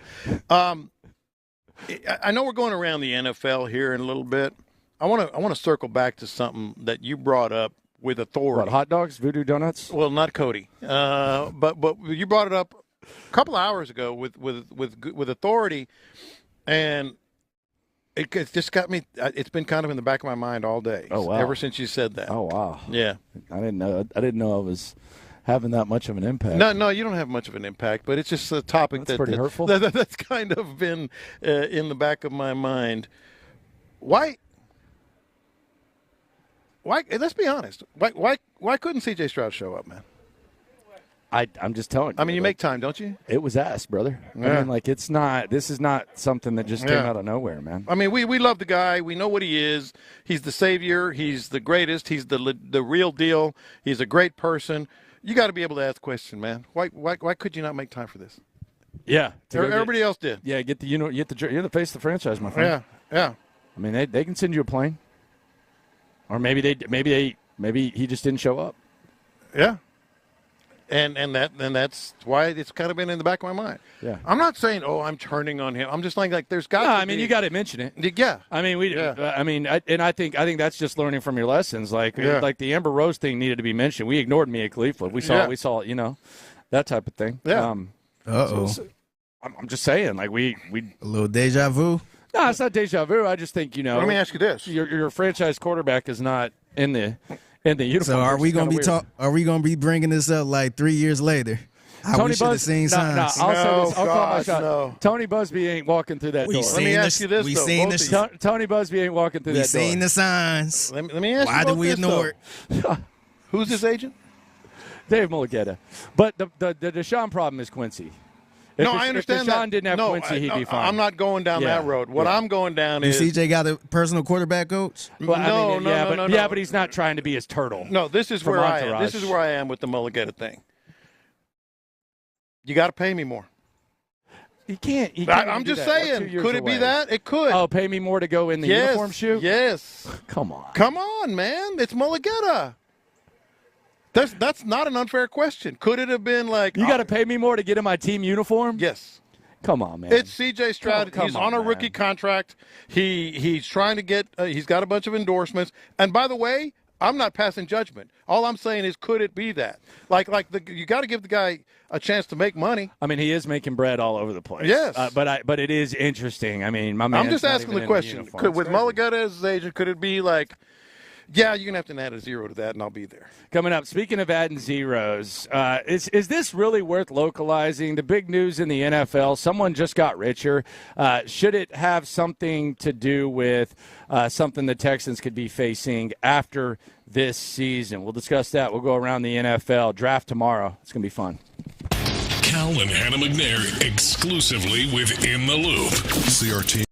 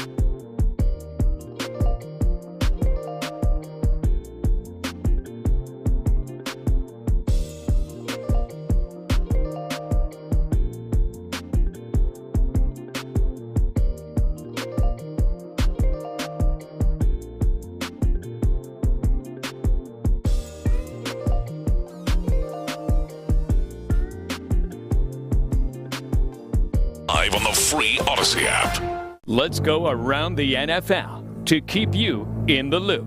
This is Houston's sports leader, Sports Radio 610. All right, finally, the uniforms are done. Finally, it's time to look ahead to the draft. Well, depending on what happens, because the Texans do not have a first-round pick. They have a couple of seconds.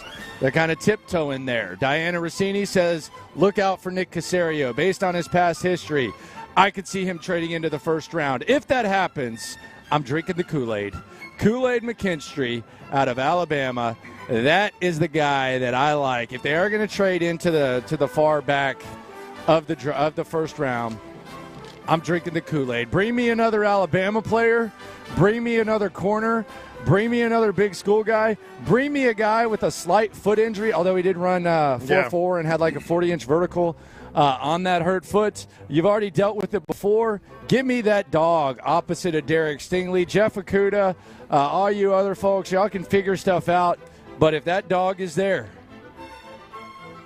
I'm smiling with my Kool-Aid mustache. Matter of fact, if they trade for Kool-Aid Friday, I'm going to drink Kool-Aid, and I'm going to make it to where I have a Kool-Aid mustache for the whole show. That would be great. That's my word. You have my word there that if that happens, then I will have a Kool-Aid mustache. And, oh, by the way, Saturday at Daily Sports Club, which is where we'll be watching the draft. John Lopez is going to be there. I think. I don't know. Maybe he has to watch J.P. France pitch. Maybe. Although I don't think it's his time in the rotation. Pitching Saturday. Oh, that's Mexico City. And that's a fly in the ointment right there, baby.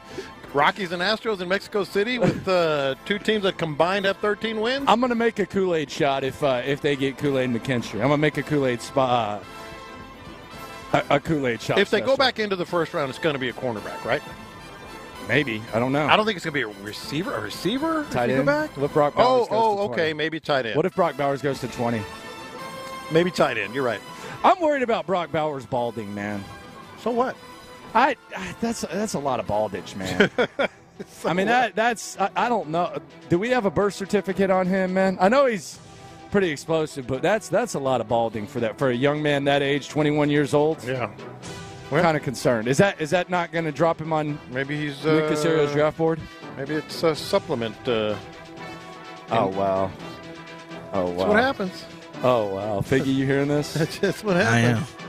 I'm not saying it is. I'm saying Performance enhancing drug. That hair, man. Yeah. And the crazy thing about Brock Bowers is he has that hair and then he tries to do the comb over, man. Yeah. Yeah. Sometimes you just got to let it go. You just got to own it. What would it take for me to get you a Van Gundy cut? Absolutely nothing. You can stop asking. Can we get to a point where you get a Van Gundy cut? No, we can't. No, we can't. Not going to happen ever. Somebody on the text board was saying, how come Landry always says, hey, Figgy, do this. You should do this. Hey, Tyler, you should do this. Hey, John, you should do this. But he never does anything himself.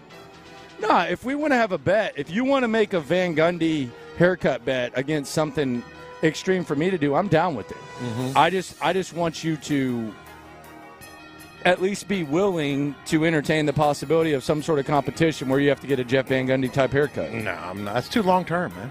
It takes a long time to get it back. It's not like a Kool-Aid mustache. How many quarterbacks will be taken in round one? We know that Caleb Williams is going 1. Jaden Daniels, we know he's going to be drafted in the first round. There's talk of J.J. McCarthy, Michael Penix going in round 1. Here's Tom Pelissaro with Dan Patrick talking about that. Over under quarterbacks in round 1. If I set the number I'll set it at 5.5. I mean, that's the correct line right there. That's where I would set it. Right now, sitting here, I would say 6 quarterbacks go in round 1. And that's in part because this is a unique class where if you get beyond the first 6, arguably 7, because there are some people who have Spencer Rattler in their top 6. Some have him ahead of Michael Penix. What in the world Spencer is Rattler? going on? Where's this coming into? I think he's a 3rd or 4th round pick at best. I mean, what are we doing, Tom? Yeah. Really? 6 quarterbacks. When was the last time 2 quarterbacks were good in the same draft? I have no idea. Are the Jets trolling or are the Jets really being serious? Because even if they're trying to be serious, I kind of think they set this kid up for failure. And I would lean towards these slime balls took it too far on the way out. Mm-hmm. So we already had Woody Johnson, the owner, in the offseason say that the Jets didn't have a backup quarterback last year, so they need to go get a backup quarterback. They had Zach Wilson, okay? He might not have been a good one, but you had a backup quarterback, a-hole. Yeah. Now their Twitter account puts out a post today with a picture of Zach Wilson. This is the Jets' official Twitter account, and it says, thank you, at Zach Wilson with the praying emojis. Yeah. What are y'all doing, man? What kind of mentions do you think my man's going to get when y'all do that? Are they being serious or are they being jerks? I actually think they were being serious because they know what he went through. Thank you, Zach Wilson, for what? No, I think they know what he went through, and they're like, and that was tough. He was, like you said, kind of set up for failure. But that's still not going to – you still shouldn't do it because you know what the responses are going to be, right? Yeah, they're about what you would expect. Yeah. Speaking of responses, Deshaun Watson has turned off comments on one of his recent tweets. Mm-hmm. I don't know if you saw this, but Deshaun Watson, he did it for the gram. It looked good on the gram. Yeah. He went to Saudi Arabia. I saw that. He had the what do you call the Saudi Arabian outfits? Is there? I don't want to sound too. I don't recall. Like what you put on your head and stuff. Yeah, I don't turban? recall. Yeah, he had the turban and the full gown, all that. Mm-hmm. And excuse me for not knowing the appropriate term. I have no idea, but he had that on. Yeah. And He tweeted this out. Picture of him and Jilly. And it said, quote, I had a nice time visiting Saudi Arabia and learned a lot about the original Saudi culture and society. And I enjoyed watching, he shouted out a rich prince, and I heard a lot of the singing of other Saudi Arabian residents. Special thanks to His Royal Highness, Prince Saudi 49er, I guess he's a 49er fan, for the hospitality and generosity, and God willing, we will see the football emoji in Saudi Arabia soon. May peace be with you. Comments turned off. What is going on? Comments turned off. What is going on? Well, the thing is, there's money, and then there's Saudi money. Yeah, I've seen the Live Golf Tour. Like, that is a different planet, different hemisphere when it comes to money. Hell, they probably paid for him to go and then put him up, and then they're trying to get the NFL to play a game. If the Saudis won an NFL game in Saudi Arabia, they're going to get an NFL game in Saudi Arabia. But I don't think Deshaun Watson's someone that they want as the face of that movement. I think this is just him on his own. Yes, I think, but clearly there was some interest there from this Saudi prince or whatever. It was just weird. If they want it, they're going to get it. Absolutely, they get anything. They're like they make. Yeah, WWE over there. They got anything. They can get anything they want. Anything they want. And usually do. Usually do get anything. I don't think you can duplicate the NFL though. Like Florio's immediately this is God, man, this guy, jeez. But he's immediately throwing out. Could there be like a live golf type of NFL type of thing? Yeah. I don't know about all that. I don't know about all that. It's too many moving parts and too many people. It's a lot different than the Live Tour, which is you're dealing with individuals and putting together tournaments. But that said, if they want it, they're going to get it. Did people apologize to Phil Mickelson? Did he ever get his apology? Because I know he was basically blackballed. And did he ever get like an apology or anything? I don't think any of those guys got apologies. Well, Mickelson was like the face of it. Yeah, he was. I mean, you would have thought that he killed someone. John Rahm is still there playing? He's number 3 player in the world? No something idea. like that? Yeah. You tell me, man. I think he's 3 or 4. You tell me. Mm-hmm. I don't know. I didn't even know he still played. Yeah, no, he still plays. On the Live Golf Tour. On the Live. Do you watch the Live Golf Tour? I've seen a little bit, but not as much.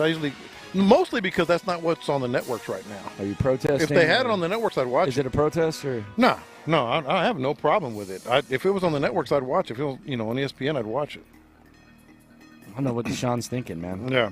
It's that's an interesting attack approach from Deshaun Watson. By the way, he's throwing 40 yards, they said. They put that out the other day. He's throwing 40 yards. He said he was going to throw full strength. Maybe this is full strength for him. I've seen him throw lately, perhaps. Yeah. But he said he was going to be throwing full strength, and then the report came out. It was a headline from Mary Kay Cabot that he's throwing 40 yards. Good for him.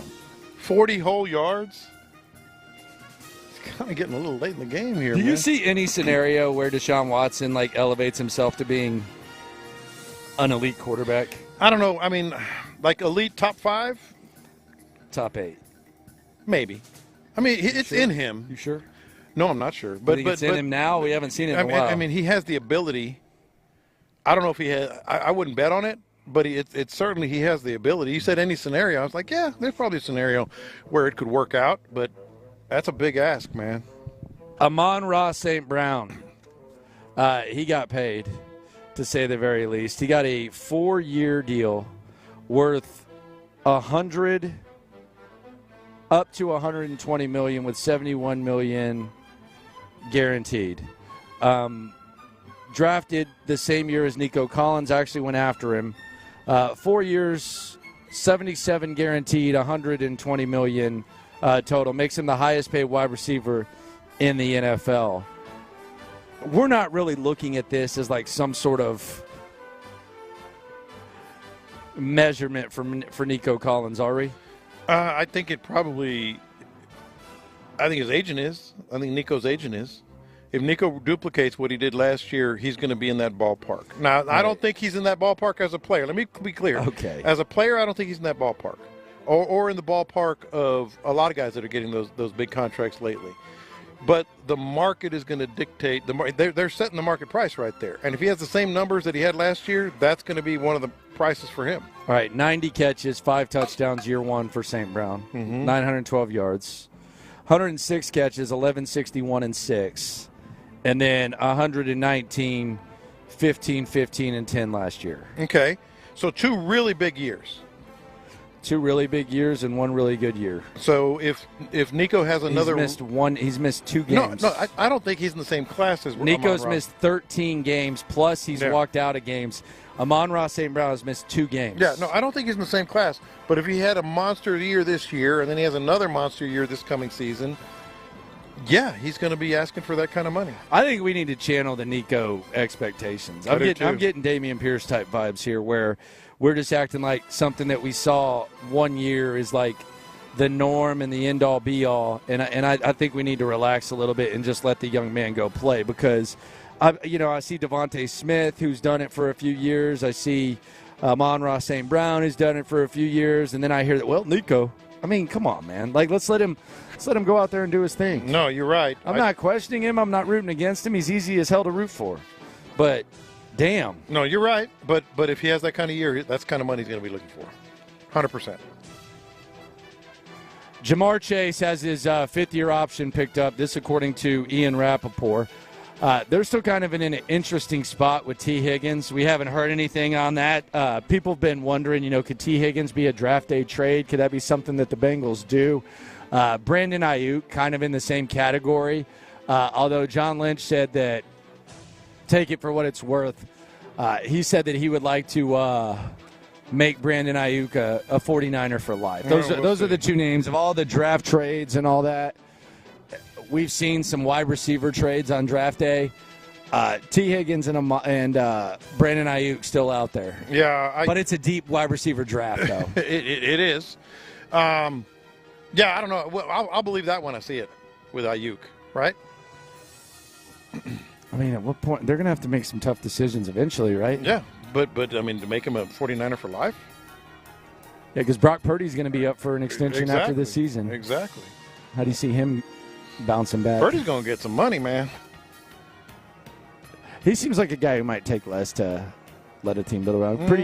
He's a pretty he didn't make squat. down to earth dude. I think he but still has a roommate. He didn't make squat though. Yeah. I mean, he's made money. Well, he's got endorsements away from his contract. Yeah, endorsements. Yeah, away from his contract. But He's making decent bread, I would say. Yeah, but it ain't quarterback money. NFL draft tomorrow.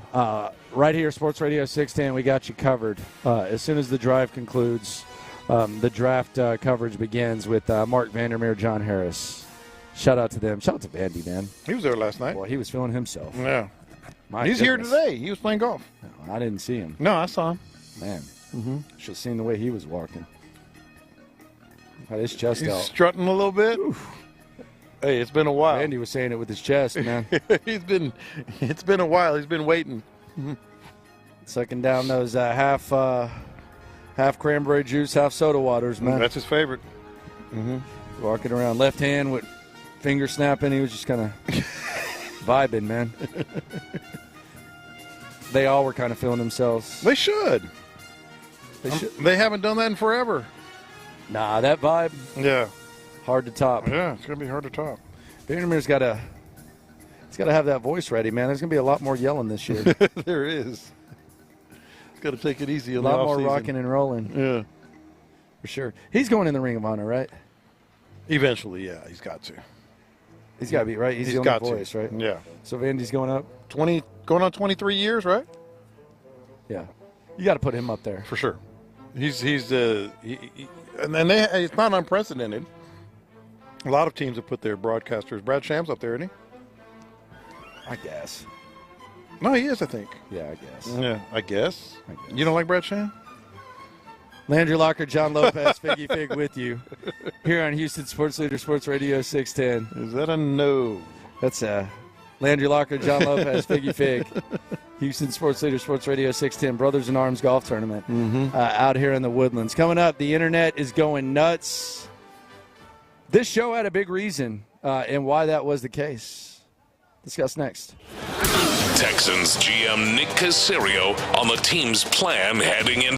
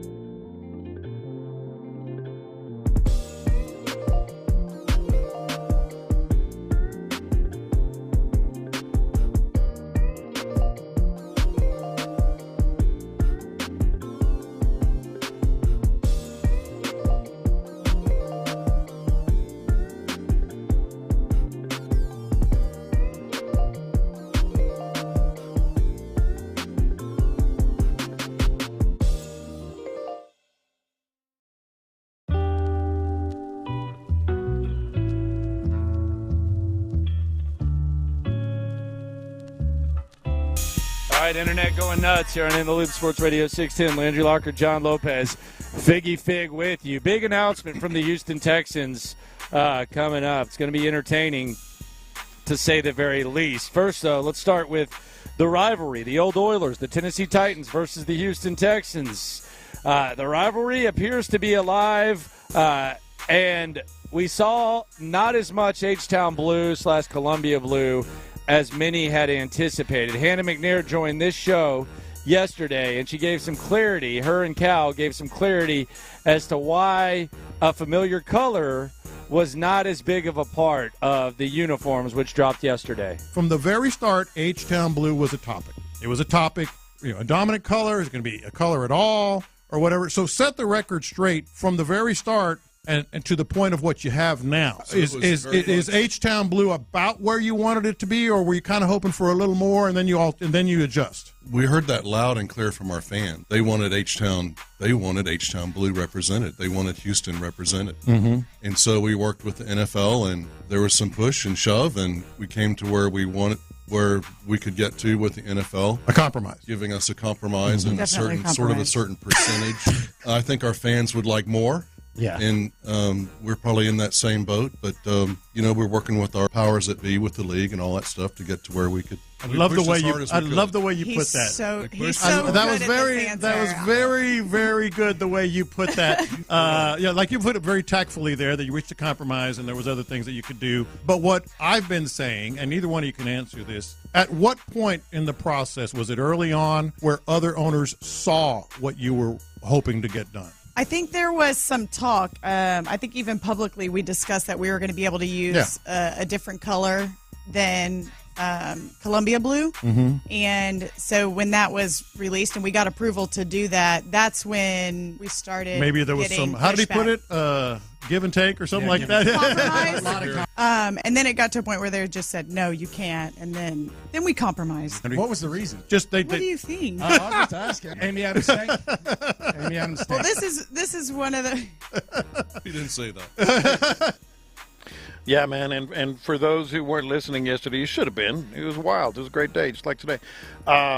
Just to add to that, what they referenced, Amy, the NFL put together a uniform for the Texans that had the predominant color of the H-Town Blue. Yeah. Amy Adams stepped in and said, no. Amy who? Amy Adams Strunk. Who? Stank. Okay, thank you. Stepped in and said, no, you're not, for whatever reason. She thinks she can control what Houston is doing.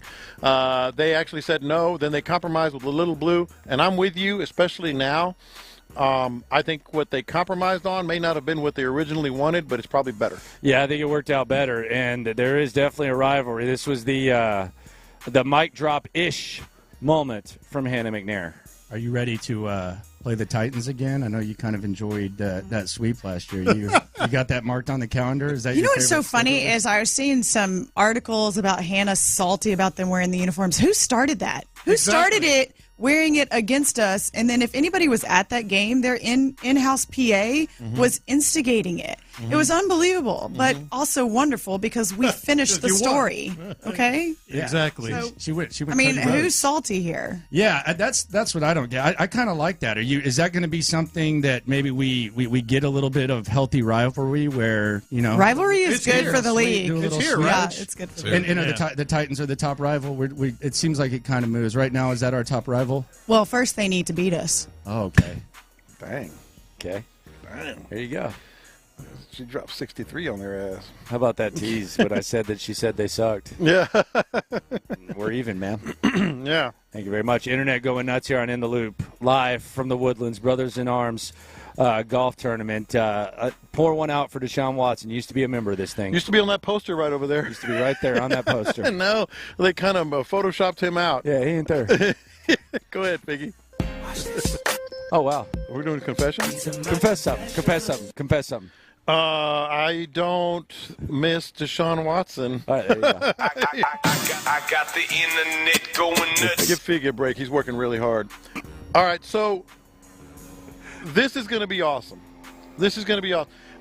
Say what you will about, that's not even the case. I mean, you say what you will about the Texans, but they know how to use social media and capture the moment. Do you realize what they just tweeted out? You knew it. Oh, yeah. I'm talking to the loopholes here. You knew this was coming. Sketch. Yep. The one and only Sketch, running routes with Stephon Diggs and CJ, a legendary gamer, whatever else he does. I know he smokes a lot of weed and drinks. And he doesn't have a kidney. Really? Yeah, he's missing a kidney. Whatever the deal is, he squints all the time when he's doing his gaming. Millions of followers. He's going to announce a Texans draft pick. I've been listening to a podcast with him. He was on with Theo Vaughn. Yeah? And it's like an hour 40 just trying to getting to know him. So he didn't have a kidney, and he was talking about it. And he's like, yeah, I heard those things cost $125,000. So I came into the or $250,000. He's like, I heard kidneys are like $250,000. He's like, so I came into the world in $250,000 in debt. And then Theo Vaughn was like, well, I mean, if we could set it up and get you a kidney, would you be down? He's like, yeah, I could use another. Everybody could use 2 kidneys. And then they're like talking about his grandpa, and he's like, well, why are you so short? Mm-hmm. And he's like, I don't know, my grandpa was 6'1", and he died. And Theo Vaughn's like, well, obviously he didn't leave you some of the height. He's like, nah, he actually left the refrigerator. He actually left the dishwasher. And Theo Vaughn's like, oh, that's nice. He's like, yeah, Tyson brand. And Theo's like, you got it? He's like, nah, my parents got it. I didn't get it. He's a legend, and he's going to announce the Texans draft. So he's going to go up there and say, what's up, brother? Oh, has to, right? Yeah, he's going to go up there and say, what's up, brother? Did you watch the Vontez Burfict game with him I yet? did. Dude, I went down that rabbit hole. You shouldn't have sent it to me because I'm sitting there. We were watching something on TV, and I'm like, she goes, what are you watching? Because it was just making a lot of laughing my ass off. He's a fool, man. Yeah, he is. He's a fool with it. He's making money off of that streaming stuff. That streaming life is absolutely insane. Yeah. I can't even imagine that. It's hilarious. Internet going nuts here on In the Loop on Sports Radio 610. I got the internet going nuts. So Antonio Brown is absolutely hilarious. I don't know who's running that Twitter account. I don't know who's doing the ESPN. But Antonio Brown just announced his retirement. And we've seen a lot of guys retire. Matt Ryan. You sign a one-day contract. I think Matt Ryan retired a Falcon. Yeah. Antonio Brown has announced that he's retiring a Raider. He's also said, and there's news coming down, that Kelsey Plum of the WNBA and Darren Waller are getting a divorce. Mm-hmm. Oh, Lord, you know he weighed in on that. Here's what he had to say. Hey, at Kelsey Plum. Oh, no. I'm in Vegas right now. Pull up. Hashtag CTESPN. This is his former teammate. Oh, my God. That's all. He's horrible, but man, he's hilarious. But man, he's funny. We need humor like that. We need someone that's just a little bit goofy, little parody. He's more than a little bit, but he is funny. He does always have the internet going nuts too. Yeah. All right, Figgy. I got the internet going nuts. Reggie Bush, baby. Reggie Bush is back. He got his Heisman back, according to the Heisman. He got reinstated. I actually got an email. You think OJ's death had something to do with this? I don't know. It's a little bit of a weird coincidence, right? That this is when it happened, that he gets it now. So, yeah. Because as soon as they shouted out OJ, which I don't even see that way, that's a big deal. He won the damn Heisman, okay? Yeah. Like, he won the Heisman, okay? Everybody was like, now give Reggie his we talked about it. He died. They acknowledged that he won the Heisman, but it probably is pretty weird that you're shouting out and Reggie Bush is just kind of ignored. And they still, although it was a competitive thing. It was a competitive thing, but, I mean, I'm sure they were having discussions at some point anyway. But, yeah, I mean, you know, he's getting it back. He deserved it. He never deserved to lose it. And they're like, in lieu of – I got an email as a voter. I got an email. This is why we're doing this. You know, in lieu of the NIL, you know, it's become more commonplace, blah, blah, blah, blah, blah. I'm like, whatever. Okay, just give the man his Heisman. Does this mean that Vince Young is going to have to cry again? What about not winning the Heisman? Yeah. I mean, he went out there and won the game, right? He won the game. Won the game. Maybe we'll ask him. We're right here by the turn. Here. I shouldn't have said that too loud. I got to find Jeff Bagwell. Probably going to hit me. I got to get that Jeff Bagwell golf swing. Got to get that Jeff Bagwell golf swing. Yeah. I got the internet going nuts. So Ryan Garcia broke the internet this weekend with his boxing match. I'm going to play a game called Player are not a player. Okay. When keeping it real is so right or when keeping it real is so wrong. So this is Ryan Garcia. He's in Miami. Okay. Celebrating the fight. Oscar De La Hoya told him, go unwind a little bit, get some rest, all that. I don't think you have to threaten Ryan Garcia with a good time. Probably didn't have to tell him twice. Well, he's been spotted by paparazzi twice, Ryan Garcia. In one picture, he's walking down the beach. He's holding hands with a lady. I don't know who the lady is. I know she might have dated one of the Yankees at one point in time or something like that, or someone on the Miami. That's what that. She looks like a model. No, I'm just making this up. I'm just saying from Tommy Boy. So he's got this model. He's walking with her hand in hand on the beach, which leads people to speculate, okay, does Ryan Garcia have a girlfriend? Who is this girl? Let's figure out about her. Yeah. 12 hours later, that same day, Ryan Garcia seen walking down the street, hand in hand with another girl, a different chick. That was not hard. That was not hard to figure out. So the answer is no. Not keeping it real or not keeping it real? Let's keeping it real. He is who he is. I mean, no, he didn't say he had a girlfriend. Other people were speculating. Good for him. Talking out hand in hand. Man. You know this girl's got to be like, oh, I'm the one. Look, he's holding his hand with me, and there's camera photographers there. Yeah, you're the one until about noon. You're the one. And then we'll go with another. Hey, man, sow your oats. Be a wild. Do your what? Sow your oats. What's that mean? Like you're sowing your oats. That's a common phrase. What does that mean? It's a farming term. What? It's a farming term. We got to stop this, dude. These are common terms. Yeah, but they we got to let them go. Well, let go of some common terms. Yeah, just say he's getting it in. He's getting. It's like not. That's a little more graphic. Yeah, that's a little more graphic than sowing your oats. Spreading the seed. Just be a young man. Just be a young man and enjoy your time as a single young man. Sowing your oats? Sow those oats. You say these are common. I've never heard that before. You absolutely swear. You heard that in Coming to America. Yes. Oh, yeah. Yeah, that's right. Sow your royal oats. Yeah, sow your royal oats. Okay. See there? Yeah. Liar. That was the only time I heard that, though. And you know what Ryan Garcia was saying, too, with these two chicks? What's that? The royal is clean. Yes. Oh, goodness. I got one more, Figgy. I got the internet going nuts. I just got to come clean because it's been a long time since I've legitimately had fear of missing out. I felt like I missed out last night. I really did. Normally I'm like, why'd you miss again? I'm happy. Why weren't you at the park? You live right next door. I think it's probably closer than your I car could have right walked now. there. I have walked there. Yeah. I've walked to the post. So what'd you have going on? 2 or 3 times. Well, I had to do the podcast. That's a regular Tuesday thing. I don't think that's an 8-hour thing. And then I usually get How done. long was that episode? It's usually about a little over an hour. Then I Okay, edit so you it. start at 3, then 4. I post There you it. go, Start at 2.5 hours. 3:30. Usually I'm done editing and posting about 6:15. That kind of seems long, but okay. No, everything. I do everything. Everything until 6:15. So, of course. Then I went inside and I hadn't really opened social media yet. Okay. And I said I'm gonna watch a little bit of the Astros.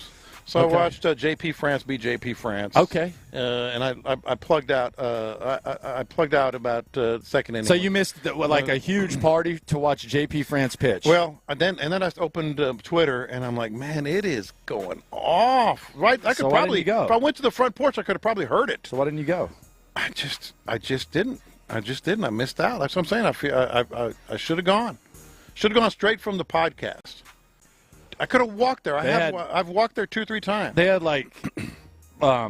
runway type of performances because the rappers would go out there and then the players were with them. And then the players would walk out and to the front of the stage and cross their arms and show off. Nico was there. Tank was there. And there were a lot bigger stars there than I thought would be. Oh, yeah. Zero, I thought it would just be like just chilling. Texas Paul Wall was cheerleaders there. and Toro, Yeah. Toro was doing his thing. All due respect. Yeah, no, all due respect. But it wasn't. I didn't expect those kind of stars there. You got to respect Toro. Toro was the biggest star on the team for 2 years. He was. And that's not a lie. No, he was. He was the most recognizable. I actually think that you can make a very decent case that the person who benefited the most from the turmoil was Toro. Mm-hmm. I agree. I know where you're going with that. That's he was the face of the franchise. You like Orbit better than Toro? I do like Orbit. Orbit. I like Orbit. He's funny. He's funny looking. He's goofy. Everybody likes a good, goofy mascot. I kind of like Toro a little bit more. I like Toro. His athleticism's better. That's for sure. Dude's rappelling down the rafters and stuff. Yeah, which is wild. That's pretty wild. But, yeah, man, I should have gone. I really never even had plans to go because I knew we were going to see the uniforms. That's not what you told us, though. No, I did. You said you're coming through. I said I might. Biggie? I said I might. You said he was coming through. I never committed to going. He was coming through. Yeah, I never, ever. You said, yeah, I'll see you there. Nope. Never committed to going through. That's off brand? I might be there. We'll see. No, if I say I'm going, I'm there. What? All the time. If I say I'm going to be there, I'm there. 100%. If I say I might go. Unless J.P. France is pitching. That means I might go. Unless J.P. France is on the Why ball. did I commit to J.P. France, by the way? I don't know. Jeez. That's a real commit. Why are the Astros committed to J.P. France might be the better question. I know, exactly. Goodness gracious, I can't believe he's still a thing. Yeah. Coming up, speaking of things, let's talk about the things that could happen tomorrow when it comes to the Houston Texans, including a report from one of the top Texans insiders that Nick Caserio might be up to something. That's next. The Drive with Stoerner and Hughley. Should they be the hunted? No, hell no. I don't think anybody in the NFL looks at the Texans like, yeah, we got to go get them or else. I just hope that that's the mindset of the squad, man, and you're still the hunter. You're hunting every Sunday. You're going hunting, and I love D'Amico's mindset there. Ride home with Clint and Ron, 2 to 6 every afternoon on Sports Radio 610. Your Odyssey Sports Minute is brought to you by Zadig Jewelers.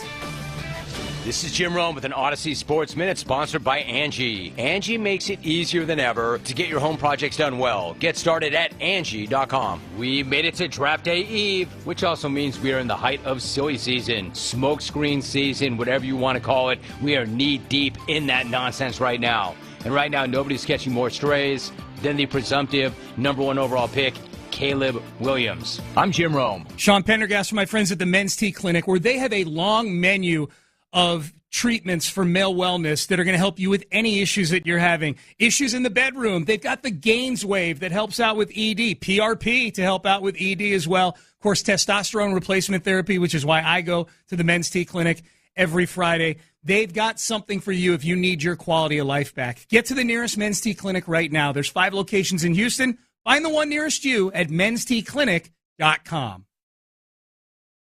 I'm Michael Jenkins, helping you beat the books with BetQL. The Dodgers continue their series in Washington this evening as LA looks to run their winning streak to 3. The Dodgers have taken 3 of the last 4 against the Nationals, winning each game by at least 3 runs. They won Game 1 of this series on Tuesday with a 4-1 victory. The money line is always expensive for LA, but the BetQL 5-star play of the day is to grab LA on the run line to reduce the juice down to -1.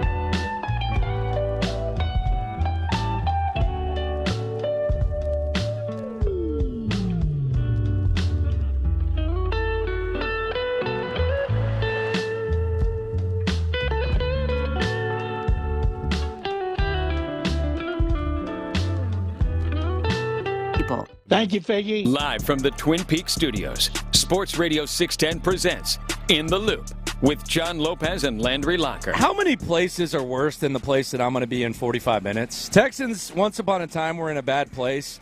They're in a good place now. I had forgotten about this, but guess where I'm going in 45 minutes? Yeah, you told me. I'm going to the DMV. It's top 3 of the worst places you want to go. But I will say it is an appointment. But I got to confess something real quick, Fig, because this is I'll probably get made fun of for this, but I'm just being honest with the people. These are my confessions. Kind of a little bit regretful that I'm out here sweating a little bit, and my driver's license picture is not going to be as fresh as I'd like, man. It's a driver's license. I just kind of feel like I would have liked to have prepared a little bit better for a driver's license picture. Who cares about a driver's license picture? Well, I mean, you have to look at it every day. Do you want to look at yourself looking filthy and sweaty and all that? I don't look at my driver's license picture. Hardly ever. I don't want to look even like when a I have creep. to show it to someone, I just show it to them. I don't want to look like I got a mugshot, like I belong on Channel 2. They're awful. It's almost like they go out of their way to make it look bad. Have you ever had or seen a good driver's license picture? Oh, for sure. Have you seen girls? Girls take forever. It's still not that good. No, girls do glam shots. Because you only get one shot. They don't mess around. Like, to do that one, let me see it. Can I see it? No, get the hell out. Why are driver's license pictures are so poor quality, man? I know. Well, I mean, the whole process is crazy. But the other thing is, you think I can get him to add an extra inch or two on your height? Yeah, it's at 6'5". You think I can get him up to 7? No, you can get him 6'6". You're closer to 6'6" anyway. Yeah. I gotta try to get at least an extra inch in there. Yeah, get 6'6". Yeah. I'm 6'1.5", but my license says 6'2". Man, that's a damn lie. You are close. You are dishonest. Why can't you put halves there? That's what I'm saying. I think way back in the day, I asked, should I put 6'1" or 6'2" because I'm 6'1.5". They said put 6'2". Okay. So I've just stayed there. Figgy, what are you at on yours? 5'6". Oh my gosh! I'm thinking of adding a couple of inches. What they got you at? 5'3". Okay, so you're honest on there. Yeah, that's right. That's right. You could have gone 6. They wouldn't have questioned you. Who thinks you're lying about being 5'6"? 5'6" would have been fine. Yeah, you could have got that. Like, what would they do? Would they try to like measure your height if they feel like you lying? They never measure, right? They just ask you. I think so. The first time. Even your first time. I'm gonna do it one day. Yeah, it's your first crack. 5'6", man. I say I grew through 5'8". 5'8". You might go a little. Let's start with 5'6". I grew 3 inches, folks. Can y'all get on this? But the DMV, man, it's up. It's up. DMV is on the list. Passports is on the list. You can get passports done. I saw somewhere you can get passports done. I just got mine done last week at the library. Yes, the library. Yeah. Really? I'm going to go. Yeah, at the library right on Gessner. I have a library. Because it used to be, like, obviously I haven't done mine. I just renewed mine. But it used to be like, oh, my God, you got to go to the federal building. You got to go through all the security. Kids running around. All right, so that's not on the list anymore. It's keeping the library alive. Yeah. Which I'm going to go to. And I'm going to go to the library. I was going to go before I heard that. I just heard you get the passports. Yeah. Where are you going, Figgy? Well, how come you got a passport? I might be going to a destination wedding this summer. Oh, wow. So my in-laws family. Good for you. Oh, wow. Look at you. Yeah. Where are you going? Jamaica. No, but I'm saying where's Landry going? No, I just heard you could get a passport. I'm not going. I'm going to That's Hawaii. a game changer. I'm going to Hawaii. Hawaii might as well be out of the country if we're being honest. Nah, man. I mean, come on. It's easy. It's an 8-hour Don't flight, ask for that. Don't ask for that. No, but yeah. Might as well. By the way, I saw a hack the other day, and I wonder if this is going to be a big game changer in my in my approach to where I spend bye weeks with the Texans, because I've always gone to Las Vegas. I love Las Vegas. I like to chill out there. So sometimes Las Vegas flights can be expensive. Mm-hmm. My wife is going to Oklahoma this weekend, to Oklahoma City. And this is how random Oklahoma City flights are. She's not going to do this. Yeah. But apparently one of the flights, it stops in Las Vegas and then takes you to Oklahoma. But it's only like because of Southwest. But it's only a $130 flight. Yeah. But the Las Vegas flight is $260. Yeah, you can just hop off. Can you just hop off? Can you do that? I think they'll track you. Your luggage will end up in. But what if you just carry on? If you carry on, maybe.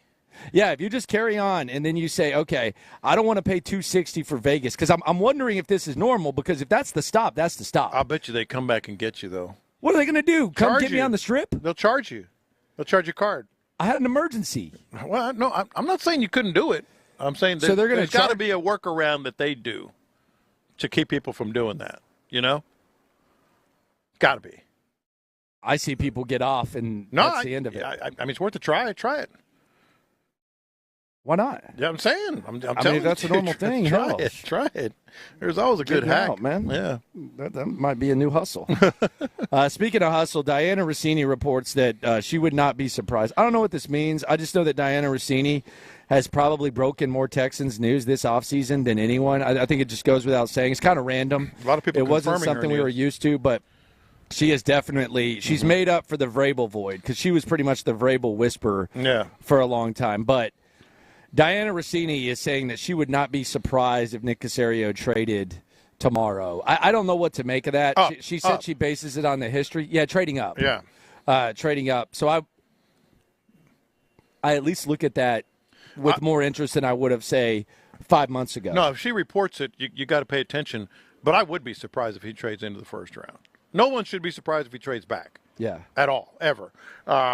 But I would be surprised if he trades back into the first round, only because of I'm not exactly sure, like, what the benefit is at this point. Like, the number of players that they liked in the first round hadn't changed that much from the time when they had a first-round pick and traded it. You know? Can you tell how someone's playing based on when they hit the turn? Like, can you look at these two guys over here and say, all right, this guy's shooting this and this guy's shooting that? Yeah. You have a good idea? Yeah, the guy that's got his sleeves rolled up is having a bad day. Okay, he's mad? He's mad. Okay. He's having a bad day. Oh, the shirt's keeping me from really flexing. Yeah. You know, really getting loose. So he's rolled his sleeves up. You can tell he's having a bad day. Yeah. I don't know about the other dude. The other dude looks pretty normal. I think they're shooting. What's up, man? I think they're shooting. The other dude looks like he's a confident guy, but he's not. He's real humble. He's like the humble golfer that's probably about, probably like an 8 handicap. I'll take 8. Maybe 5. Woo. But he's a very nice team player. Yeah. He's not going to tell you how good he is. Yeah, like a lot of people. I don't know how. I don't know about the rolling the sleeves up on the golf course. Yeah, he's not having a good day. It's kind of not really. Not having a day. That's kind of when, especially you got bigger arms than that if you can do that. Right? Yeah, they're kind of pasty too. Yeah, know about that, man. That's a little wild. But some big stars here though, man. Yeah, Jeff Bagwell. A lot of legends. I got to figure out what's up with Jeff Bagwell. I can tell you, it's not going to be his baseball swing. Who's this guy in the cart? The guy in the cart. With the flat bill with the Texans golf The bag? one that waved at me? He's waved at us 3 times. Who is this guy? I'm not exactly sure. He's got the flat bill. He's driving through. I think he acting like he knows you or something like that. Yeah, he did, and I couldn't place it. But his golf bag is a Texans golf bag. Looks like kind of an OG. Looks like he might be in like his 50s. Maybe he played the Texans a long time ago. I'm trying to think now. It was a Texans golf bag? Yeah. No, don't just say some random. No, I'm not. Don't just say some random black dude. Don't sit here and say, "Oh, that's Dante Robinson." Yeah. Is that Dante? Oh wow. If you don't know, just say I don't know. Is that Moran Norris? Oh no, we see him at the tailgate with Figgy. That's not Moran. Wait a minute.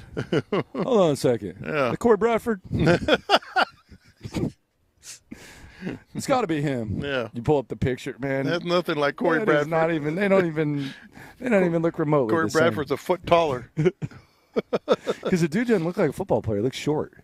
But he was kind of athletic. Was he? Yeah, he was a little. He had a little athleticism too. Yeah, looked like he knew what he was doing. Yes, exactly. It almost looked like he wanted you to recognize him. It almost did. He waved and kind of like. Some guys walk by like they don't want you to recognize him. Other ones do. Like Kelvin Sampson came in. Hey, looking alive this morning. It's like, man, God. He's yes, sir. He's the man. Yeah. Yes, sir. He is the man. I got you, sir. Yes. Suicides. Okay, gotcha. Do they still call them suicides, or have they canceled that too? When I played, we didn't call them suicides. Is it okay to call them suicides? We called them horses. Are we just going to not call them suicides? Did they not call them horses when you ran? Suicides. The horse where you go to the free throw line, then midcourt, then we call them horses. Suicides and towel pushes. Did y'all have towel pushes? Yes, we had towel pushes. Jeez. Those are the worst. I had more dust on my shirt than a damn attic. We had the towel drill. We call them towel drills. Yeah. Towel drills and horses. Man, the towel push. Yeah. Suicides, man. You get on them suicides. Yeah. And then they're always timing you. Oh, yeah. And if Can't be the last one. But if they're not timing you, you know who the most popular guy was. It was an opportunity for the fat guy to be the most popular. Yeah. Like, we had a kid, I'll just say his name. We had a kid in high school, Darren Klutz. Mm-hmm. When they weren't timing, boy, his fat ass was my favorite teammate. And then they make you clap for him. Come on, Darren. Come on, Darren. And then the coaches are like making Finish you run. it. The Finish coaches it. are making you run, and they have the fake team building thing where the coaches are like, "All right, let's bring him in. Let's bring him in. Let's Finish bring him it. in. Finish Everybody it. clap." Let's go. Yeah, okay. He's like sitting there puking. Take your time, brother. take your time, brother. He's throwing up. He's throwing up, and coaches are trying to like encourage you to pick him up, and then they're like, "All right, guys, let's have him break it out. Let's have him break it down." They take it too far, and Darren Klutz's fat ass is sitting there going, and I like Darren. Shout out to Darren. But he's like, 2, 3, team. Good Stoerner and Hughley. What's up? B. Scott in for Clint, by the way. Fellas, how you doing? It's good, man. It's good. I was always happy I wasn't Darren. I was close. There was moments that Darren at my school was Jeff Franklin. Oh man, Jeff Franklin just couldn't make it. Jeff, bro, and do you always worried like something was really wrong with him at the end, like on the final one? See, I hated Jeff Franklin. See, where we had the offensive defensive linemen had to run at a certain time. Yeah, and the running backs and the whatever certain time. Yeah, and we all and if everybody didn't hit that time, you got to run it again. Yeah, until you get it. We all knew Jeff wasn't going to hit that time. Oh, God. And your coach wouldn't give him any leniency, or did he finally? I think after like the first couple 2 days, he hit us with it. Then I think he knew like Jeff might get his ass kicked. He might get killed. Because when you run, because Greg Casey was about over it. Yeah, Greg Casey was about over it. Because at first they put you with like the receivers and DBs and that's and the running backs, and you run. But then you're waiting, and the offensive line, like Darren Klutz, will give you a rest, man. Like you were just chilling. Darren Klutz, he lost a lot of weight. We had to run 2 extras because of Jeff Franklin. I'm still trying to figure out what to call them, because Landry, I do think that the suicides, I do think that's been canceled, but I don't know. We called them horses. I don't know what to call it though, so I don't have another name for it. We're canceling suicides. Come on, I think it was, man. I just don't have. I don't have a replacement for you though. Wussification of America. Yeah, man. Yeah, man. That's my guy was Rex. That's how it is. Just don't want to give anybody any ideas. Rex and I dragged his fat ass everywhere. Best teammates we all had him. Have. We all had him. Hey, do y'all think that Lopez is being too ridiculous, saying that Tyler's tattoo is crooked? Oh yeah, it's just being wrong. It's not even crooked. I was confused. I'm like, well, crooked where? I disappointed. That felt like prime haterish. I just saw it on the pictures, and I just know you. That ain't you. That's the most awkward troll job I've ever been a part of. That's I can't even go with Landry on this one. I mean, he was just hate adjacent. You were bringing it. I was surprised, man. Hey, I was actually kind of offended. From where I was sitting, it looked like the tattoo artist was sitting a little sitting sideways. That would also be a Houston thing. If you would have been at the event, you would have seen with your own eyes in real time. He had to watch JP France pitch. I watched JP France. You're listening to KILT AM, KILT HD2. Thanks to everyone here at the Brothers in Arms 4th Annual Golf Tournament. One sleep till the draft. Can't effing wait. But in the meantime, the drive is live. All right, the drive is live. I've seen a couple of people on the text line said they don't no longer call them suicides, call them ladders. Ladders, okay. All right. Yeah.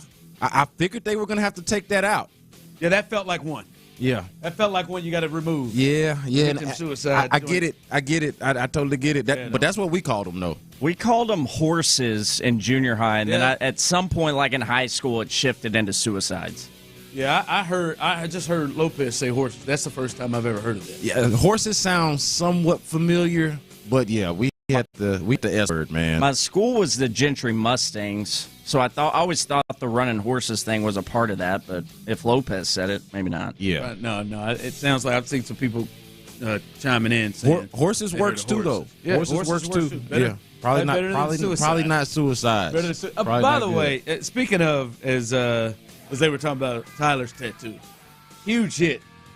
This son of a gun that got in the paper. Oh yeah. Hey, well, I just now. I mean, he's the digital arm, the digital side. But yes, is that what he got? Yeah, it's the digital side, but it's better. It's actually better. It's even better than being in the still paper. A paper to me. Damn it. I love it. No, it's even better. Exposure. Oh, he was so proud of himself, man. He sent that to us For the brand. early this morning. Yeah. Said he slid in there. That's cool, man. It said the name of our show on there, baby. They got All them I need. professional photographers, got you on all your good sides and the good lighting and everything. Mm-hmm. Very nice, very nice glamour shot for you, man. It was a good night too, man. I gotta. What a night! I gotta get myself into doing these things. I just can't get that tattoo. That's how Tyler rises up with these damn followers. It rises up, pulls that out. 11,000 of those beautiful people now. That's all right. That's all right. Good for you, man. He's in the paper. We're happy, man. That's it. You know, one on the team wins, we all win.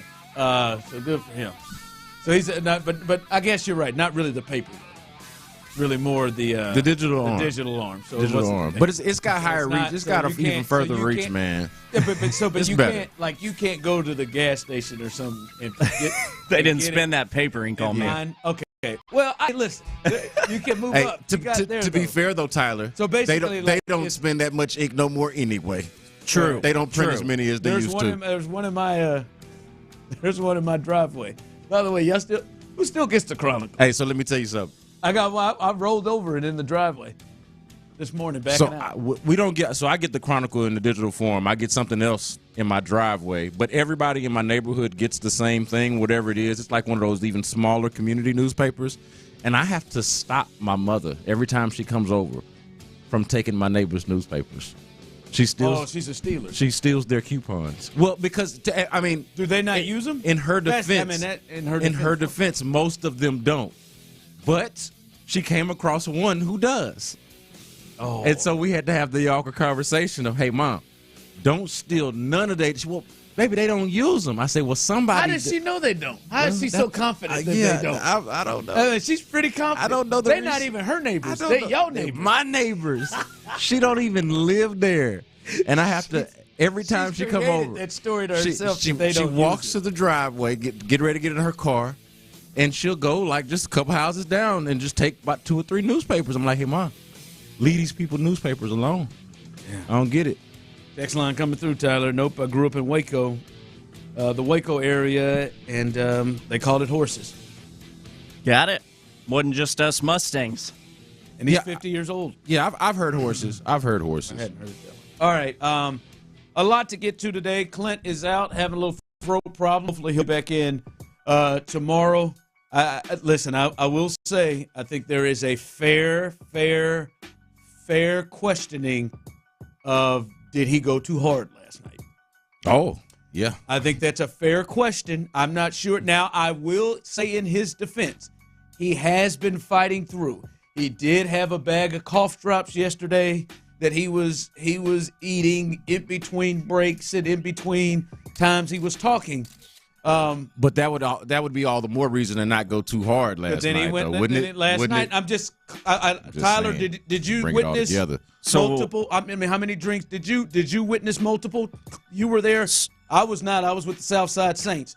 Did you shout out to the Southside Saints. There you go. Shout out to him. I see you, Josh. But you was so interesting enough. On the way to the event, I rode with Clint because I knew I was going to be drinking. Yes. We're on our way to the event, and Clint looks over at me in his ride, and he says, "Hey, man, you mind if I swing into this CVS real quick?" I said, "No, man, what's up?" I got to get some Alka-Seltzer, man. It's hitting me pretty good right now, man. I said, "Dude, do you need me to get an Uber and go home?" He's like, no, I'll be all right. But anyway, I actually cannot speak too much to how good of a time he had there because while he was there, the period of time he was there, I didn't really see him because I was laying on the table getting this new tattoo. Yeah, that isn't crooked. Did you witness him? So I didn't witness him singularly getting lit, but we had a table. We had an Odyssey Houston table, if you will. A lot of our usuals at events like this. And there's some people who can get themselves lit. You know how we get down. And they got down. They got down. As a unit, as a collective, as a label, as a crew, they got down. And Clint's not a follower or anything like that, but he was a part of the crew. He can get down. Yes. Now he's got to mess with it. And I know, and they had, and if I'm on guess, and I know there were fans that were there that are listening right now, I'm on guess they had all the amenities, all the drinks that you could want, that tequila that Clint would like to partake in, or that Coors, and for free. And this was an open bar. On the house. This was an open bar. I know it. I'm just saying, even if it was there. So it was very there. Look, now, as we piece it together, if he had to go stop by CVS to get medications, like I would think maybe. Probably shouldn't have drank. I don't want to hear crap from him for a while about my nights out. Grow up, Clint. Be better. Take care of your immune system, bro. How old are you? Man, but it was hard not to get swept in the moment. I'm not going to lie to you. It was hard not to get swept in the moment. That's what happens to me every time I go out. I just get swept up in a good time. Yeah, I mean, you just get swept up in a few too many times. But I mean, no judgment that much. But I will say this. I'm a little concerned. Clint's had a cold that has lasted, like a cold or a throat thing that has lasted through the winter and now pushing spring. Should I have brought a mic cover? I don't know. It doesn't seem to be contagious because I'm around him as much as anybody, and I'm not getting it. Pendergast is here before me, so he has had a cough for. It's about 5 months. I mean, we need to get this. But just go ahead and drink some tequila at the event, Clint. Clint, you didn't have a cold for half a year. Silly goose. What's going on, big dog? Yeah.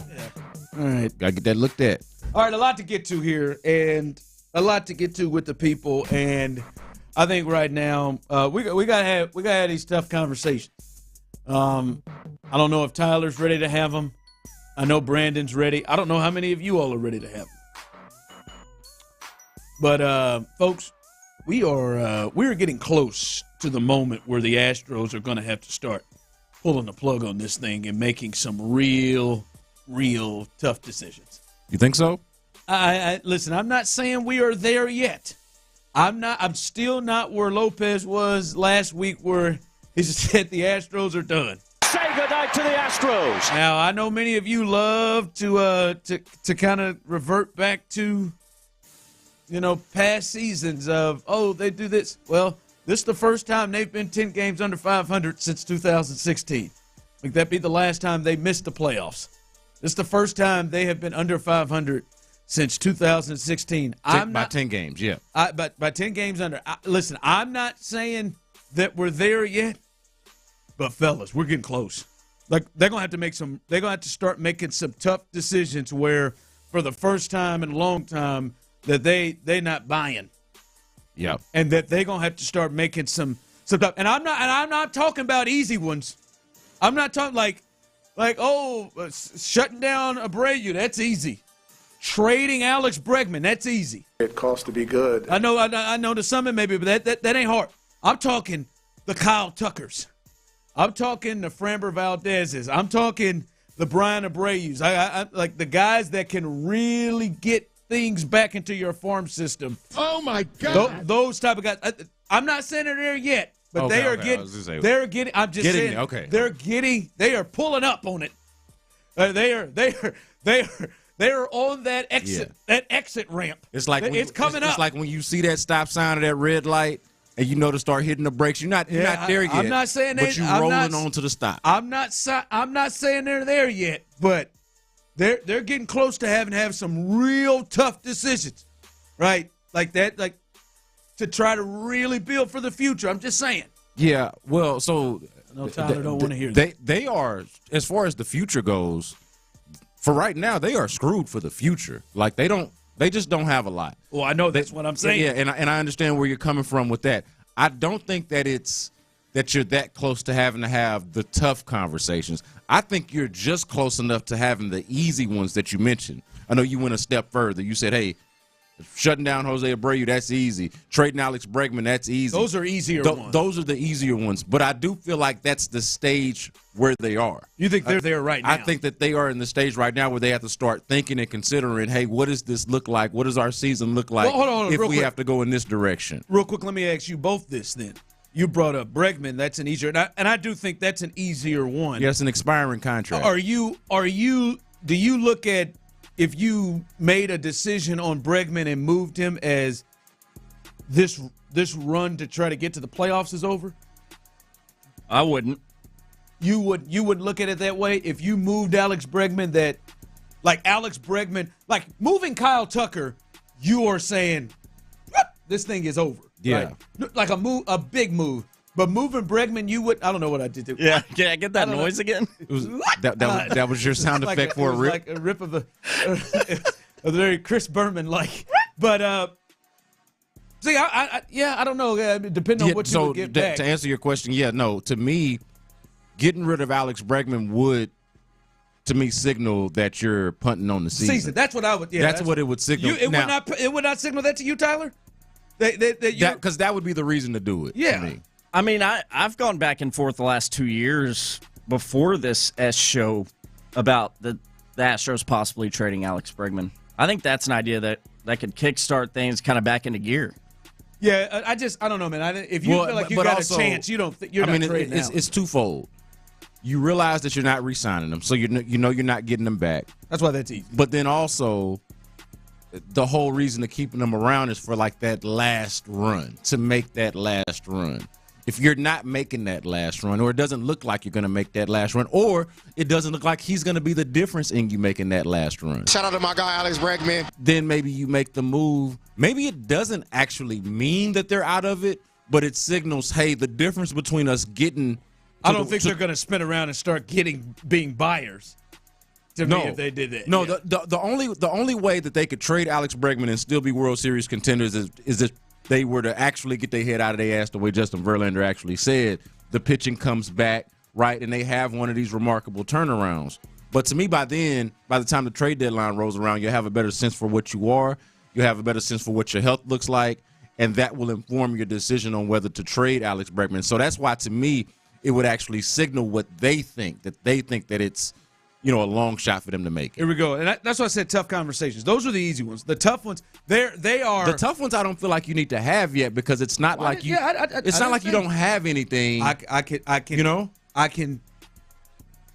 can see it in the distance. I can see it. Like, to me, if you end up getting to a place where you're punting the season. Yeah.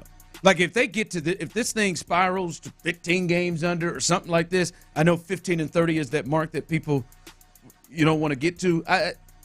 I think we got to start potentially having those tough conversations. But what I'm trying saying, to get the thing better in the future. Yeah, no, I understand that, and that's the whole reason why you would do it, right? You don't have much in the farm system. You got established players that could bring you back something in return. And it's hard to tell yourself, all right, if we just run it back with these guys next year, and that's what I was getting at. What's your evaluation of where your team is at? Is it more unlucky than good? Because if you feel like, hey, we just got 5 starters that were not healthy for long enough for us to kind of get out of the mud, hey, is punting on this season the same as punting on next season? Like, dude, just because this season didn't work out, does that mean that what we have in terms of a core, in terms of still having a Kyle Tucker on our roster for right now, does that mean that we don't want to at least see in 2025 if we can not be this time next year, right? Like, if you could see it to where the Astros bring all of their starters back healthy. You still got this lineup absent of Alex Bregman, and it's still one of the better teams in the American League. You can still envision having that type of core. And then if it's not, then next year would be the time to start having this tough conversation that you're talking about. Yeah, but because you still got these guys under team control for too long to just let them go. You got a little too early. You got Tucker 2 more years, right? Yeah, that's what I'm saying. This year and next year. Yeah. Yeah, I'm out on trading Tucker. Yeah, so let me see that they're really bad first. This is why and I know you're out. Someone texted in, you're out of your mind. Even if the Astros lose 100 games, they should not trade Kyle Tucker. Not yet. What I am saying is to get the most that you can get. Because this is my deal is, if I know I'm not going to sign Kyle Tucker. Yep. And if Kyle Tucker is trying to get 7-8 years, you're not signing Kyle Tucker. I mean, based off what the Astros do and the business they do, I don't think they're signing Framber. Framber, to me, falls into that tough conversation. Having somebody a year and a half of control of a player would fetch a lot more than a half a season of a player. A rental for a half a season of Kyle Tucker, as opposed to of the rest of this year and next year, could potentially bring back more. The same with those other guys. And that's my deal is, if you don't have any, and I don't believe they're re-signing both him and Framber. No, I would be surprised if they signed either of them. And I think that is absolutely on the table because of the years and the amount that they're asking for, and it's just over what they don't do. It's hard. If this thing continues to spiral, where I believe you have to have those tough conversations, I think you're full of it. Yes. If you're telling yourself, all right, next year, man, we just had bad luck, man. Verlander a year older, man. We get all of this. Let's run it back again one more time, and then potentially be in this situation where the value is not as high. Yeah, and see, I don't know where the Astros sit on this. We'll figure it out as it goes along. But for me, I would much prefer to have Kyle Tucker on my team and make a run with a Kyle Tucker as Kyle Tucker. But as opposed to whatever the difference is in prospect return between trading them a year too late, I guess in terms of how you painted it. The value. Yeah, no, I get it. It depreciates the value a little bit. I'm willing to risk that to have Kyle Tucker on my team and make another run with him, as opposed to, hey, I need to sell early and get as much as I can for Kyle Tucker, because I am still in the business of, if I'm the Astros, I still would, despite how bad this year has been, I would still want to be in the interest or in the business of trying to win a World Series. And you could get yourself to a point, if they don't turn it around this year and this continues to go the way it's trending, that you're a thought of, we could make another run next year with this cast. We could make another run. Or should we start to tear it down in certain areas to kind of prepare? No, because the issue to me is not that the Astros didn't tear down; it's just that they didn't build. And the reason they didn't add the right things. I would go. What I would want to do. And the reason why I say tear down is because I don't think you're going to resign.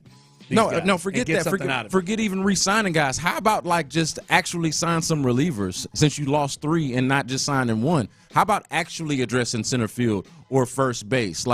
There are things that they could have actually done this past offseason that could have mitigated these issues that we're seeing right now. You bring back healthier guys next year and have a real viable offseason, and we're having a totally different conversation. So, yeah, and maybe part of it is they've done such a poor job along the margins in these last 2 off seasons that maybe I don't trust them to do a rebuild. Maybe that's part of it. Maybe I'm dealing with a little bit of that. But I also feel like they, again, should still be in the business of trying to win a World Series. You want to keep as many of your guys as you can while they're under team control.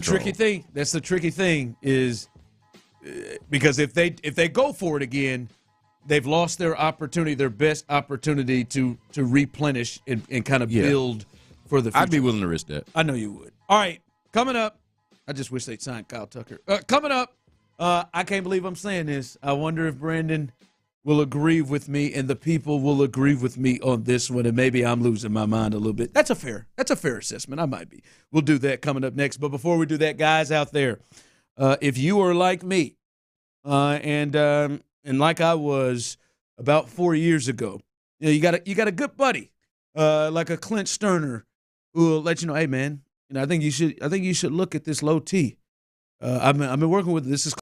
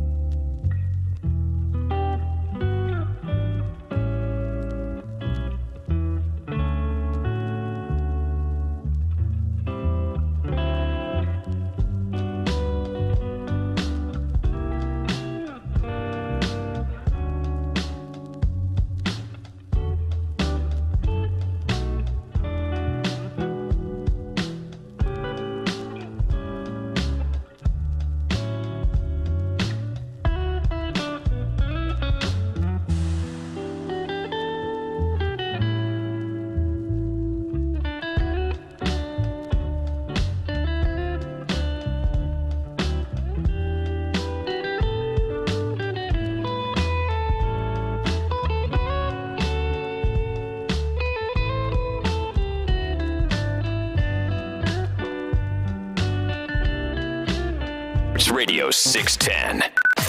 Sports Radio 610 presents The Drive with Stoerner and Hughley.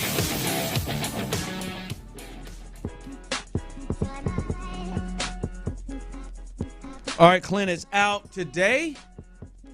That throat said that voice is sounding rough today, so hopefully he is back with us coming up tomorrow. As it is draft week. Tomorrow will be the first round of the draft, so a lot to get to there. Big week coming up, Clint. It is. Rest up, dog. Yes. Get well, my man. And this is one of those times in the sports calendar where there is a lot going on. You got baseball rolling, and the Astros desperately need to pick it up. You got the draft coming around, which is a big deal around the NFL and the sports world. You got the NBA playoffs happening right now. And I was up last night past midnight watching that Mavs Clippers game. Yeah. Ooh. Got me to thinking crazy. And I don't even think it's crazy. Hold on, so. And I'm not going to lie to you. I was against this at every turn. Completely against it every turn. I remember last summer one time we discussed it, me, Tyler, and Sean Bajani, and probably not Tyler as much, but we discussed this, and I was like, I'm talking myself into this. And then luckily they signed Fred VanVleet about 30 minutes later, and then we could disperse of this. Yeah. I'm watching the first round, watching the playoffs, and in particular that game late last night. I'm thinking, I think the Houston Rockets would be playing right now if they had either Kyrie Irving or James Harden. If they had signed, one of those two, and I remember there was conversations and rumors about both of them potentially coming here. And literally the day that I'm talking about, I don't know if you remember it, Tyler, it was me, you, Sean Bajani. I was out of town doing the show. And I distinctly remember like 30 minutes after, because Sean was like, no, I was like, I made myself. I remember saying it was like, it's like when you go house hunting and you move your furniture in the house. I had moved Kyrie Irving into the lineup and thought about, I know the bad, like Stephon Diggs. I know the bad, what it could be, but what it could. And then they signed Fred later. I think the Rockets would still be playing right now if they had either one of those two, especially Kyrie Irving. Yeah, especially Kyrie Irving. I don't think it's even a question about it with Kyrie Irving. At the very least, the play-in, they would have made it. And that's why I say you think they would still be playing right now because we are past the play-in. Like I think one of those guys gets you to the Pelicans are in. That gets you to the play-in. I don't think it necessarily guarantees you anything past that. Like I don't think you're that much of a better team, but I've been saying it. Like you don't think so? I think they are a better team with either one of those how much players. Would it, like if because they were the 10th, they were the 11th seed, obviously.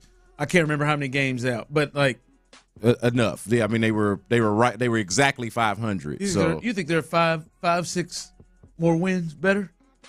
Yeah, that's what I feel. 5 to 10 more wins, but around 5 or 6 more wins would have still had them in the play-in. That's fine. So, and I don't think they could have done what the Pelicans But that's what I'm saying. I don't think that they're much better than any of the teams in the play-in. So what I'm saying is with one of those guys, I got them in the play-in. I don't have them really past the play-in. Which is not good enough. So I don't think it's a significant difference, but I did say that I thought that they would be a better team with either one of those guys, particularly with James Harden. If you take Kyrie off Dallas and he's the 6th and they're the 6th seed, here's the issue though. Here, unlike where they are, James in LA with the Clippers and Kyrie in Dallas with the Mavericks, they are unquestionably the guy here. I know they're passing the torch here to Jalen Green and Alperen Sengun, but you bring James Harden back to Houston and it's James Harden's squad. Yeah. You bring Kyrie Irving to Houston and he's obviously a greater player. It's his squad. I don't think that's what you want. Yeah, I think you're a better team than if Fred VanVleet's your point guard, and that's not a knock on Fred VanVleet. I just think those two guys are better players. But I feel like you're kind of having avoidant leadership and you're taking a little bit of a step back in some ways as well. like in terms of the growth of the team overall, the culture, the things that they take away at the same time as the alpha and the number one guy on your team. You think if either one of those players on the team, we see the growth of Jalen Green? Man, it's not even second half because hell, we didn't see it. I don't even know if it's just Jalen Green. I think it's just the team overall. You are void of leadership. So whether it's Jalen Green, Alperen Sengun, Amin Thompson, Cam Whitmore, whoever it is, I think that all younger guys benefited from having Fred VanVleet and Dylan Brooks and obviously Ime Udoka around. So to me, they can have all of them except for Fred. If James Harden is your best player or Kyrie Irving is your best player, there is a ceiling on that, and you're also, I don't think, getting the value in terms of culture and building things around the team that you are with a Fred VanVleet. I don't disagree that those guys are better players. I understand the move because it was the move that I said I know. I said, well, I don't know that I want either one of those players to be around Jalen. I don't know if that's who you would want him following either one of those two. But boy, I watched them last night, and you saw what the Rockets became with Udoka, and they had an alpha dude that could go and get shots and could get other shots, when he wanted to. Whew. Man, but they're not better than an 8-7 or 8 seed with James Harden as their best player or Kyrie Irving. Maybe as their not best James. Player. James, Kyrie. Yeah, no. It is full of the noises today, dude. You're brushing it off. I don't know. It looks a lot better. It looks a lot better with Luka next to it. I know. It looks a lot better. But we've watched him alone. I don't think they'd be the Cavs when he first started. I'm just with him and Sengun. That would look a lot. That would look better. Oh, that would look good. They didn't have a shot at him, man. I don't think they had a shot at him. I think he got to Dallas. He got traded to Dallas and said, "Hey, I'm gonna hitch my wagon to this Luka thing. All the pressure's on him. I get to be the other guy, but I'm still that guy." I knew he could play with another star like that. Obviously, he did it with LeBron and won a championship. At that time, I didn't know if he was willing to do it again at this time, and he has been very willing to defer. He actually played some defense last night. I didn't know. I just know that was in. I actually am much more encouraged and would rather and prefer the Rockets' trajectory and the promise that they have right now than to watch them be a 6 or 7 or 8 seed in the playoffs right now, a team that's not really going anywhere. Like they would be better with Kyrie and James, and maybe they would be playing right now, but they wouldn't be a championship contender. And they would just be a team building towards it. They would just be a team in the playoffs. I'm much more into what they're building right now. So you're into them just not being a team out of the playoffs. Yeah, I'm fine. I'm fine with them as a team that hadn't. Hey, it's been so long since they've been in the playoffs. I don't feel entitled to a damn thing. So yeah, I'm good with it for another year and see what this team, what the core leads you to, as opposed to just treading water or treading in place with Kyrie Irving or James Harden. They'd be growing. Coming up, our guy Tony Gwynn Jr. He joins us a little earlier in the week. Tony Gwynn Jr. joins us, and we'll see if he can help us with these Astros. It's getting worse every time we talk to him each week. They are now a season high, 10 games under 500. We'll see what Tony thinks what's going on right now coming up next. Texans owner Cal McNair on with In the Loop on the team's new look.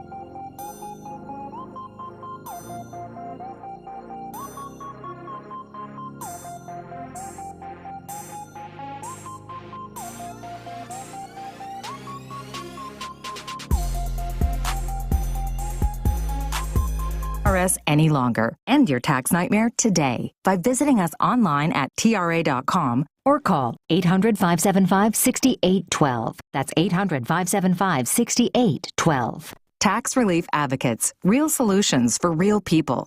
Live from the Twin Peaks studios, Sports Radio 610 presents The Drive with Stoerner and Hughley.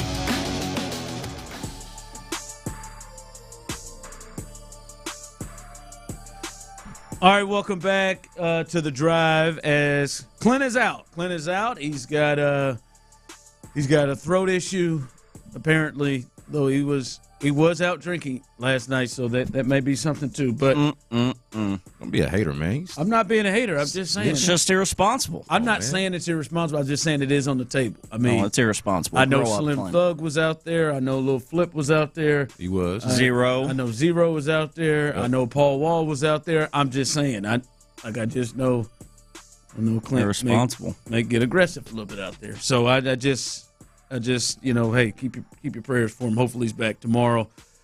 We do have our guy Brandon Scott in for him, and we also have and are joined by our Odyssey Sports Radio 610 MLB insider Tony Gwynn Jr. Insider calls are presented by Grainger. With supplies and solutions for every industry, Grainger has the right product for you. Call clickgrainger.com or just stop by. All right, Tony just keeps getting worse every time we talk to you each and every week. They are now 10 games under 500. This is the first time since 2016, the last time they did not make it to the ALCS. And how much longer before how much more time do you give them before you start thinking, all right, man, they may not be able to come back from this? I know a lot of people aren't there yet. I am not there yet. I've got the towel in my hand. I'm not there yet, but how much longer as we sit here as it's April 24th and they're 7-17? I think the question you have to ask yourself is what is the alternative? What is the shift? Right? I don't think the Astros are in a spot where they're tearing anything down. You got Verlander. You still got Altuve signed up. We don't know what's going to happen with Bregman. And so I don't know where the pivot is for the Astros. The good thing is that no one's really running away with the division. Right now it's at best 500 division. And so the Astros have enough talent where they could get going and close the gap. We've seen them do it before. So that being said, there's been no signs of the turnaround as of yet. The starting pitchers have struggled. The offense has struggled, especially with runners in scoring position. And, they're going to have to try to, just keep their head above water as long as they can until they get hot. Tony, given everything that you just said, the fact that they do still have all of this talent and that there is no world beater in the division, nobody seems to be running away with it, what about this Astros start surprises you the most? The offense, honestly. I mean, you came into the year, outside of being able to depend on Fromber, but he's injured. You haven't been able to keep guys healthy. Plus, Verlander was coming back, so you can see that the pitching could have to, there might be a scenario in which they got to kind of, pick it up a little bit. Whereas the offense has been so dependable over so long a period of time that you just kind of take that for granted, that offense is going to come out and, score a bunch of runs like they always do. That has not been the case. And so I think, when you kind of take a step back from it all, the offense is the thing that is shell-shocking. And, a close second would probably be the back end of that bullpen. I don't think anybody thought Presley and Hader would, struggle the way they have early on in the season. Tony, when you talk about the offense coming into this series, they lead the majors in hits, which is crazy. They just don't get them when anybody's in scoring position. But they lead the majors in hits, and they have opportunities. At what point is it a thought of, all right, the water will get level here, and stuff will start to work out, or hey, man, you just aren't good when it comes to swinging the bat with runners in scoring position. Like, it is hard to look at it when you think how many hits. They had a game against the Royals 2 weeks ago. I think they had 15 hits, and they scored 3 runs. Like, it is unreal to see. Like, do you see? Or that? it'll be like yesterday where they're down. They give up 5 runs in the first inning. And you've put yourself in a hole. So it's like it's if it's not one thing, it's another. Yeah, with the hits, is that does that even out in your mind, or is it just like, hey man, you just ain't really good with hitting with runners in scoring position? First of all, it never evens out. You know what I'm saying? So the offensive guys, no matter what, hits don't even out. That being said, it's not as though especially these guys. I mean, we're talking about the Jordan Alvarez's of the world. We're talking the Altuves. We're talking Bregman. I mean, these guys, this is where they've made their money, is with runners in scoring position. So they didn't forget how to do it. And sometimes what can happen, and I watched this all year with that Padre team last year, and they were one of the worst in the league with all of that talent with runners in scoring position. What can happen is after it starts to happen a little bit early, guys start to press, and when they start to press, and especially in the game of baseball, the more you do, the less you're going to get out of it. And so it could be a little bit of sign of that. I would tend to lean towards, with this team, with this offense in particular, that water will find its level. These guys will eventually start to get, and I think, especially we're talking April, end of April, the idea is to keep creating the opportunities. Eventually, somebody's going to get a hit, everybody relaxes, and then they get back to doing what they normally have. I mean, that's the way you have to look at it because of the way they performed in the past. Our MLB insider, Tony Gwynn Jr., joins us. Remember, Insider calls are brought to you by Grainger. For the ones who get it done, Grainger offers professional-grade supplies and solutions made for every industry and backed by product experts. Call, click, Grainger.com, or just stop by. Me and Brandon, we were talking right before we brought you on, and this season, more than any season of like my life, and I know it is just April 24th, Tony, is making me reevaluate the level of importance that I have given major league managers. I'm serious, Tony. I have always said, okay, like football coaches, the head coach, the NBA head coach, like those guys have a lot more influence or more valuable, important than, baseball managers. To me, it's like baseball managers are the bullpen, especially in the postseason and certain decisions like that. Man, it is crazy. Dusty dealt with hell on earth every year, just like the Astros are dealing with this year. And to look at where it is now and to look at how he handled it is insane. Well, it is clear, Tony, that we all just took him for granted, and I was the largest supporter, I would say, of Dusty in the city. Like, it is clear that is the biggest change and difference with this team. Well, listen, I'll caution that by saying that ultimately, if the players are performing, we're probably having a different conversation. That being said, a manager typically is just going to be able to, in terms of X's and O's, in terms of what's on the field, they're putting a lineup together. They're trying to put guys in positions where they can have success, and they're managing a bullpen.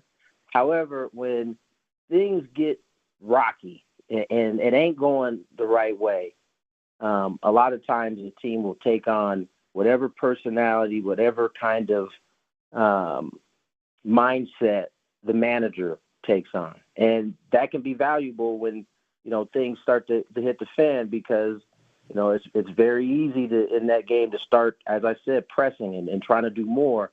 And you kind of need a calming voice. And that's not to say that Joe's not being calm, but I can't imagine in a year one trying to manage all this happening. It's probably not all that easy. Tony, as a player and as a clubhouse, at what point do you start looking at the standings and actually doing math? Like, you don't understand what your record is. When you're on a losing streak, of course. But at what point in the long baseball season, we talk about it all the time, how long of a season it is, at what point do you guys as players actually start looking at the standings, not just observationally, but actually doing math and figuring out what the likelihood is of you doing whatever it is you feel like you might do? Yeah, I mean, you're probably glancing at it all year, but I think you don't start really paying attention until you get into that first third of the season, around June-ish, that time frame there. Because now, not only are you looking at the standings, but you start to know who teams really are, like what their true identity is at that point. And that doesn't mean it's not evolving, but you have a better baseline at that point. And I think that's when you start kind of looking in and making sure you're not too far out or trying to cut the ground somewhere, in between there, because as you get into with the schedule being changed now, you don't get as many opportunities within your division. Those tiebreakers actually matter. So you start kind of looking in that area about June that you start locking in on that schedule and really trying to dial it in. Yeah, I feel like a race to 500 right now. That's all they can really focus on. 10 games behind 500. 500. Man, that don't even sound like that's in the distance right now. Hey man, one game at a time, dog. One game at a time. Listen, I'm tell you what, they lose to them Rockies. They lose to them sorry ass Colorado Rockies coming up in later this weekend. We're gonna have to have different conversations around here. Yeah. All right, Tony, we appreciate you. We'll talk to you. You know how bad the Rockies are. We'll talk to you next week. Listen, I was gonna say anything, but the Padres just lost to them last night. So damn, Tony. This can happen. Anything can happen. Yeah. I really don't feel good.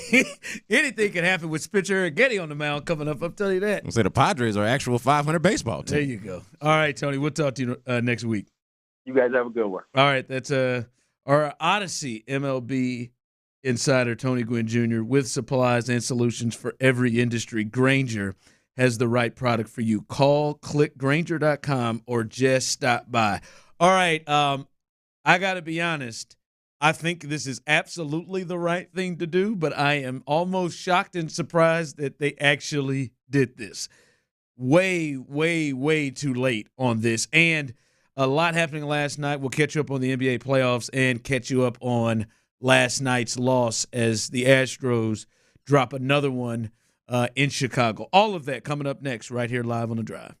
Payne and Pendergast. There's certain things about this team right now where it just starts to wear thin.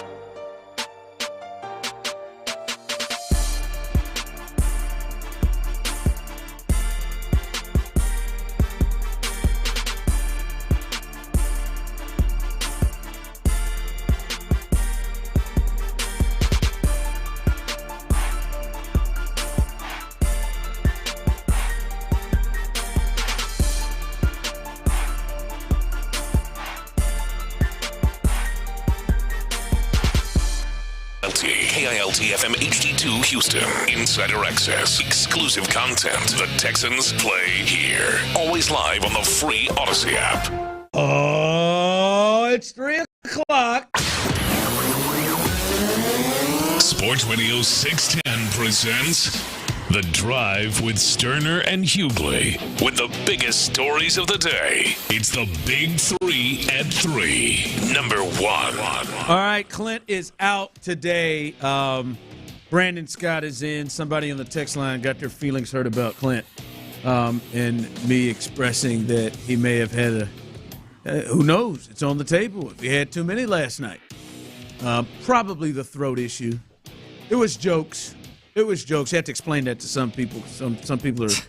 I mean, Clint wouldn't care. So, friend that's getting all in your feels about it, just relax, bruh. I mean, have they ever heard Clint do those Coors Light spots? Has he ever heard Clint do that to Tyler? I have to forget that we have a lot of people in the audience that don't friend the same. I think some people don't give their friends a hard time. That sounds like boring. That. Yeah. I just and to that person, hey, you're right. I'm wrong. Sensitive. Don't let them tell you how to friend. No. Don't let them tell you how to friend run. They're the right ones. All right. Reggie Bush. I'm going to tell you this right now, fellas. I am downright shocked that they did this. I got to say, Tyler, I think your guy did it. I think Club Shay Shay's podcast with Johnny Manziel done it. Reggie Bush gets his Heisman back after 14 years after having to forfeit it. He is now back as a Heisman Trophy winner. Yeah! He can now attend in the athletic club in New York with the Heisman. Oh, I think he shouldn't.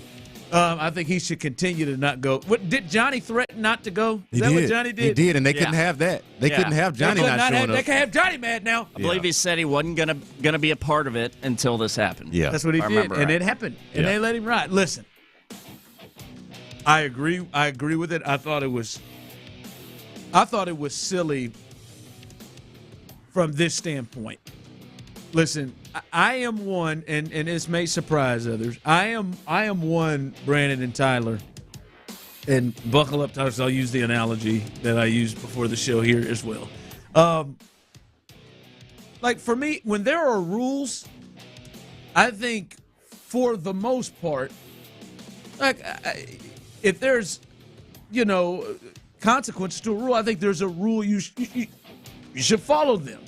I mean, unless we're talking about, you can't come in a restaurant because of the color of your skin or something like that. That is inhumane. Like, something like that, that's ridiculous.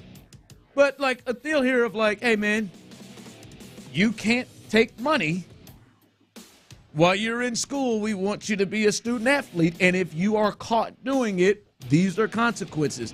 Like, to me, there are rules there. You follow it. Just like all the years where, hey, drug testing. I think it was silly that, marijuana seems like it's very similar to give you, when you have alcohol that's legal on a kid. That seems to be really wild with what the effects of both of them can do. But if you know you can lose money and be suspended in the consequence of you smoke weed and you're doing it, and you know when the damn drug testers are coming and you fail it anyway, then you get a consequence. Oh, here. I think if you have to work and not get paid, that's close to inhumane as well. But I hear you. But of the consequences of that here. Now, where it loses me on the Reggie Bush thing is once we start hearing other Heisman Trophy winners and other college athletes just let you know they took money. There's documentaries out about them taking money.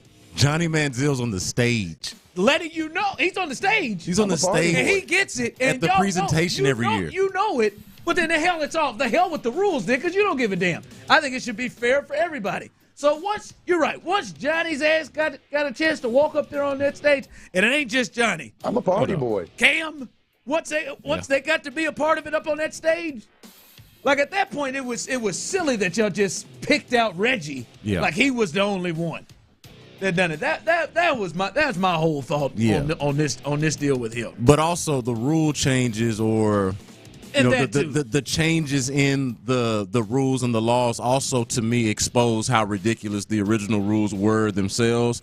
And I think that, the institutions are having to atone for that. It's like, damn, we took away this man's Heisman because somebody got his mama a house. And now all the Heisman winners from here on out are going to be millionaires when they win the award. Like Bryce Young wins the award, is a millionaire. Caleb Williams right now, Caleb Williams, Jaden Daniels, these guys are already rich in college winning the award. And you got somebody who won it but had it stripped from them because their mama got a house. It exposes the absurdity of it to begin with. So I'm glad that this finally happened. Now, all that needs to happen from here is now that Reggie Bush is going to get his Heisman back from the Heisman Trophy, now he can do the next right thing, and that's go give his Heisman to Vince Young, because that's who actually is supposed to have it. So that's who actually should have won it. So now we can atone for everything. You sound like a Longhorn fan, B. Scott. Reggie deserved that. B. Scott from Herm Court. Reggie, hold on. Now you're disputing. You see that in his eye? Hold on, Tyler. Look at his eye. He really believes Reggie should not have gotten Heisman. Now that it was wrongfully taken from Reggie, Reggie can now give it to where it rightfully belongs. Come on, man. His shelf in his home. There you go. How mad were you when Vince? Invite Vince over. Were you in denial? And say, hey, Vince. Were you in denial leading into that? Here that Vince is was your win trophy. No, that's a hell of a race. I'm obviously trolling and joking. Shout out to Reggie Bush. Huh? Yeah, shout out to Reggie Bush. I'm just glad Vince is doing all right, man. I saw Vince in the video after. Oh yeah, Vince is good. That other video. Vince is good, hey, man. Get knocked out. I'm so glad he's looking better. Oh man, he's tough. He's tough, man. Chin is strong. That blew me away. That they were just gonna sit up there year after year and let Johnny Manziel stand up in that damn thing and just say, and no offense to Johnny, go get your money. Ring, baby. What do you think stopped him? Do you think it was the documentary that was fully fledged put out? What was it on Netflix? Just at some point they got to sit up and think like, we look stupid. This is stupid. This is dumb. When they made it legal, really, really dumb. If you're Reggie, you go back. Do you go? I mean, for what? Only if I felt like it feels like they give him a standing ovation. I would only go back either for the standing ovation, or to again make a mockery of it. Like, hey, never left. He also looks the exact same. They should give him a standing O when he comes in. Yeah. Stop it. This is like you talked about with the marijuana laws. This is like when everybody, when the police or when the politicians let the people out of prison for, after the drug laws change, or when somebody is found not guilty after the fact, or some shoddy evidence and somebody gets let out of prison or whatever it is. This is kind of like the sports adjacent, sort of thing like that. Maya Moore's husband. Yeah, that guy. How did he pull that off?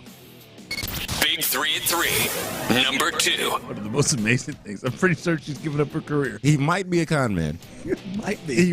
She's giving up her career. I'm just saying. I've watched that 4 times. I still don't understand. I understand that he was wrongfully convicted and all of that. How did he pull that off? He did go to prison. She quit her career. He did go to prison. He might be a con man. He pulled that off. He might be a con man. Go check that one out, Tyler. I know you know what we're talking about. Go check out that Maya Moore documentary. There's a story there. It's something. And it's just lingering out there.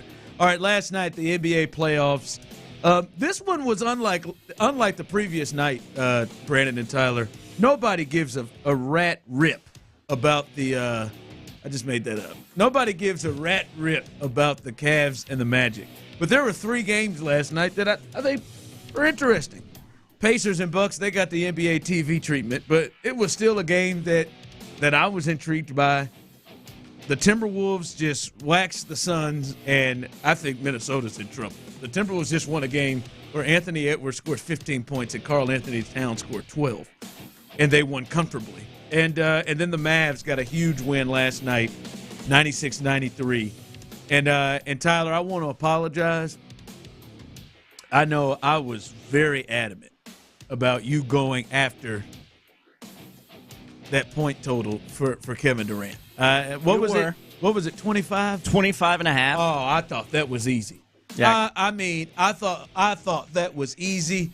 Anthony Edwards, I thought got a little over his head, just letting him have it, calling him an old-ass dude, and just giving it to him. And the way that KD smiled, and, you get a bounce-back game from a great player, and I don't know if there is anybody, arguably in league history, who can just score as easy as Kevin Durant can in history. And I thought, oh, he's going to go off. He's going to give them that work. He obviously did not. Tyler lost that money. What do you have, 18 points? I think he had 18. He was under 20. He looks old.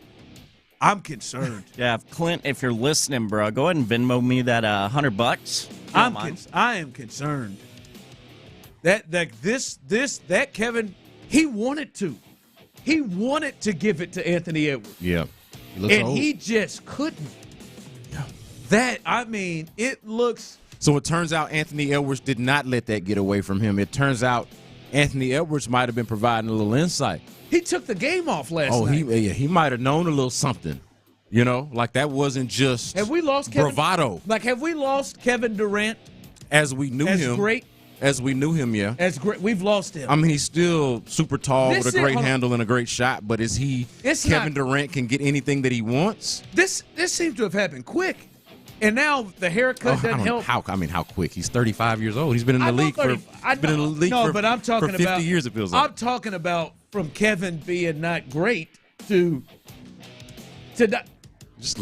Brandon, all right, it's not Peyton Manning overnight drop off. No, it's not. It's not that nothing bad. like it's that. It's not that bad, but it's Harden. Do you remember how quick it was where James Harden just stopped being that dude that was like it's literally one season. James Harden was the James Harden who was always in the MVP race, that had the Rockets viable, in thinking if it could go right, if he had the right star with him, it was the COVID they could beat season the Warriors. And then bam, yeah, he couldn't get around anybody. We thought, maybe he needs to lose weight. No, he just couldn't get around anybody. That's what it looks like it happened to Kevin. Yeah, you know what he looks like? I'm concerned. If he looks like a dude who played on those Warriors teams. He looks like Clay. Looks like he's the age and peer group. He looks like he's a peer of those cats. Clay may be Peyton Manning. Clay is closer to it. You remember Clay used to follow around anybody. He could guard any perimeter player, guard your best perimeter player, and then run around screens all game. And shoot. And now he can't do any of it now. He couldn't hit. I felt bad for him that game against the Kings. He couldn't hit a thing and guard anybody. Yeah, Clay runs around like he's like somebody's giving him a piggyback ride. Yes, that's how he runs. Yeah, no. Kevin Durant is nowhere near that yet. But is it that same? Is it Durantula, the same dude that we saw at OKC, or anything like what we saw even when he was with the Warriors, when he was busting the Rockets' ass at that point? It's not that. Is he capable of giving you 30 in Game 3? Yeah, no, he's capable of giving you 30 on any given night. You still think that? But he was trying last night. But to just expect it, capable and expecting it are obviously two different things. He is capable. Is it something that you should expect on a night in and night out basis? Is it something that I would be betting on, prop bets? Hell no. What happened to this season? I am not betting on Kevin Durant point totals. Could have used you a text from you if you were listening to that segment yesterday, bro. You felt that way before. You didn't think. I knew you was a degenerate. I didn't know you was out here betting on point totals for dudes that are our age. He sounded confident. Oh, hold on. Steph is our age. He ain't falling apart. This just happened. Well, Steph, I was right about a guy who's my age the night before. I gave you LeBron. Steph has ankle problems. He didn't break his foot, did he? I was already on LeBron the night before. It is just. And Steph. Somebody said Steph Durant is not a weird size. Someone said Durant's Bregman. Oh, that's a good one, Texter. Yo, he's. Oh. That happened quick. I'm watching games. I'm concerned. Damn. If we get a under 20-point performance in Game 3 again, I looked over. It was the fourth quarter. He had 11. I was just like, what in the hell is going on? Big 3 at 3. Number 3. All right, last night the Astros lose Game 1 in Wrigley in Chicago, 7-2, and you spoke about it earlier with Tony Gwynn. And this is, like, the Astros have several trends, and I think they all happened in this one game. They tend to get off to just dig a hole starts. That seems to occur. I mean, this was we got a 2-run. Did we get 2 homers in the first inning? 2 homers. Yeah. Then we got a 2-run bomb. So much so that my man had hurt his ribs. Who's out? Is he out? Yeah, poor little Cody Bellinger. Poor guy. Cody Bellinger hurt his ribs. I'm guessing on that home run swing. But they gave up 2 home runs. It's 5-0. I mean, right out the gate. And then, of course, they had moments again where they couldn't hit with runners in scoring positions. And then the 6th inning was just ridiculous. How many catcher's interferences are you going to have? Can we stop that already? Like, it's one thing for it to be a one-off, for it to be a fluke. Trend? We start the 6th with a walk and a catcher's interference. A trend? Here we go. Come on, man. And now Tate strung out. They got to run without a hit.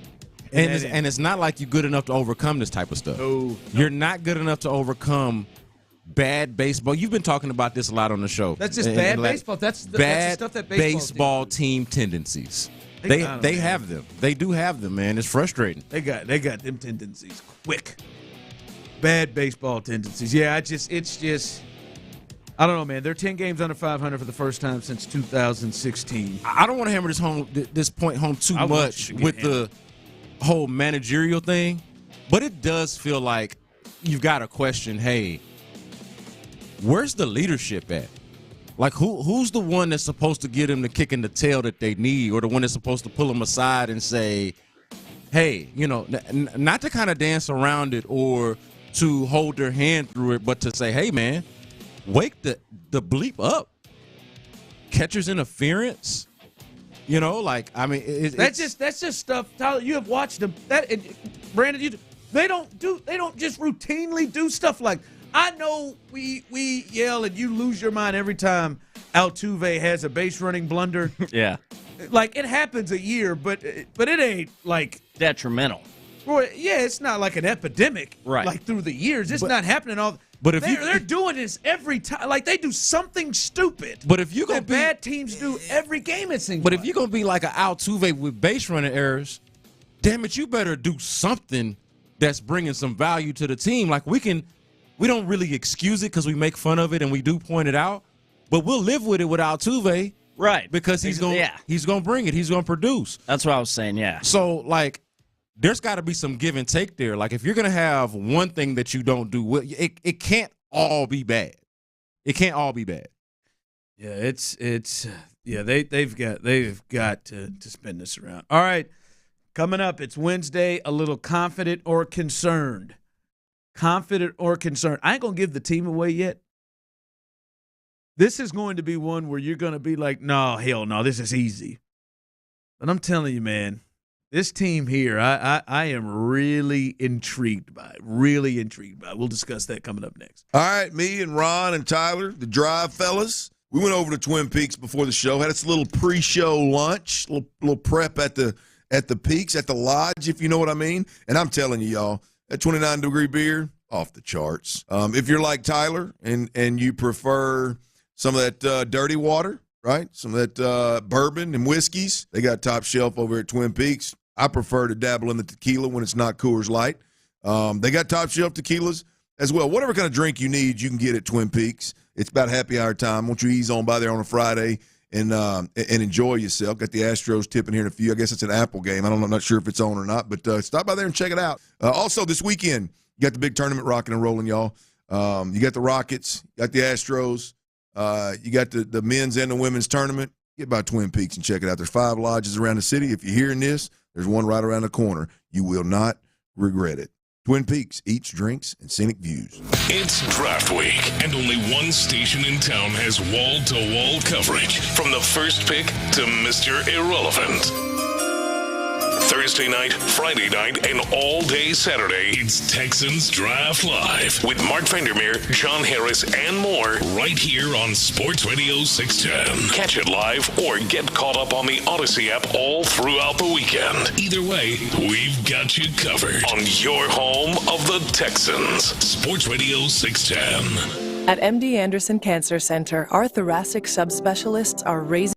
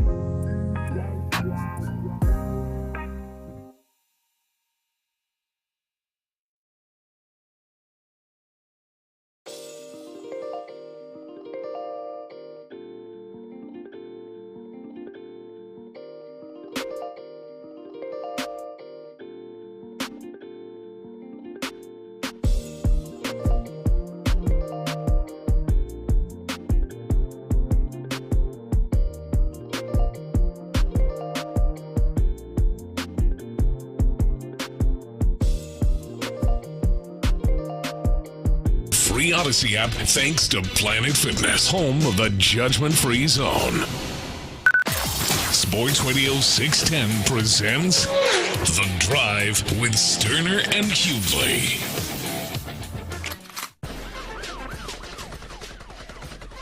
All right, beautiful people. Clint Stoerner is out today, but it's all right. B. Scott is in, and you know B. Scott. You hear him right here on these airways on many shows, but you hear him every single Wednesday on our show, either for Texans Report or Rockets Report at 4:40 each Wednesday. He is on In the Loop every single Thursday at 11 o'clock. And SportsRadio610.com, you can find his work there. H-Town Hoops podcast with Adam Spolane. He does as well. The very messy Adam Spolane.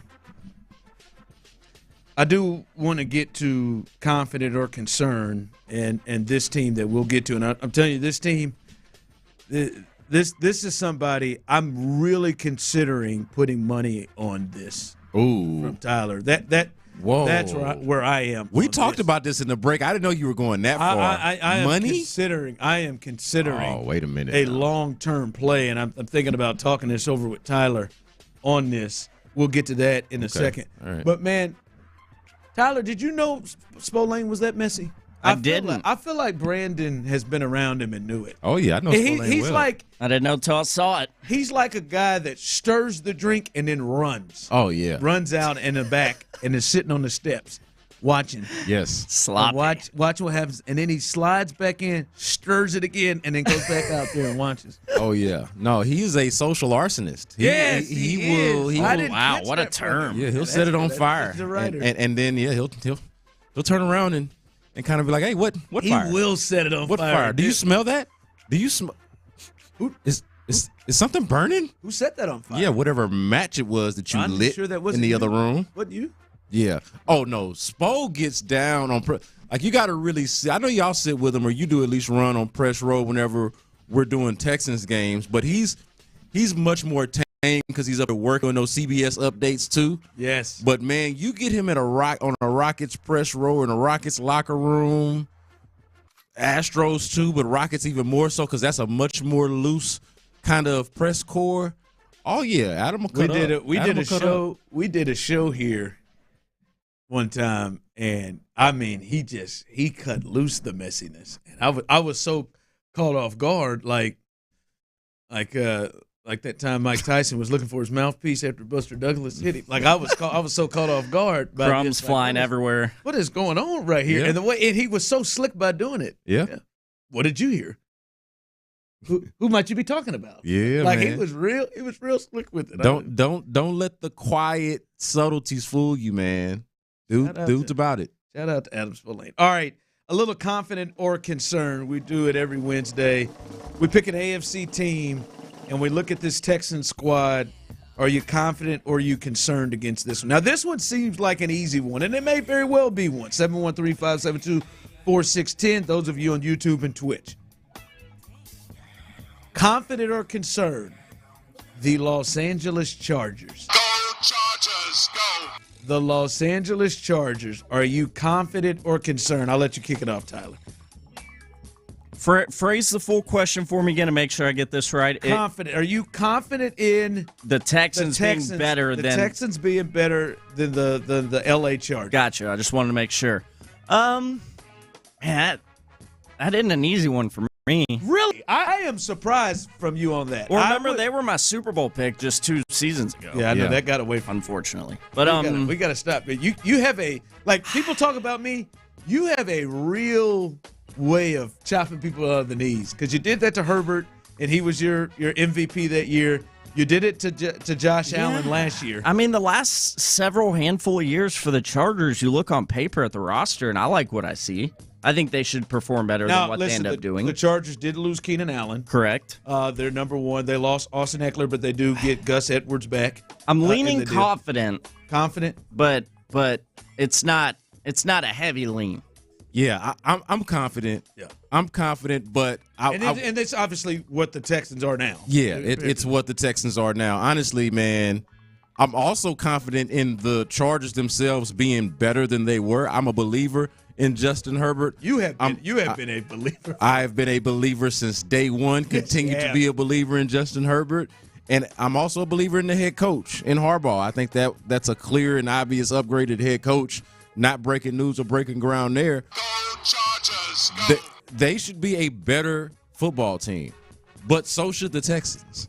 And if all things are equal, the Texans were better last year. I think they'll be better than they were last year. And so if both teams take a leap, and I expect both teams to take one, then the Texans should still be a step above them. So I like what the Texans have going for them, but that's not as much about the Chargers, whereas in the past, I think in the past, I've learned just kind of similar to the Jags. It's like an organization or a team that can't get out of its own way, can't get right. Now, you can make a similar argument about the Texans themselves. I understand that. But I've always – But a coach can change that real quick. A coach can change that. And the quarterback. And obviously the quarterback. So they have both of those things. So I do believe in them being better. But I'd be confident. Like if you told me, hey, the Texans and the Chargers are playing on any given week in the regular season, or they're playing in a playoff game, I'm betting on the Texans. Seeing confidence on the text line, Chargers are of no matter at all on the text line. I wouldn't say of no matter at all, but I do like the confidence. I think with the Texans, you're ahead of them right now in terms of your culture and everything that you've built under DeMeco Ryans. You're a year ahead of them. They're having to start that right now. But I can see in every way the Chargers, in some form or fashion, replicate what the Texans did last year. Ooh. Like I'm talking about now, maybe not win their division. I'm talking about win 10 games. I could see them winning 10 games. They were able to keep Khalil Mack and Joey Bosa on that team. They were able to work out their contracts that way to keep them on that team, which is important. And Derwin James, yeah, as well. They add Denzel Perryman, whatever that means. The former Texan. He's back home. He's also a former Charger, so he's back home. There he Brought is. him home. I really believe in Jim Harbaugh, and I really believe. And they've got Greg Roman over there too, and those two have worked together with many different style of quarterbacks. I believe in Jim Harbaugh there. I would say I'm confident in the Texans over them right now. Would I be blown off my ass if the Chargers had a similar record to them? No. They got a fourth-place schedule. The AFC West is not that strong. I think the South is better than the West. Yeah, I agree. I don't think Denver and the Raiders are that good. I bet on that. I'm with you. And they've got a last-place schedule, which kind of means a lot. Like, I could see them push to the Niners, like to 10 wins and rival a team. Like, I think the Texans probably win 11 or 12. I could see them pushing around that. What I will say to this, Tyler, and I would love for you to get me some numbers on this. I wonder what the odds are right now if I made a bet for $50 that the Chargers are going to make the playoffs next year. Like, I want to know the odds. Every year we see a team that didn't make it get in, flip. That to me is my number one team this year. A couple of weeks ago, we had a similar conversation about the Cincinnati Bengals. I feel like the Bengals and the Chargers are the two teams absolutely that feel like have maybe the Bengals are actually my number one. Yeah, I was going to say they've been left out of the conversation, and I feel like by the time we get midway through the season, certainly by the end of the season, they will have re-entered the chat. Yeah, that's I really love. So I'd like to see them odds. If you put a little cash on the Chargers right now, making it to the playoffs. All right, coming up. So plus 100. Really? I don't even know what that means. All right. It's basically like even money almost. All right, coming up. I don't know what that means. It sounds good, though. All right, coming up. We were discussing this before the show, Brandon and I, about this division. The number one fear in this division for the Texans, the number one fear in this division, and it is easy, and no one should poo-poo this at all. We'll discuss that coming up next. But guys out there, ladies as well, all right? You have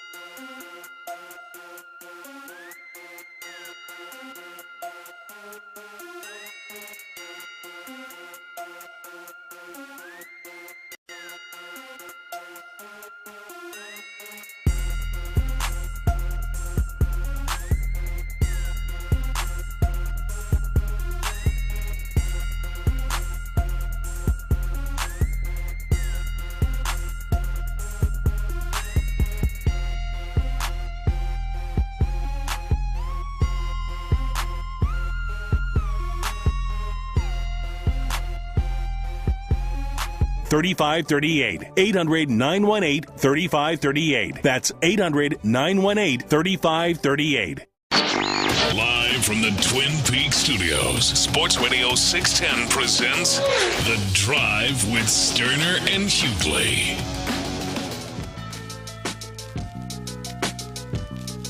I see some people on the text line rolling through. Those of you on YouTube and tweet on YouTube. One of them things. Hey, that sounded like a good little ditty. McDonald's. Whenever I get my tongue flustered, I always revert back to. I love getting my tongue flustered. Got to slow down, like Bobby Valentino said. Slow down. You know, I just want to get. You know that you was gonna get one of those today, did you? I don't even know what the hell I was going to say. Yeah, no, I had forgotten. Somebody YouTube and Twitch. Those of you on YouTube and Twitch, hello. Thank you. We appreciate you joining us as well. Brandon Scott's in the building. Clint is out today. Before we get to, because I've seen some people text in already, the biggest one, I'm curious because I got it. I mean, I'm not going to say there are right or wrong answers, but there's some wrong answers to this one. There's really only one. And, I'm not even going to go around the horn to get it because I'm going to express what the right answer is. And then obviously, you can, I guess, chime in if you disagree and you want a wrong answer. But there is one. I feel like you're safe here. Okay. No, not me. No, they're going to be just going to disagree anyway. Half of them are Tyler's family members that are going to just disagree. What? I get the sense that your family members like to just disagree with me. I get the sense my family loves you. They may love me, but they want to disagree with me. Like Linda. Linda loves me. She wants to disagree with me. That's Linda Stoerner, by the way. Hey, show. Hope you're feeling better too, Linda. I hate to tell you. But I do want to get to something real quick before we get to that. Now, this may be delicate, and there may not be anything to it. I'm just curious and wonder if anybody noticed it like me and Brandon did. Now, Brandon, we finally, somebody just said it in our prep. Like yesterday was the jersey release thing, and trust me, we're not gonna do another jersey topic. But the uniform drop and everything was yesterday. I guess we are gonna do one. Kind of. This is kind of related. Jersey adjacent. And I know you all went to the party last night, and we'll have to get into that. Yeah, very, very good party. And we'll have to save one tomorrow because apparently Tyler Clint is really on you about a speech you gave yesterday on the stage. And we're going to have to break that down. Oh, you didn't like it? I'll let him when he gets here. Yeah, well, he should have been on the stage. Wait, he wasn't asked. I was. Sucker. He didn't get a tattoo. But focus on that throat, bro. But don't get like a corner badger yet. I mean, I'm not. I just want him to get better. That's you at the corner badger. In fairness to Tyler, I felt like your claws. I felt like they brought you out later than they should have. I know you were getting the tat early. Yeah, they were trying to interview me during the tattoo. Yeah, I was laying on the table. He sounds like he was a couple doubles in. I hadn't drank anything. Well, but really, come on.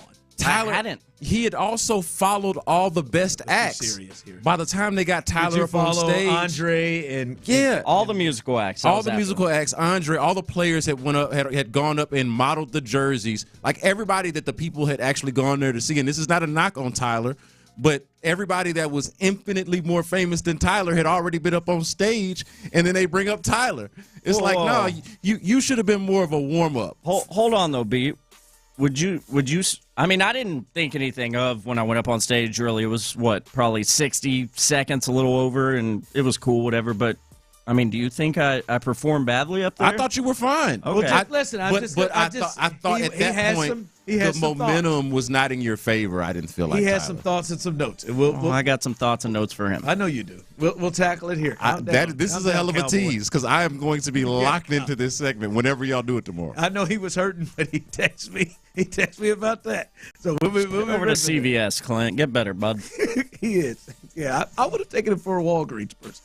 Anyway, 713-572-4610. You take Clint as CVS or Walgreens. All right. Doesn't your insurance kind of almost dictate? No. All right. Is it me or is it a bit strange that of all people not really being photoed in the jersey release drops that C.J. Stroud's not really one of them? Where art thou? Yeah, man. Maybe my thought is maybe they're saying, all right, we're gonna like throw it to kind of our other guys because spread the wealth. Tank is in that puppy. Everywhere. Tank and Nico. Will Anderson is he is big time, like one of the first ones you see when they show the video. Christian Harris got a lot of run. Christian Harris. I think even the cover one is Jimmy Ward. Number 1 and 20 for Jimmy. He got dueling numbers. But the cover one is Stingley, Will, and Tank. And is it Petrie? Because I know Petrie's in one of them because Clint has been irate about the shoes. So, like Petrie, it's really strange. Like, now, the Stroud jerseys are all over the place. Like, if you look behind us here on YouTube and Twitch, you can see a Stroud jersey back there. But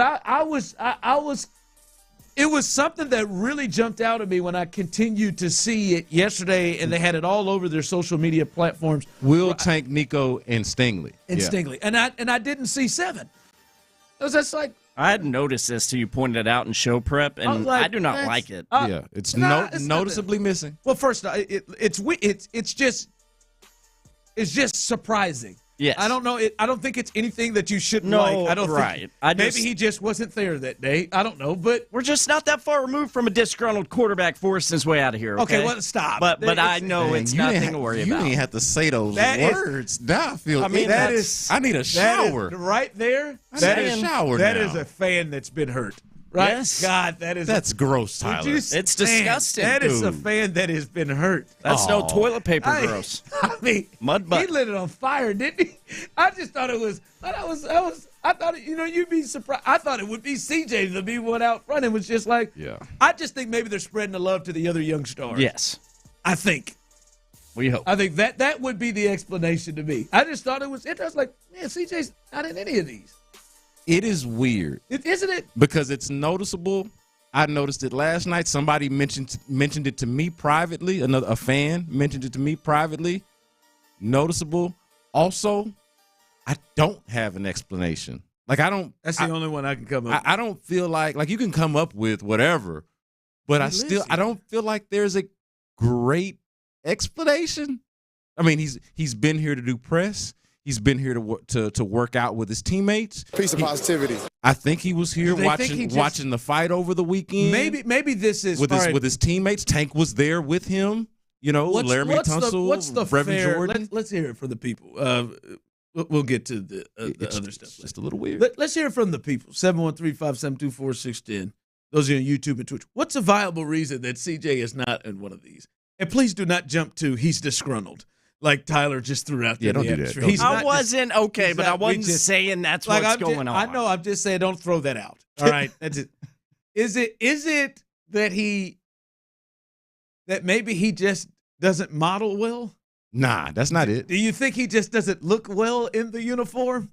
Like, Tank looks great in it. Here, I got one. Like, Will looks great in it. You think he just doesn't model well? Nah, he looks fine in it. Yeah. He looks fine in it. It really doesn't matter what does it. Right. The damn uniforms leaked. The uniforms leaked on a dude that's like 5'3", You're right. Yeah, 120 pounds. Behind that. Now, here's my conspiracy theory. And this, I think, is actually harmless, so shouldn't be a big deal. But this is my conspiracy theory. He doesn't actually like the uniforms. Oh, no. He likes them. Maybe he doesn't like them. He definitely likes the Ohio State. What if he went up there and said the diplomatic thing, said the thing that he was supposed to say, but doesn't really like them? From the text line, Ron, always trying to start something. More likely, maybe Stroud was on vacation. Okay, that makes sense to you. All the time they've had to roll out these uniforms. I want to point out what Ron mentioned earlier with Jimmy Ward having photos taken of him in 1 and 20. That means that he was doing photo shoots probably before they traded for Stephon Diggs, when he was still wearing number 1. And since they've traded for Stephon Diggs, has now done some in his new number 20. All of that to say, they've been taking these photos for a little while now. CJ hanging around with Amber. See, that's the type of fun answers that we're looking for. The type of lighthearted not Tyler comebacks that we're looking for. We just had a disgruntled quarterback. Hold on. I'm just saying. It's a lot of pain. Here we go, people. Ron, stop the conspiracy, please. He just had other commitments to talk about something else. I'm just saying, this is it was odd. Yes, very, and I didn't even notice it. It was odd that they rolled out new uniforms and the face of the entire franchise wasn't in it. I mean, and maybe that's part of it. I think that's what I said. I think because that his jersey unquestionably is going to be the highest selling jersey. And God bless, brother. They talked about that on In the Loop with the McNairs, right? They talked about that yesterday. His jersey is going to do numbers. They know that already. It already has. And so maybe it is that they wanted to promote these other guys. Their other guys saw this as a perfect moment to allow others to be promoted in this way. Maybe that's it. CJ is the type of guy that would say, let the others get some run. Yeah, I could see that.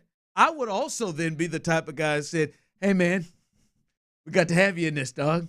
Slide into this red one.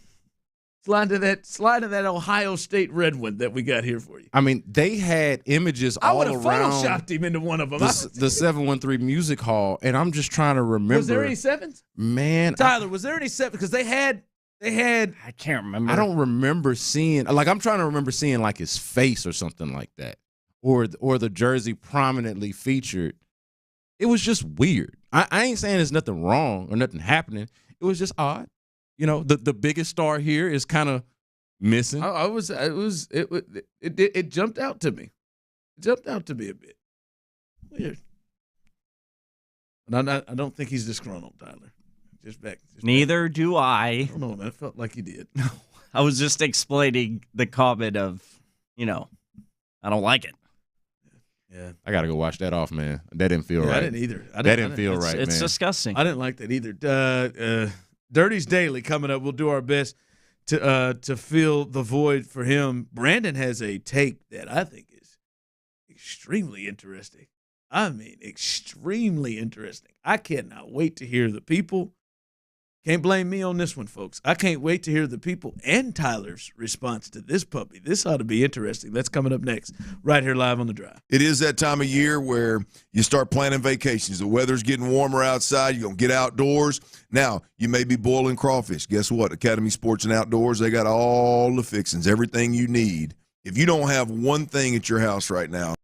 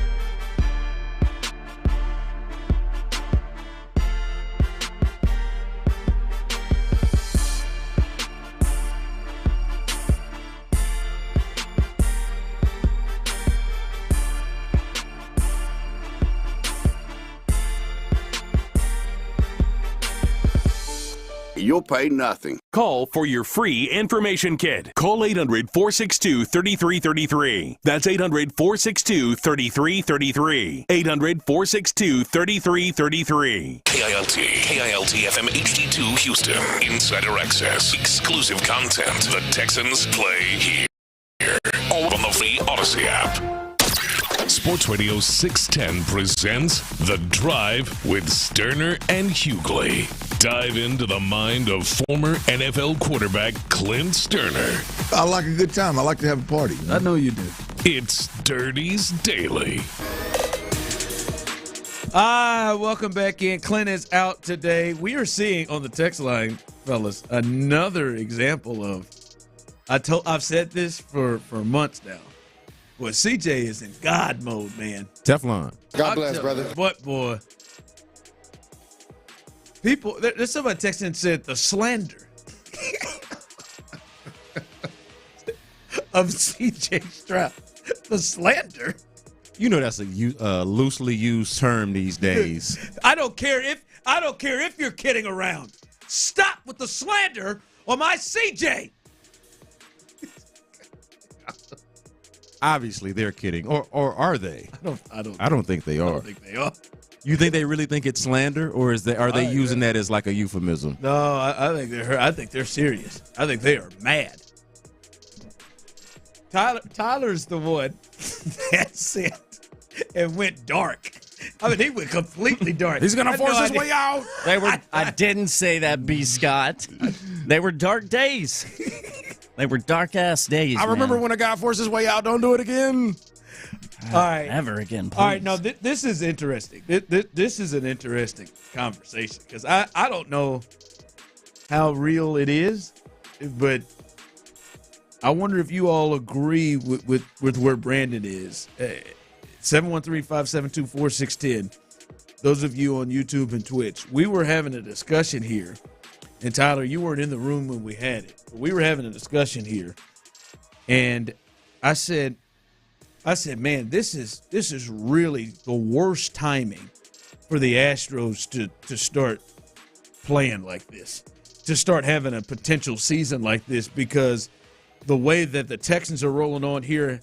I mean, if you say, hell, if you say, boy, I don't like the way CJ's socks are that day. I mean, the fan base is coming at you. That's where the Texans are right now. Stop with the slander. They're beloved. I mean, the arrow's pointed up. The Texans are running this. The people are loving and falling in love with this Texans team and cannot. This has got to be one of the most anticipated seasons in Texans history, if not the most anticipated season. And this rebrand is added to it. The rebrand with the new uniforms, with the new everything. Yeah. The Texans are taking this thing over. Like, people are, well, okay, we do have the draft. Hell, they ain't even picking on Thursday, and people are still excited about this. And I was just thinking, well, this could be a rough time for the Astros to potentially have this run end, because people are looking for a reason to turn straight Texans, because it's the number one thing, it seems like, from what we see, sports fans are interested in. And then Tyler, his response. The response from Brandon Scott immediately made me say, oh, we got to talk about this. I said that to you, Brandon. You said, oh, man. Hell, not only could they drop below the Texans. Dude, anybody. I think that anybody that is not the Texans at this point should be worried. Like, I think that if the football team here is good, the football team being the Texans, so if the Texans are on their way up, everybody else aside from them should be worried, because at that point you are fighting for second place. If the football team in Houston is good, the football team in Houston is going to be number one. And it's like that in most places, but I think it's especially like that here. Now you go beyond that. Okay, so who am I competing with for second? I'll get to it. And for me, if the Astros continue on the trend that they are on this year, okay, if they're bad throughout this year, and then the Rockets get to pick it back up this fall, and let's say they're in the playoffs a year from now, the playoffs that we're watching right now. Tyler, stop everything. Let's say the Rockets are in it. okay, and the Astros are now descending, or God forbid, doing the thing that Ron talked about earlier, selling all your good players or selling some of the good players that are going to be up for contracts pretty soon.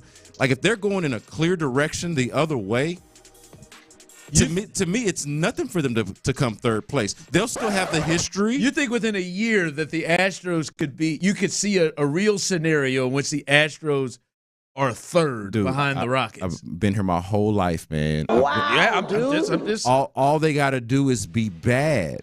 I've been saying for a long time, really, they cannot afford to be bad. I don't think any team, to be clear, this is not just specific to the Astros. They just happen to be the one. This is their lot in life right now. This is their time.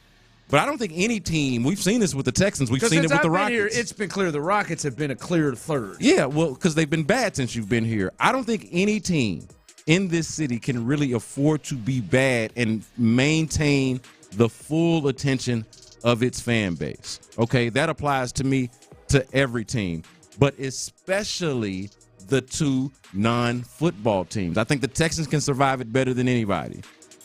And also just the nature of the sports, the number of games they play, how long the regular season is, how easy it can be to lose interest in an NBA season, in a baseball season. Like, we're already reaching that point. I think if it's clear that this is going to be a 90-loss to 100-loss type of baseball team, like if they're going into that direction, I'm old enough to remember we've all been here to see this before when the team has been bad. In a year, Tyler? If they're bad. In a year, how good they have that'd been. Be a hell of a plummet. I know what you're saying. You got to think about what else is happening within the year. The football team is going up. We're already getting it on the text line. I'm seeing it on the YouTube channel.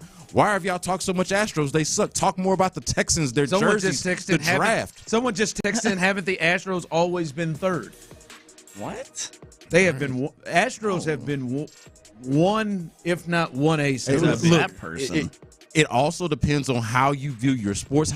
Not everybody takes in all the sports the way we do here at Sports Radio 610. So some people are just like kind of naturally oriented against baseball to begin with. But if you're a baseball fan, an Astros fan, but you're also a Texans fan, you're also a Rockets fan, you're genuinely interested in the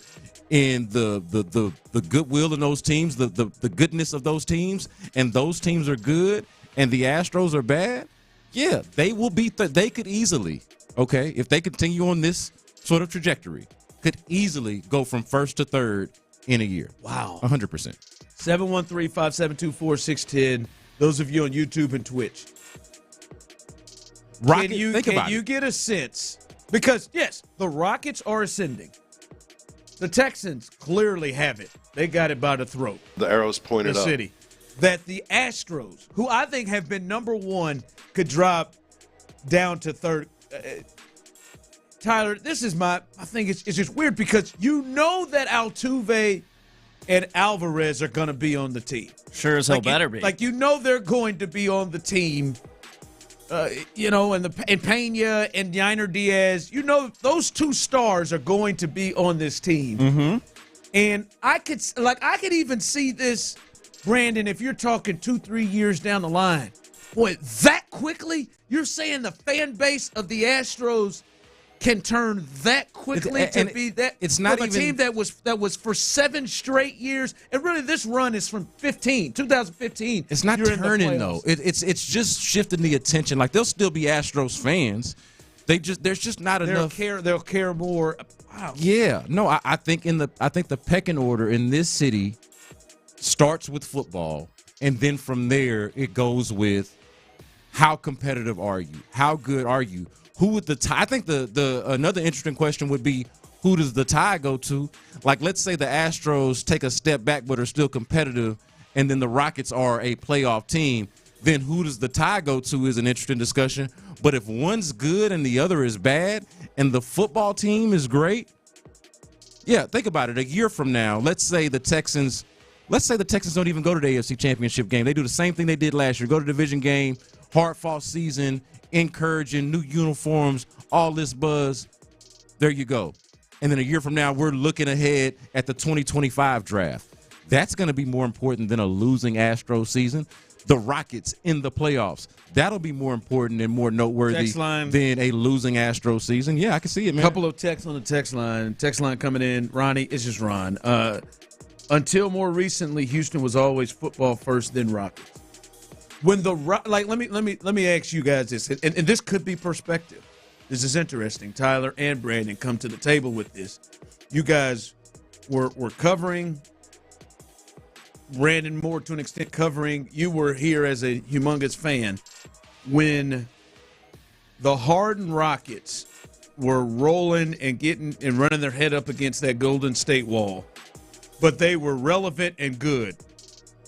Won the Western Conference that one year, lost to them in the Western Conference Finals, lost to them in the semis, but were one of the relevant teams. Mm-hmm. That same time, that's still in the middle of the Astros. That's in the Astros run, right? Beginning, right? Like that's in the start. 17, 18. That's still. Yeah. Those were. What was two? What was bigger, Astros or Rockets? Well, no, the Astros won the World Series in 2017. So. Yeah, if there is one, it's Stros. Okay, 17, starting 18, 19, whatever it's because I think they're just tied. I mean, so starting from 2017 and on, once they become World Series champions and then they're World Series contenders from that point on, they then take two at that point because the Rockets weren't even didn't even go to the finals. Like they were threatening the dynasty, but they didn't even go to the finals. The Astros actually won the World Series in 2017, so they were two from that point on for sure. I think that's fair, but I would say, like, as long as I've been in Houston, which is my whole life, I mean, it feels like whenever the squads are performing and doing well, the big three here in Houston, that, maybe football's number one. And honestly, it's like the Rockets and Astros are tied to me at two. I mean, people love their basketball and baseball in this city. They'll always be neck and neck. Yeah. They will always be neck and neck in terms of loyalty. It depends on success. No matter even this 7 year. And listen, I'm just getting it from you. Even this 7 year stretch where it feels like the Astros have built up. I would say built up even a stronger. No, it's not the Red Sox or the Cardinals. It's definitely different than it was. But it's built this up. It's a different culture than the one that me and Tyler grew up with. In a year that has Altuve and Alvarez on it, that team could go down to be behind Jalen Green and company. If Jalen Green and company are in the playoffs and the Rockets are actually playing meaningful competitive basketball, if they're doing the things that you said you wanted them to do, if they had signed Kyrie Irving or James Harden, I'm not saying you're 100%. I'm not saying you're wrong. Yeah. That's an interesting. Now I disagree with this person on the text line. You guys can't handle the truth. NBA is terrible to most people. I don't give a damn about the NBA. That's not most people. Astros. That's second. not most people. Football will always be king in Houston. That's a very niche opinion. The facts are Toyota was loaded up whenever the Rockets were good. Yeah, I mean there are a lot of places that I go in the city: the barbershop, church, even mixed company places. And I just say that don't think I'm just that are talking about the NBA. And basketball. I'm not going to say the NBA is as popular as the NFL. Yeah. But I don't like people here. And I'm not. And also, we're not just talking about the NBA versus Major League Baseball either. Yeah. We're talking about your teams, your identity. You know, like text line, basketball's king. The Rockets gave us our first championship. But you might not like the NBA and still dig the Rockets. Yeah. You know, like that's possible. You might not love Major League Baseball or baseball at large and still dig the Astros. So, like, this is not a big commentary about the leagues themselves. Maybe the NFL, since the NFL is king, but I think that's more commentary about football.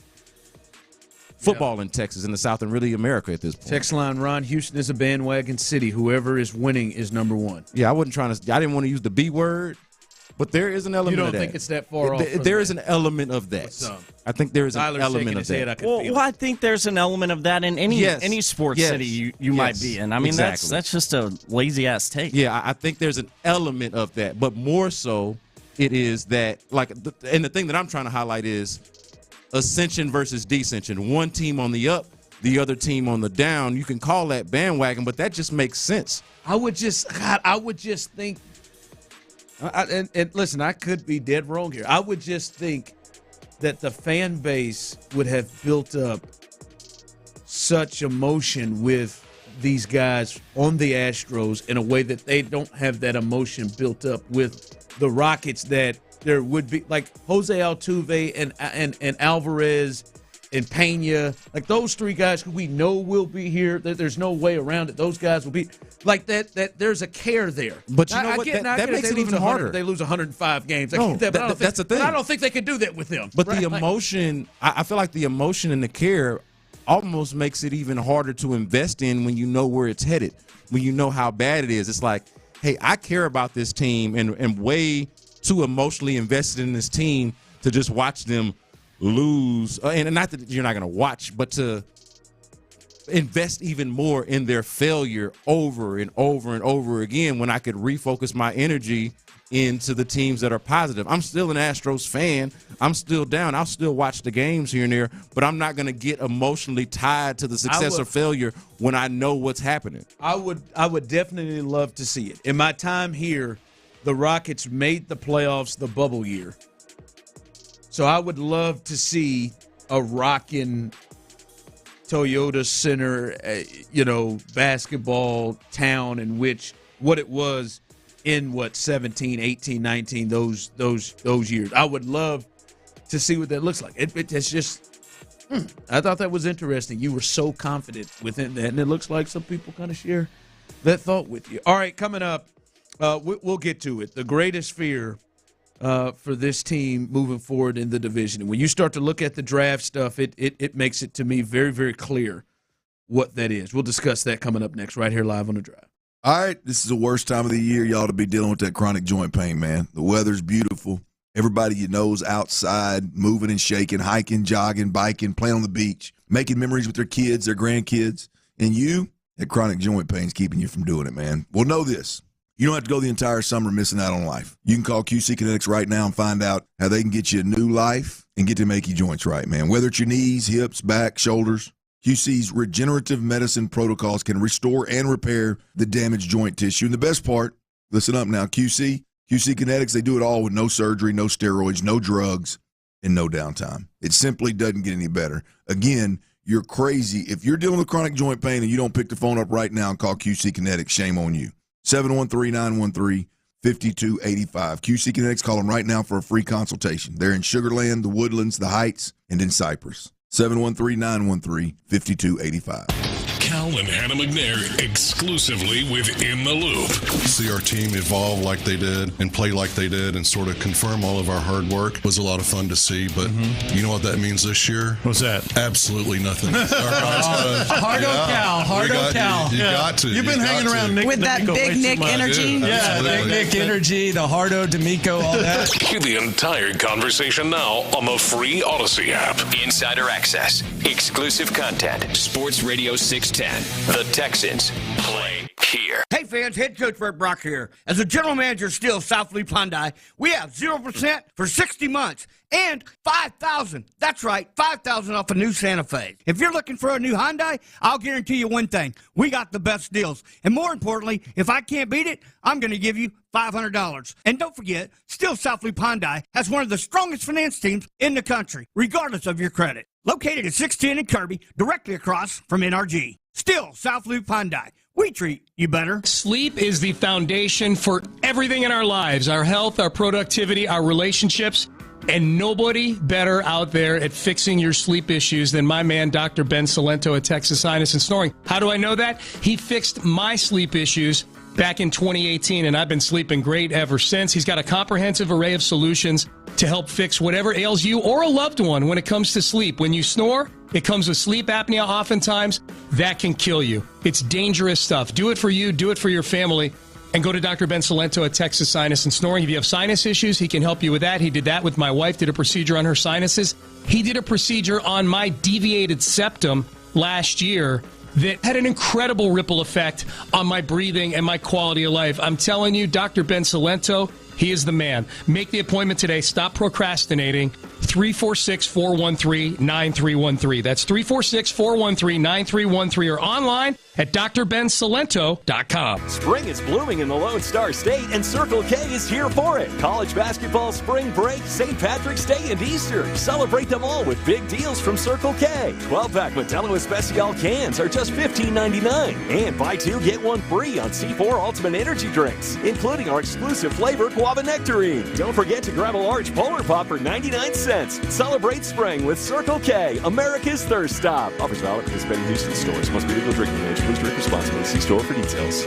It's the 1-year anniversary of Chris Poulos and his family purchasing West Point Lincoln, and they're having a huge anniversary sales event going on right now. Huge discounts, 0% interest available for all qualified buyers. Check them out, Katy Freeway, exit Kirkwood, or online at westpointsales.com. Hey, it's Tiki Barber. From brakes to exhaust kits and beyond, eBay Motors has over 122 million parts to keep your ride or die alive. With all the parts you need at the prices you want, it's easy to bring home that big win. Keep your ride or die alive at ebaymotors.com. Eligible items only. Exclusions apply. Staples can print anything you need to move your business forward, like banners, flyers, signs, and catalogs. Some even same day. And now at Staples, save $50 on your print purchase of $150 or more. Offer ends 6/1. Visit staples.com/print for details. Staples, your local print and marketing expert. When people have a craving to explore new and traditional Asian cuisines, they head to P.F. Chang's, where scratch-made dishes come from the 2,000-year-old tradition of wok cooking. P.F. Chang's wanted to explore new possibilities for their website. They turned to AmericanEagle.com. AmericanEagle.com re-architected P.F. Chang's website, integrating multiple third-party systems to create a unified digital experience. The results? Improved page speed and performance, personalized content based on users' location, intuitive online ordering, and increase in organic search visibility, and a 40% increase in new users. For scratch-made Asian cuisine, visit your local P.F. Chang's or go to pfchangs.com for website design, development, digital marketing, and hosting that produce efficiency, revenue, and results. Visit AmericanEagle.com. P.F. Chang's and AmericanEagle.com. Another example of the best businesses in the world, turning to the best in the business for websites. Go to AmericanEagle.com or call 877-WEB-NOW1. That's 877-WEB-NOW1. Your forecast calls for lows in the 60s and 70s tonight. Weather brought to you by USPS Ground Advantage. Simple, affordable, reliable. Turn shipping to your advantage with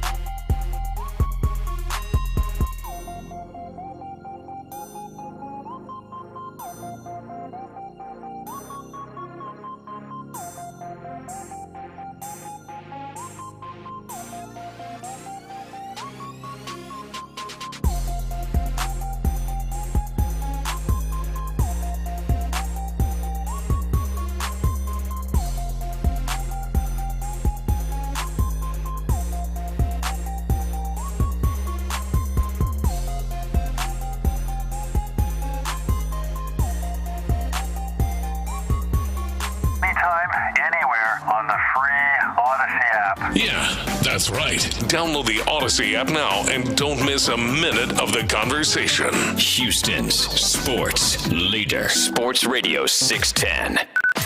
Sports Radio 610 presents The Drive with Stoerner and Hughley. There's so much to talk about, man. I don't, because this will get us completely off. Because Joe Espada's out here. Joe's out here just throwing stuff at the wall at this point, man. It's not ideal. It's not. We'll have to get to that. All right, here in a bit. But I said this in the tease, and I said it earlier. You can give your thoughts as well. Look, man, I look at a lot of teams around this AFC South, and I know they look at this and they got to be thinking, oh, my God. Is that C.J. Stroud in year one? Like in Jacksonville, Tennessee, and Indy, they're got to be sitting there, oh, my God almighty. Is that CJ? They should be nervous. In year one? They should be nervous. Like, clearly, to all the teams in the division, people are looking and concerned and have fear the most of, like, if that's what CJ looks like in year one, is this what it's be? Very similar to, I think, the AFC West and then the AFC after Patrick Mahomes came around with year one as a starter, 50 touchdown passes, 5,000 yards. You're like, oh my God, is this what we're going to have to look forward to? And then it became, yes, it is, and he's gonna get better, and we got to deal with this nut for the next 15 years probably. Yeah, and I think that is what the rest of the division is thinking right now after year one. Their greatest fear is C.J. Stroud, as he should be. But when you look at the Texans, what's their greatest fear in this division? And in the future down the road for this division this year and beyond, and I'm looking at draft boards and I'm seeing where some of these teams are selecting,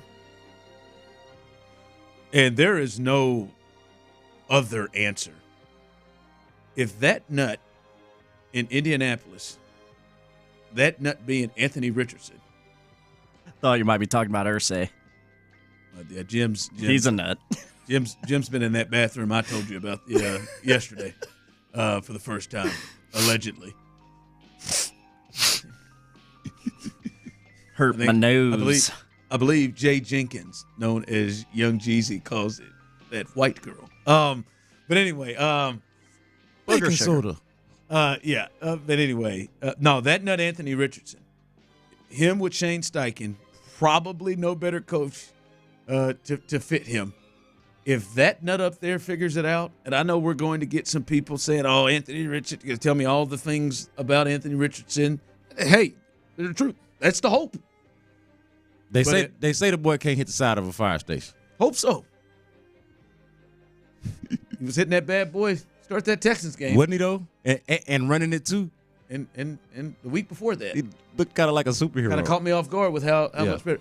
If that nut figures it out, because we've seen Shane Steichen with a talent that isn't as talented as Anthony Richardson. And I'll be honest, like if you were to say Anthony Richardson, top to bottom, every piece of skill level you can think of, he may be the most talented quarterback in the National Football League. C.J. Stroud says he's born in a lab or built in a lab. Yeah, and I'm not saying he's the best. I'm just saying his natural talent of his size, his ability to run, he's as big as Cam. He's so much faster than Cam. Yeah. And he has got a whip and can throw it for him. If that nut figures it out, and Shane Steichen is able to do what he did with Jalen, because this guy's Jalen on steroids. On roids. That right there. The hope is what many of you are hoping. Because I've been looking in the draft board and I'm seeing the Brian Thomas potentially going there. I'm seeing what's my man from Xavier Worthy. That's the one that's got the speed there with got T.Y. Hilton written all over him. And we know how close the Colts were to the playoffs. I do not buy in the thought of they are better without Anthony Richardson and then with Gardner Minshew. I don't buy that. That's ridiculous. I don't buy that. Some do. I don't personally. But that to me is clearly it. If that dude figures anything out and he has it around him, the run game with him and Jonathan Taylor, dude, all that, and Shane Steichen, that's the scary one for the Texans. He looks like Cam Newton and Lamar Jackson had a baby. Pause. Like seriously, like he looks like some kind of combination of these two dudes. Like I've been saying about Anthony Richardson, even when he was in the draft last year, like there is something about a quarterback who can go out there and credibly say, hey, I might be the best athlete on the field on any given or every play that I'm a part of. Like he has that type of ability, that type of athleticism. All you're really trying to figure out is if he can hone in the quarterback stuff. And we've seen Shane Steichen, like we saw a lot of Shane Steichen without him so far, right? We saw him in Philly with Jalen Hurts. We saw how he was able to make the most out of Gardner Minshew last year, which to me, man, he's not working with a lot there. Gardner Minshew's a decent backup quarterback, but that's not a supremely talented dude. Well, it probably goes away from really how he wants to completely run offense. Yeah, but it also goes to show how adaptable he is. Like, imagine if Gardner Minshew had Anthony Richardson's abilities, how much that would have opened up Shane Steichen's imagination and curiosity. Like, that is – now, I'm, of course, be a contrarian to you because I understand where you're coming from. I'm going to say the biggest fear in the division is fear itself, baby. You got to go out there and not be scared. You got to go out there and be for real, man. Like, you got C.J. Stroud on one end.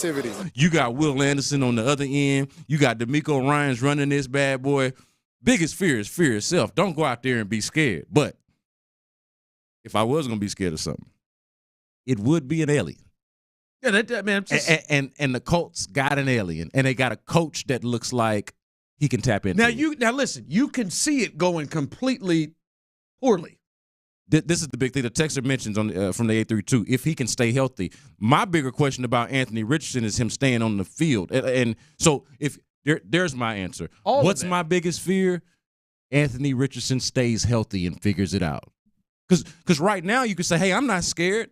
That dude can't stay healthy. He just going to be hurt. They're going to have to figure out whoever their backup quarterback is. You can say that. And I would say it's more likely that he doesn't figure it out. If we've seen what like figure it out enough that he could give you problems. Yeah, it does not matter if he can't stay on the field. But he happens to have really a lot of the elements around him.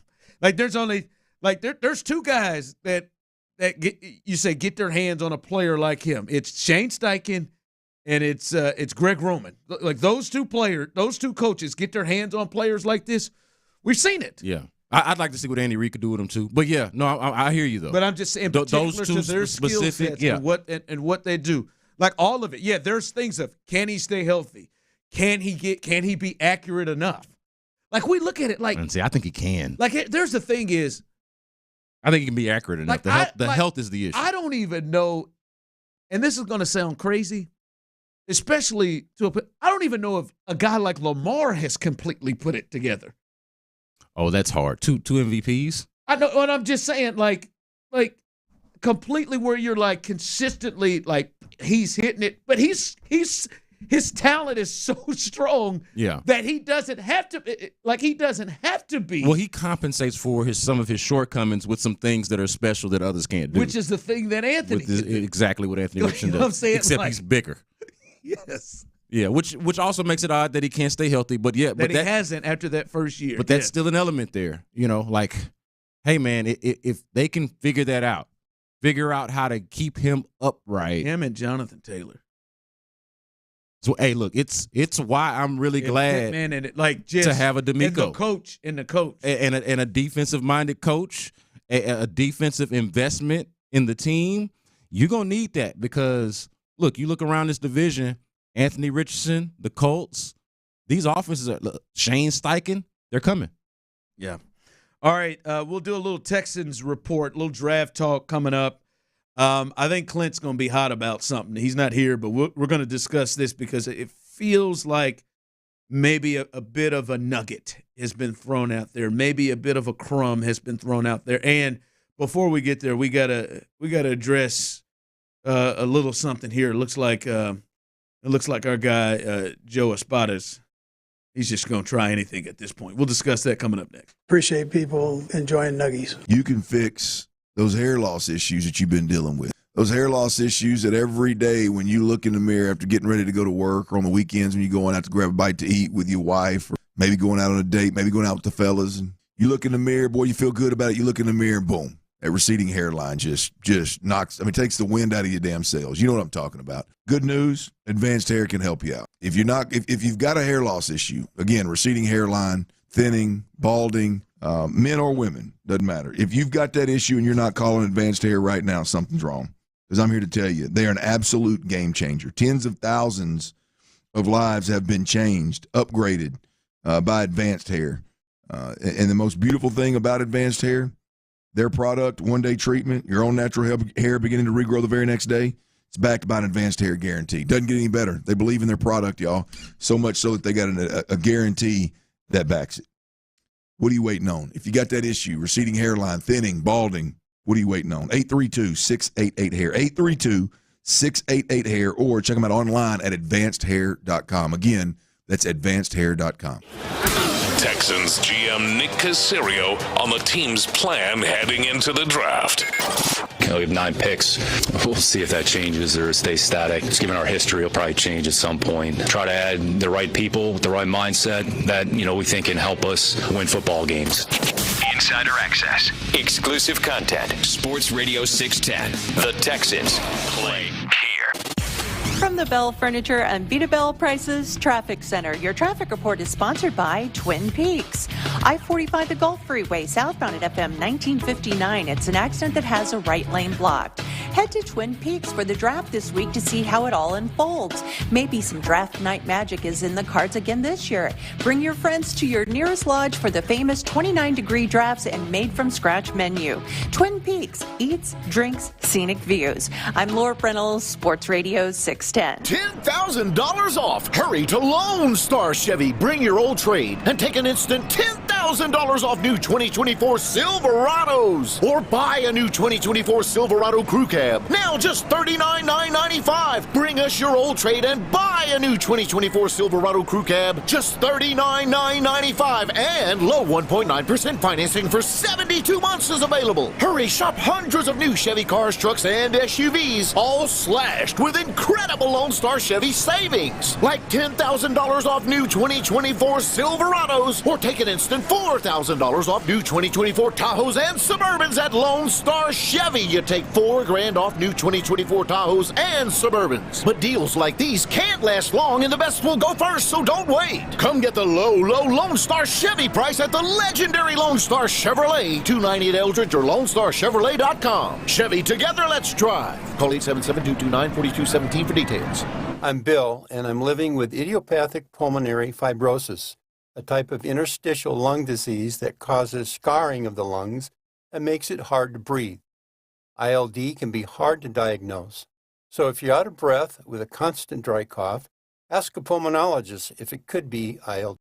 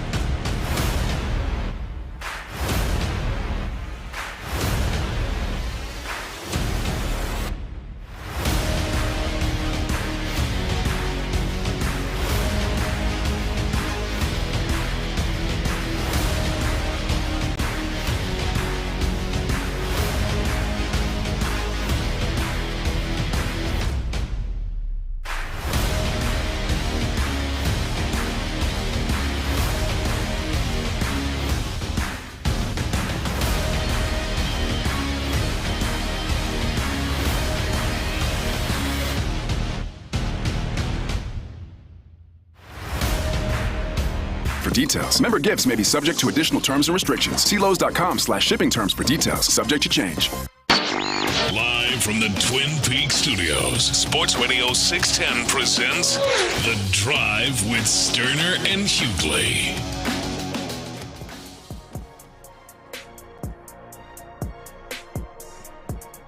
Do a little Texans report with Brandon. He's been with us all day, but we could do a little draft talk here. That's right. In a bit, I do want to give you the lineup as the Astros are facing. Is that Jameson Taillon? Yeah, Jameson Taillon. Yep. Houston's on. Is he? I was gonna say, is he? Houston's on. I think is that Woodlands? Did he get traded there?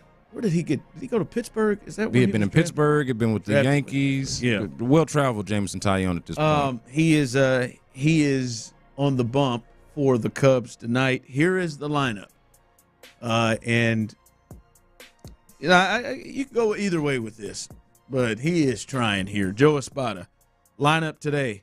Altuve, and then from my accounts, fellas, tell me if I'm wrong, the first time all season, Alex Bregman's in the 2-hole. That'd be correct. He is batting second tonight. Shuffled all over the place. He hit fourth yesterday, and he hit third over the weekend. So in the last week, Alex has hit second, third, and fourth. They're trying it all. This what it looked like when desperate times call for desperate measures. Is Breggy being ridiculous? We did it. We had a topic yesterday. What is Alex Bregman? I don't know. We see he's moving up and down it, but Altuve leading off, Bregman hitting second, Alvarez and Tucker. Diaz is the DH tonight. Pena Singleton is in at first base. The catcher is Vic Caratini, and then Jake Myers off his homer yesterday is in center field with Arrighetti in it. So Bregman moved up to the 2 spot. Got to find a way to reach him, Show. Oh, I'm sorry. I'm calling him Shump. When did I start doing It's fine, that? Brandon. His name is Show. Got to find a way to start reaching this guy. The showman. Ron. Thank you. You've done such a good job. Shout out to my guy, Alex Bregman. What's funny is that I've always actually called you Ron. I'm one of the few that's always called you Ron. Yeah, you and Carrington. I don't know what got into me there. Yeah. Don't know. Hey, just you start feeling good. We'll keep an eye on that, Ronnie. Yeah. But that's the lineup. We'll talk more about that here in a bit. All right. The draft is coming up tomorrow, first round. I don't know if the Texans are going to jump back in it. There may be a player. I said this last week. I said there's nothing to me right now the Texans can do that would irritate me. They're not drafting kickers. They're not drafting punters in the first 4 rounds. Hell, they're not going to draft any of those. And they're not going to draft a quarterback up early in this. Not so there's nothing that they can do to irritate me. Any route they go, I can understand. I agree. And if there is somebody that they are coveting that they didn't think would fall where they are, just because they traded out from 23 does not mean that they don't feel different and their evaluations and evidence has changed. And there's a player that's there. I by all means, I'm with it, and I would love to be talking about they felt like they had to go get somebody, and they wanted this player so much so. So I'm always on the side of aggressiveness in this thing. Although, for me, I doubt they move back into the first round. I don't get – Nick and them or they could do anything. They've done a lot of moving up. For me, I would be surprised if we come in here on Friday or we're making videos Thursday night about the Texans moving back in. Yeah, if I had to bet money on it, I would bet against it. I don't think that they're going to do that just based off of what they've done already. They had the 23rd pick, right? And so if they felt desperate for or like they needed what they felt like was a top 25 pick, I don't think that they would have given that pick up. So you don't give that pick up unless you're comfortable with moving back to where you did to begin with. Where it's going to get interesting, and this is where I wouldn't be surprised. Like, I guess it would surprise me more if they moved up than if they didn't, okay? But I guess I'm hedging this a little bit because I don't think it would surprise me that much depending on how the draft itself plays out. Who's the player that falls? And it's hard to know this before the draft gets going, but who is that guy that's going to fall Because there's going to be something. Somebody's going to fall. Because you could see a run on multiple positions. Quarterback, offensive tackle, cornerback, wide receiver, obviously. Yeah. So there's a number of positions where there could be a run on. And I just feel like there is plenty of chance here for somebody to fall, for there to be a player that perhaps a team, maybe it's not even the Texans, but it could be a team or a player, I should say, that a team views just totally differently than the rest of the league. It's not like there is outright consensus on every player or even on every group of players. So based off of who's picking and how the draft is going, who falls and how far do they fall? And so, like, if you get to the back end of that first round, let's say they get past 23, say we're in the 25, getting close to 30, and somebody that they didn't expect to be there at 23 has fallen all the way down to 25, 26, 27, it wouldn't surprise me at all if they did what they had to do to get back into the back end of the first round or at the top part of the second round, just to make sure that that player that they don't feel like should have slid that far down to begin with, to make sure they don't slide down any further and they go get them. That would not surprise me at all. See, yeah, there's a run on players, and like they're to me they're like the position I look at is there's like 2 to 3 defensive tackles that I think are rated higher than most, and there's a wonder if they may go up and grab one of those. Yeah. Because there could be a run where those positions drop. Yeah, if Johnny Newton out of Illinois is still there at 28, do the Texans, does Nick Caserio and D'Amico Ryans get anxious? If Darius Robinson out of Missouri is still there in the back part of the first round, or God forbid in the early part of the second round, I know we're talking about moving up into the first round, but how far do those guys drop if they do? How far do they slip if they do? Do they get anxious? Cooper DeJean, the white cornerback, who John Harris likes as a position changing. You hear that a lot around the league. Like, this dude, I don't know about corner, but he looked like he could play slot, and he looked like he could be a hell of a safety. If that dude, because he's a white corner, if he slips, do they see? Why are you saying because he's a white corner? Because I could feel that. Tyler keeps really. Are you new to America? Are y'all new to America? But it's might as well drop the cracker. Do biases not impact our decisions and cloud our judgment? I could absolutely see people being dumb enough to be like, I ain't drafting no white corner. The way he made it sound and then he slips. Like, because his 40 time was a little slower, he made because he's a white corner. Like, dude, the reasoning is dropping is because. So tell me this. Ain't drafting a corner named Kyle. You're going to call me a racist. You're a GM, and you've got a first-round draft pick, and a white corner comes to you. Like falls to you, right? Like they're in the board? You couldn't see see a GM saying, has it been since Jason Sehorn? I ain't using no first-round pick on a white corner. It ain't going to beat me. I'm not saying that that's wise. He's dead serious. Like, I let it go by the first 2 or 3 times. He's hammering home. He said, but seriously, because he's a white corner, he dropped. That's what the whites used to do. You don't see a team could pass on a white corner the way, say, like way back in the day, a team would pass on a black quarterback who might be good? Because, like, man. Well, I hope we've left those days behind. He can't do that. Let's not get aggressive here. I'm just saying. Look, I don't think it's the same type of inequality. or a glitch in the marketplace, glitch in the matrix. He said it 3 but it's times. A similar vein. That's why he could be available. He could. You did it. You did it all. You switched him off corner to safety. Everything. A corner named Charles. No, I'm good. You made him Kyle Hamilton. Yes. All in one. Or Adam Archuleta. He does play better with his facing the ball. He does play better. Like, I would say that even if he was black. God, I didn't know we were headed there. I did. Can't be drafting a corner that's see-through, man. I have thought about this. I don't know if no. He made that. Like, listen, that might be where he drops. With Cooper DeJean, I'm not kidding you guys. I have thought about this a lot. What if the white corner drops? Someone text because for whatever reason, folks don't believe in the white corner. Text in. Listen. We got people out here not believing in a player because he cried with his mother. So I can get sensible, silly things with that. Someone text in, I'm white and I'm out. Now I want you to be. Damn. I want you to. I want to understand. I'm sorry, Cooper. I can't even sell you to the white guys in my market. I want to understand, sir. Are you saying that you're white and you're out on drafting Cooper, or you're white and you're out just on the show? The rest of that. That's what I'm trying to get an understanding. Well, it can't be getting out on Houston's #1 afternoon drive program. That could be. You never know what's the thing that drives them out. I am. So what text it? But you're right. I am hoping that they can benefit from some prejudice here. Would you go up to get Cooper? Like if he's sitting there in the 28, 29 range? I wouldn't move up. I would try to let him fall to the second round. What's the reasoning on that of why you would potentially? Because I don't want to draft a safety in the back of the first round. I'm just saying, I don't want to draft a safety. What? Even though he could be a dynamic slot corner. Oh, that's and a that's safety, good.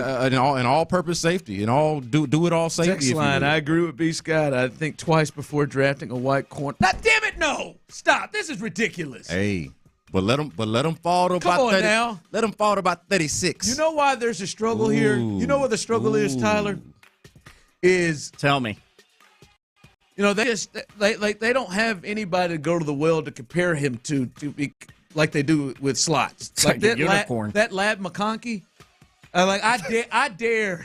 First off, it That just name. could be other name for you. Lad. I dare Lad. I dare any of these draft analysts to use somebody other than Danny Amendola and Julian Edelman. Those are the and Wes two. Welker. That's the guys they keep comparing Ladd to. I dare someone to say Golden Tate. I dare someone to compare him to other black slot corners. This guy's got They won't do sneaky it. speed now, and Ron. So because they don't have one for Cooper, they won't compare him to anybody. Sneaky now they're fast. moving him to safety. I see a little Des King in him.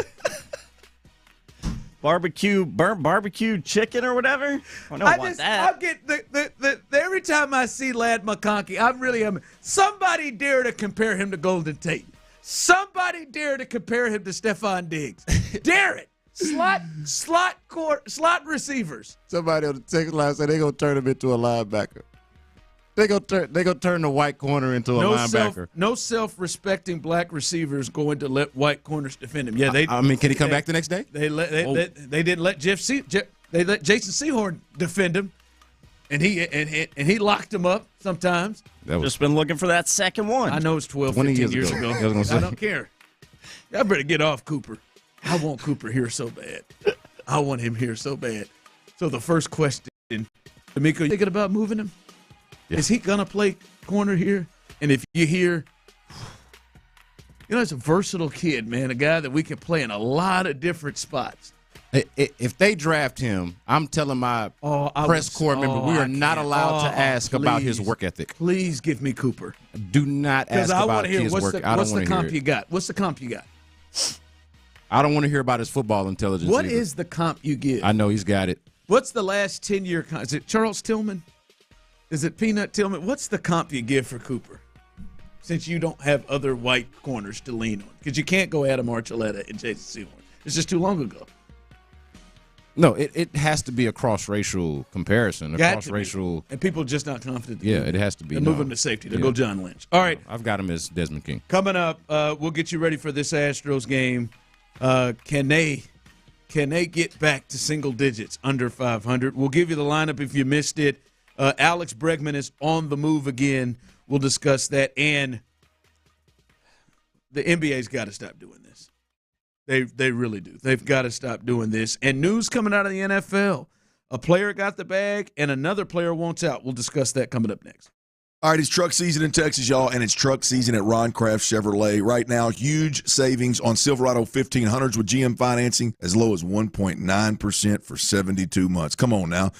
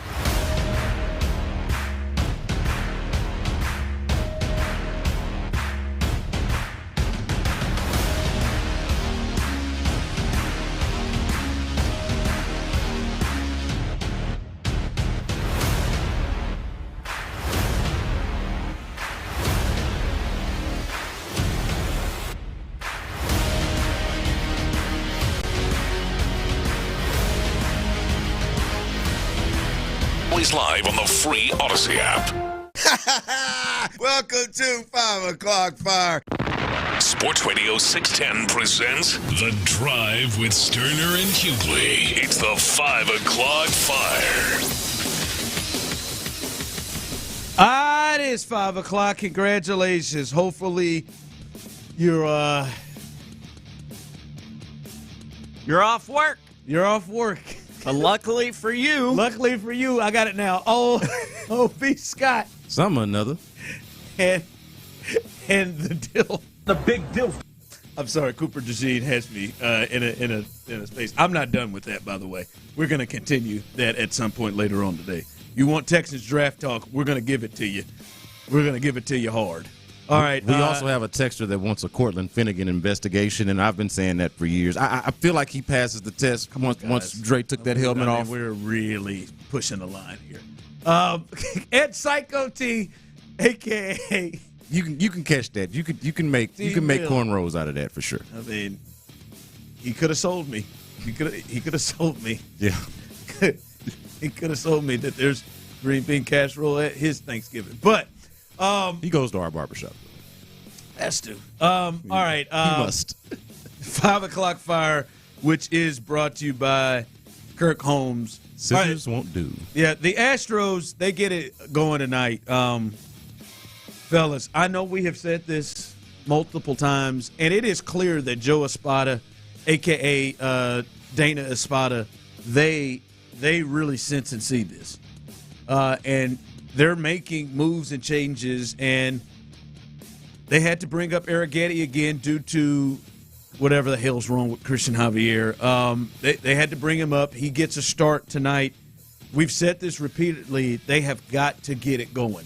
They've got to start something.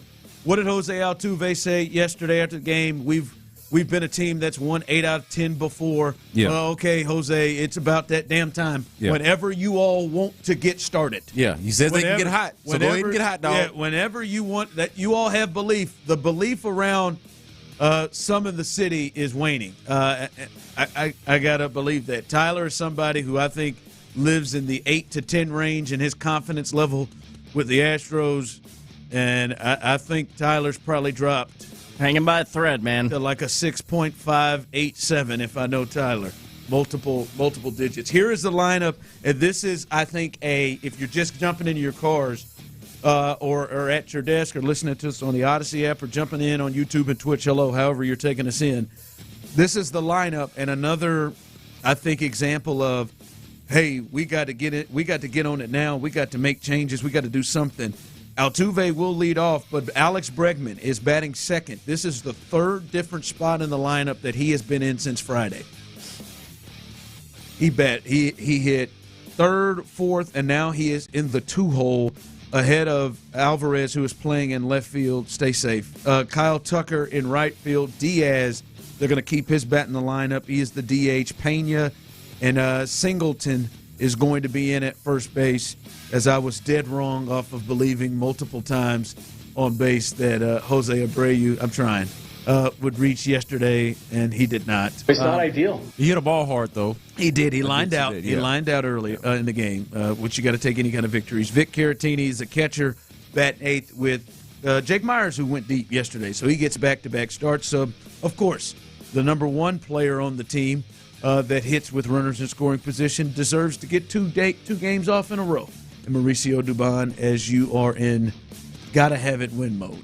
Last time you were on the show, Brandon, with us, you said it's not must win, but it kind of is. Kind of. And they are now worse from the last time we talked. They are much worse. Spencer Arrighetti is on the mound, man. It feels like they can't wait too much longer, Brandon, to get going here. Well, I've completely recalibrated how I view the season. Really? Like I'm not able to even look. You talk about being done, or are the Astros done? Have you quit on them? I just can't look past the 10 games below 500. And I know the 10 games is a special number, a specific number, because they haven't been that since 2016. So we look at 10 as like this landmark figure. But I've been feeling like this ever since they've been bad, which is pretty much most of the season. Like, hey, let's get to 500. Let's be a 500 baseball team. Can the Astros be a 500 baseball team? And then I can go from there. Then I can have discussions from there on whether they're a legitimate team past that. Are they a wild card team? Are they a team that can go on a run and maybe win a weak division? Or are they just a 500 baseball team that you shouldn't expect much out of? Like, ever since they got swept by the Yankees to start the season, they have been behind the 8 ball, and all they've done has reinforced the idea that they are a sub-500 baseball team. That's what the record shows, and until they can get closer to that, I can't really think of them in any other context other than try to get to 500. Chop wood. It sounds like a bunch of cliches. One game at a time. All of that nonsense that you don't like to hear. It's not ideal. That's where the Astros are at right now. I'm not going to lie. I have been saying, like, that's the step. All right, get to 500. Get to 500. Like, because when people have texted in or reached out to us and said, hey, they're only 4.5 games out of 500. They're only, I don't even know what they are now. I don't even, like, I've stopped looking at the standings. I mean, you find yourself 2 games behind the 7. Yeah, 7 and 17. There you go. Yeah, they're 7 and 17. No, I know, but I'm just talking about how many games they are behind the Rangers. I've stopped looking at it. I look at it from the bottom up. I look, how many games are they barely up on the A's? They're not up on the A's. Or on the, I'm sorry, on the. That's what I said. On the White Sox in terms of being the worst in the American League. I'm so used to bashing the A's. No, you're not as good as the A's right now somehow. Yeah, you're right. They're 3.5 up on the White Sox for worst record in the American League. The White Sox are 3-20. Oh my God! Got 2 teams in the National League that have won 6 games, but you're basically one of those. Yeah, like you're the Rockies. You're the White Sox for all intents and purposes. You know, like you're a bottom feeder, a cellar dweller, as they like to call them. Yeah. So until they become a 500 baseball team, I can't really think of too much past that. Too much beyond that. That's what I'm saying. Like, for me, like I've been saying, just get to 500 first. But man, that climb is becoming further and further back the more they keep losing games. Like, what did I said on this trip, fellas, I remember you weren't in, Tyler, but Chris was in, and I talked about on this trip, I said they got an 8-game road trip. They got 3 against the Nationals, 3 against the Cubs, and 2 against the sorry-ass Colorado Rockies. I was like, for me, I'm not going to get greedy. 5-3. I know Chris and Clint were thinking, boy, 6-2 to kind of start getting. I was thinking 5-3. You're not that kind of team. Like, and man, I don't have confidence that they're going to be above 500 on this road trip. I said this on Friday when I was on with Landry, that I look at their schedules differently when I see them play against what has been historically or in the past viewed as a bad baseball team, and you try to chalk that up as a win or chalk that series up as a win. Oh, they're going to just have their way with the Nationals. They're going to have their way with the Royals. Get right. Get right. These are get-right series. 10-10. Yeah, right. No, the Royals are not that. The Royals are better than them. So, no, and I thought this when they played the Nationals over the weekend. I'm like, I don't. Even though Verlander's coming back, I don't view them going to Washington, D.C., and that's just a dub. And lo and behold, they lose that series. The only game they did win was the Verlander game, right? Yeah. So, they are not an automatic or a favorite against a bad team anymore. They got to get this going, man. Right? Verlander gave his speech 2 days before he pitched. Get your head out of your ass is what Mauricio Dubon said. He came in, pitched a great game for his first game back. They proceeded to lose 3 in a row after that and blow one. So they got to get it on. They've had this team speech. They've had their leader come back. They got to win more games than Verlander. They haven't won since Verlander started. Since the league expanded to 30 teams, no team has started 7-17 as the Astros are right now. No team has started 7-17 and gone on to make the playoffs. Time. This is since 1998, since you've had 30 teams in Major League Baseball. You could have kept that with you. No team has done it. Tyler. Hey, Verlander, how many games have the Astros won? 7 time. Yeah. That's it. 7 times to get off this night. You could have kept that stat to yourself. I think Tyler just farted in there by himself. Hey, Astros. How did you know that? Go be historic. I think we need to grab a drink and steak night tonight. Ooh, I like where your head's at. I'm with it. 5 o'clock fire. All right, some news from the Astros. Framber Valdez threw 40 pitches in a bullpen today. It was reported yesterday that he would throw a bullpen in Chicago. 40 pitches today at Wrigley, and is expected to come off the injured list and start one of the games in Mexico City this weekend. Ronel Blanco O'Neill will start the other. All right, this is promising news. I wonder what his pitch count is now that he's thrown 40 pitches, and that then he'll be going right to there. But he said they said initially probably wouldn't have a rehab start. But listen, you got to take everything you can. Yeah. You start to get it. You know, Christian Javier goes down with the neck, whatever. But now, yeah, I don't know, man. I was insane. It doesn't make sense. You get Verlander back, and then Christian Javier sleeps wrong. I'm trying to think. That seems like. Can't believe we sent him to the IL immediately. Like that, there was no further. How wrong did you sleep? I'm just trying to figure out how we know already. We got to have you miss 2 starts already. Brother, but anyway, brother gonna have to start sleeping standing up if it's that bad. Framber will get one of the starts this weekend, so that's big. They're getting him back again. Framber Valdez threw today, 40 pitches. They can have that. Now you get Verlander.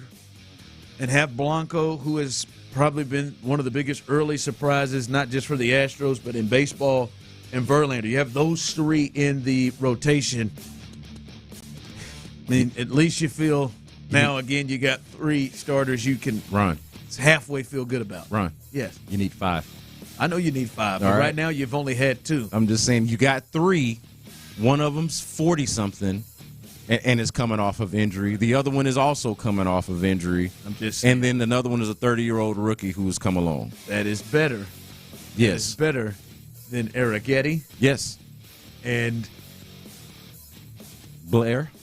God, Blair's not even in the equation. That's better. Like I'm ready for that fella last night. Like I don't think Hunter should be in the rotation. Hunter or JP France. I don't know. One of them can go grab a seat.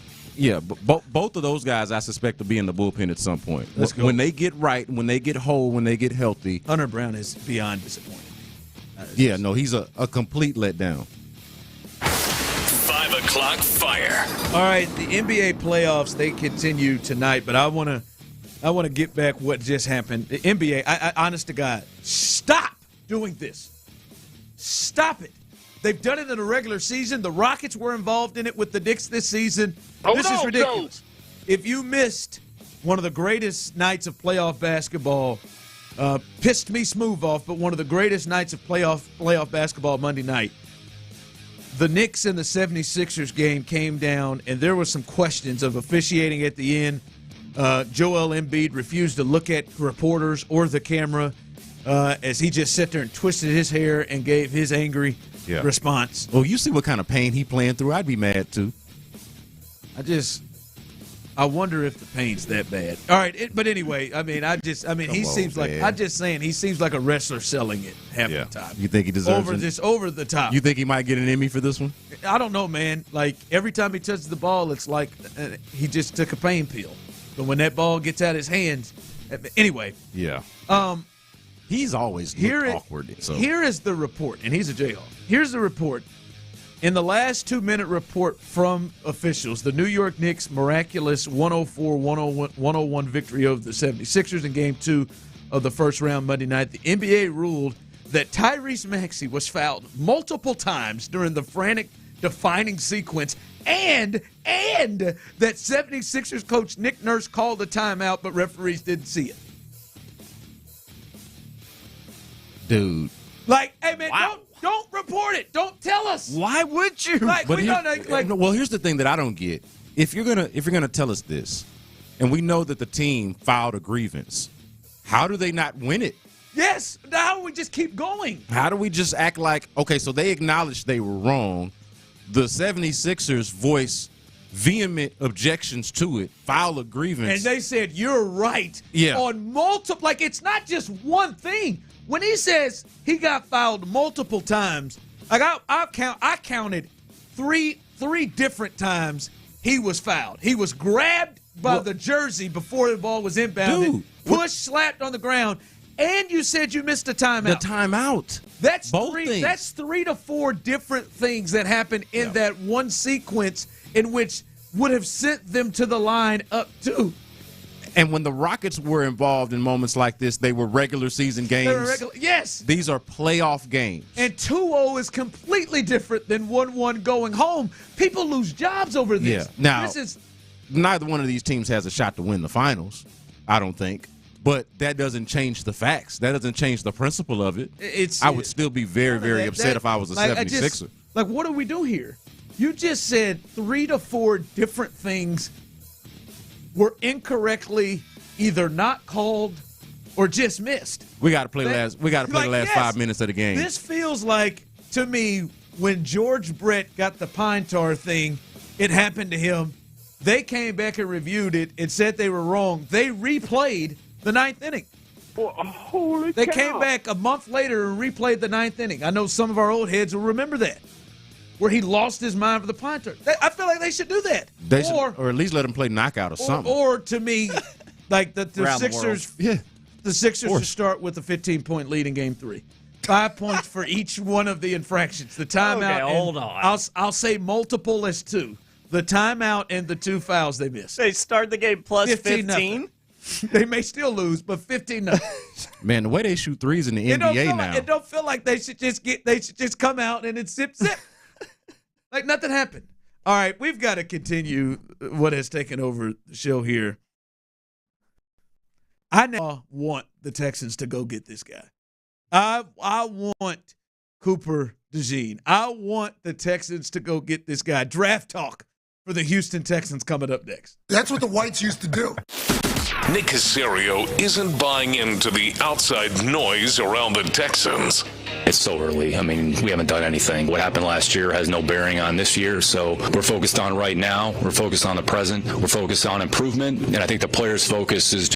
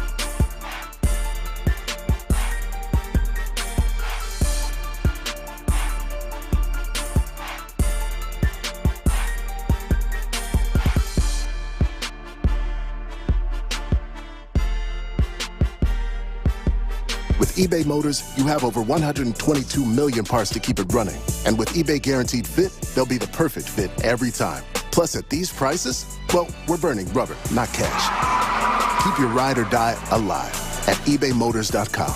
Eligible items only. Exclusions apply.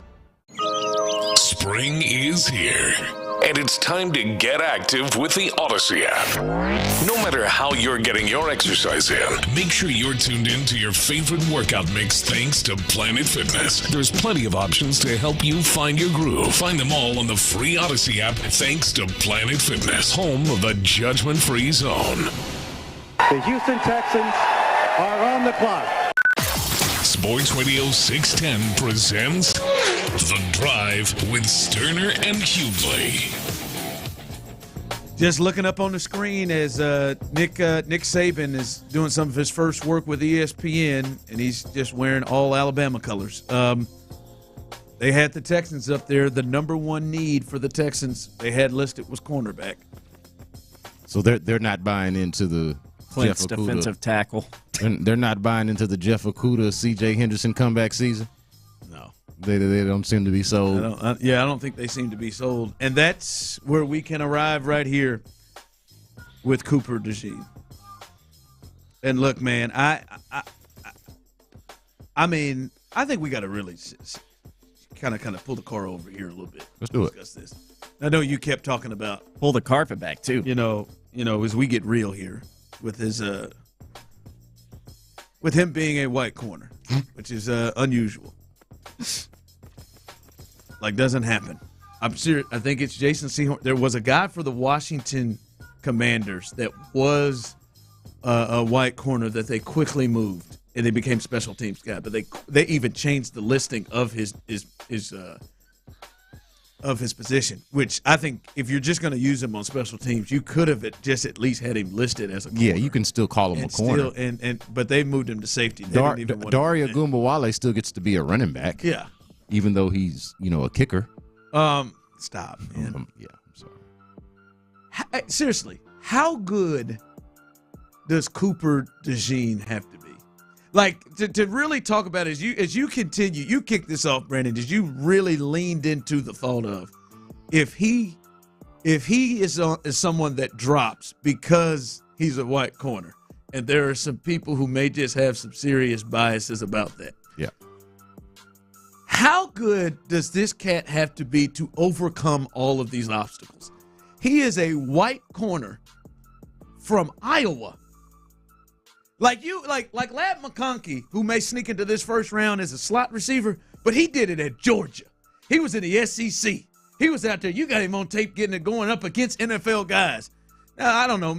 Maybe Cooper really got after it against Ohio State and company, and maybe that's what helped him, or Michigan, who didn't have a great receiving core. But them highlights against Illinois look like they in slow motion. Yes, the Nebraska ones too, as well. Just think about. I think honestly, where is he from? Anybody have any idea? Somebody find out. Where is his hometown? I would imagine Chicago. I'd imagine he's got to be from a big Iowa. town. Maybe he's from a big Midwestern. He's from Minneapolis. Somewhere he's got to be. Like somewhere big where maybe he is. He's from Sioux Falls, South Dakota. This is even more. He's from South Dakota? Think about the obstacles and how good he is from South Dakota and went to Iowa as a white corner and as a consensus first-round pick. He's a trailblazer, man. A chain breaker.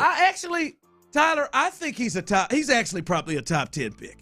There's like the biases and the I just can't shake it, him being a white corner probably has him in the 20s. He must be a top 10 guy. I mean, to overcome all of that, people have to be looking at him, oh, come on, man. You sure? How many times has Cooper have been trying to push and change his position? At least 4. However many times it's been, it won't be the last. Because it's about to happen again. I bet you so many schools wanted Cooper to play a different position. And Iowa, and Kirk Ferentz is the one that said, no, come on here. Yeah. Come on here. We'll let you play corner. And he's probably like, this is where I can shine. And he has. With that South Dakota background. I think Iowa was the place for him. Now that I look at it, I think the Texans, they got to go up there and get him. I mean, if he's sitting there falling in the late 20s, 25, this is probably a top 10 pick. The biases, I think, have him dropping.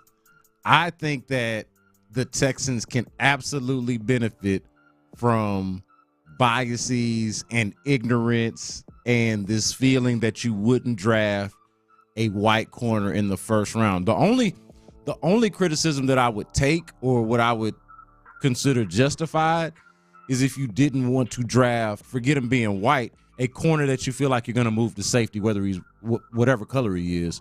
If you think you're going to move him to safety, how good of a safety does he have to be? Do you think he is not a perfect player comparison to Kyle Hamilton, obviously, but do you think he's that level of a safety? Do you think you're drafting an all-pro safety? To me, that determines how much you're willing to invest in a guy who it says corner on his position, like on his listing, but you know deep down this is a guy that's going to play safety and maybe some slot work for you. He's not a great outside corner prospect. As someone texted, but he's a hell of a football player. Are y'all saying white guys aren't as athletic as white guys? No. I'm telling you. Not at all. I'm telling you the league has. I'm not telling you that at all. I'm telling you that it's ignorant. I'm telling you that it's exactly that. It's ignorance. It's the fact that people would bypass it or overlook it or use it as an excuse. I think you could benefit from it. It's one of the most unbelievable things that we have not seen a white corner really play since Jason Sehorn. I just can't believe it. But I think these cats are I think biases are a lot of it. I think they are being changed in positions. You can see some white guys. You can see some white receivers that you're like, that guy could be Dez King if he was allowed to. Cooper Kupp could be Dez King. Absolutely. If he wasn't changed. Absolutely. What was the dude that played for Tampa that won the Super Bowl with? Scotty Miller. Oh God, yes. Scotty Miller could play any of the defensive back positions if he wanted to. It's 100% could run with a receiver. To think those obstacles. Iowa. Yeah. No. That guy's a top. That guy's a consensus first rounder. The Texans want to really be revolutionary. They want to really be some. I want him to do it so bad. Chain breakers. This the way to do it. I wanted to be so bad. But they would have to change his position though. So I don't know how. I mean, there would be that. Why are you trying to? We drafted the white corner, but he ain't playing corner no more. Hold on. You don't think if he came over, he's opposite Derek Stingley? Yes. No, I think he's inside. He's giving Dez King a run for his money on his job. No, he's giving Jalen Petrie a run for his money. But Jeff Okudah is safe. Oh no, Jeff Okudah got him. Yeah. Jeff Okudah. He ain't gonna be giving that gig. He ain't getting that. Stop. If they move up to go get him, he is going to be the starting outside corner. Absolutely not. They better not move up to go get him make him. And that's why I said maybe you don't move. It depends on how far he goes, how far he slides down. Maybe you don't move up to the back end of the. But if he slides out of the first, now we're talking about something. He's coming out early too. He's a junior. He's a talented dude, man. This dude here, man. I'll tell you, this is a top 5 pick. I just the beginning of the segment was top 10. He must, dude. The biases, I believe, have been pushed to this point. Those white hurdles. My man over here, Brandon, won't even allow him to be the starter on the outside. He ain't because he ain't that. To move up to go get him won't be the starter on the outside. Y'all the ones on this show over Jeff Okudah. Y'all the ones on this show that complained about Tavierre Thomas playing in the slot. He ain't Tavierre Thomas. He's better than that's what I'm saying. He upgrades your slot position and probably upgrades you at safety if we're being honest. I'm ready to rock and roll. Let's go him on the outside. You give me DeJeed. You give me Stingley. With King on the inside. And they say no. See, now I'm uncomfortable because I feel like you're trying to sabotage the white dude. I'm not trying to sabotage him. I'm trying to eat an outside corner. No, I'm trying to set this man up for success. This is amazing. Set this man up for success so he can make plays. He don't even have to play all 4 years. He can come out early on your ass. Wow. Yeah, man. Unanimous All-American. This guy. America like him. Wow. There is that. America he like dunks too. Well, I could believe that. From the text line, decided to text in. I can believe that. I'm with it. Go get him. Go ahead, Nick. Go get him. He looks like a football playing Jesse. Oh, he does. Football playing Jesse. We'll update you on some really good news for a change with your Houston Astros. And after that, we'll get that out the way, and we got to potentially start having some tough conversations about them. That's coming up next. All right, if you're out there and you're looking to build your dream home, you're getting ready to build that custom home, look here. I need your ears, man. Our Vision Homes is where it's at. Houston's premier turnkey custom home builder. They're the real deal, y'all. 17 years in the business. The owners, Ryan and Gretchen Rogers, born and raised right here in Texas, in Houston, actually, up on the north side. They're solid folks, and I'm telling you, these are the kind of people that you want to work with when it comes to building your dream home, building a custom home.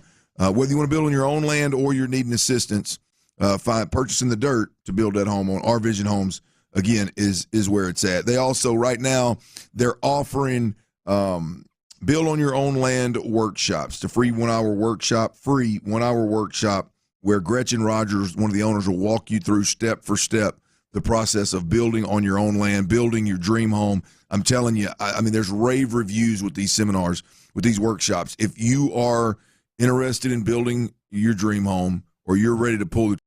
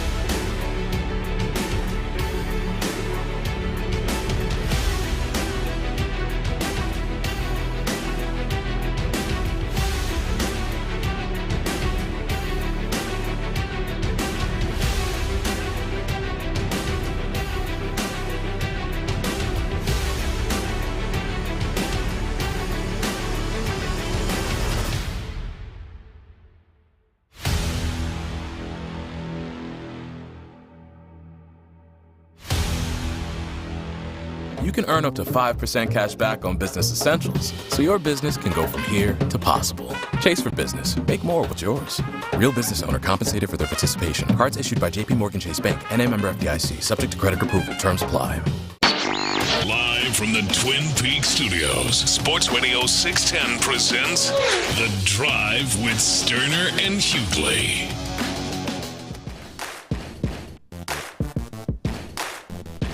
All right. God bless Cooper DeZine. God bless that kid. Wow. I'm just glad he didn't have to go to the US or USFL or Canada like Warren Moon had to do to really show he can play at that position. Progress. Let him come. God bless, brother. Progress, you might say. They try to move that kid to running back, safety, probably try to make him put on 25 pounds to play linebacker. And he said, no. I'm not doing it. And they say no. All right. I am a DB, a cornerback. Cornerback.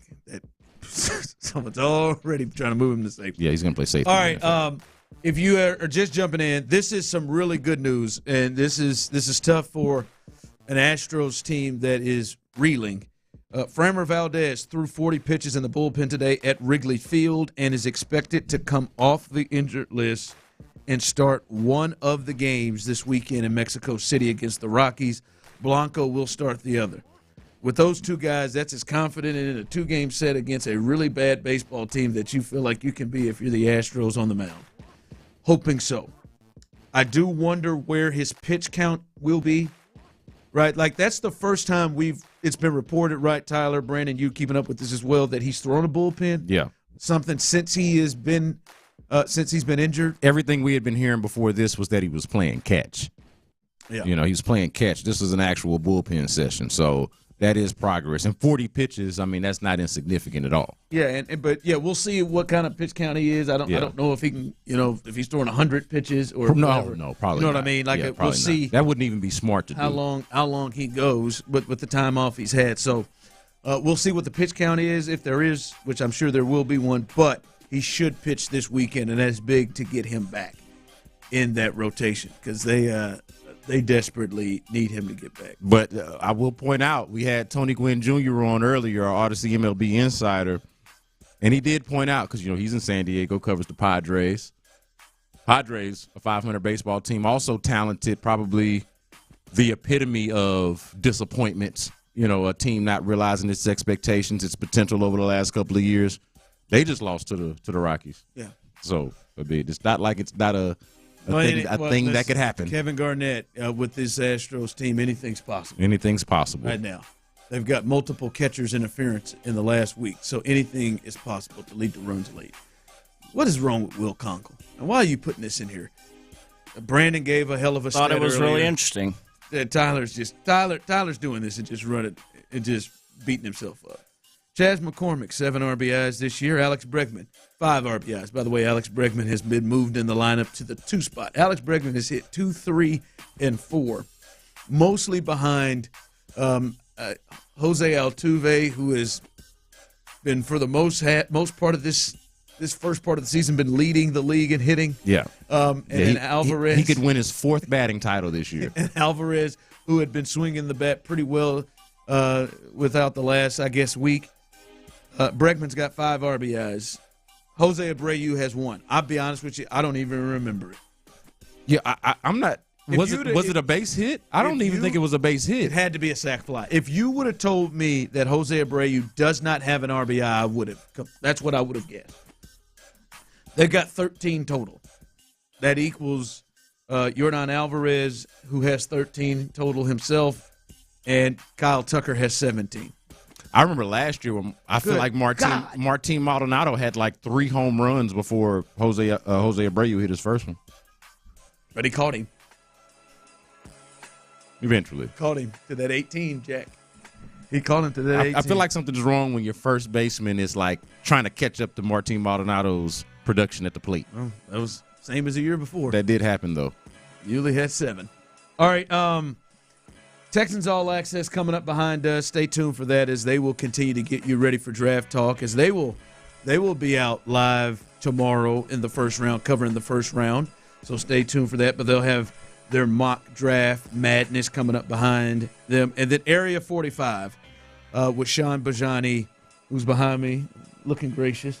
I think Sean should get an ear piercing. Oh, no, that's not him. And I want him to get both of them, double hoops. That's not him like at Jordan. But Sean Bajani, Patrick Creighton, I've been talking back and forth with Patrick Creighton. He seems like he's coming in hot today, folks. I'm just telling you. So stay tuned for Area 45. That's the show least likely to have an earring for sure. Of all of ours, Sean could get an earring. Doesn't Santiago have an earring? Chris, yeah. You know what? I didn't count Santiago. Yeah, Santiago. Scratch that. He's rocked the dangle before. That's what I was going to say. Chris Santiago has the Lawrence Taylor dangle in him. He's got that. I love it. Yeah. If I got a piercing, that's what I would go. My bad, Santiago. A big R dangling. A big R? Yep. Why not a big S? Because he's Ron. Yeah. But he's also show. He's not show. Yes, he is. This is BS. BS. It's not. I've already laid it out. 15,000 followers. And the company goes half in with me on a blue check mark payment, and we'll do it. Bro, the blue checks are not expensive.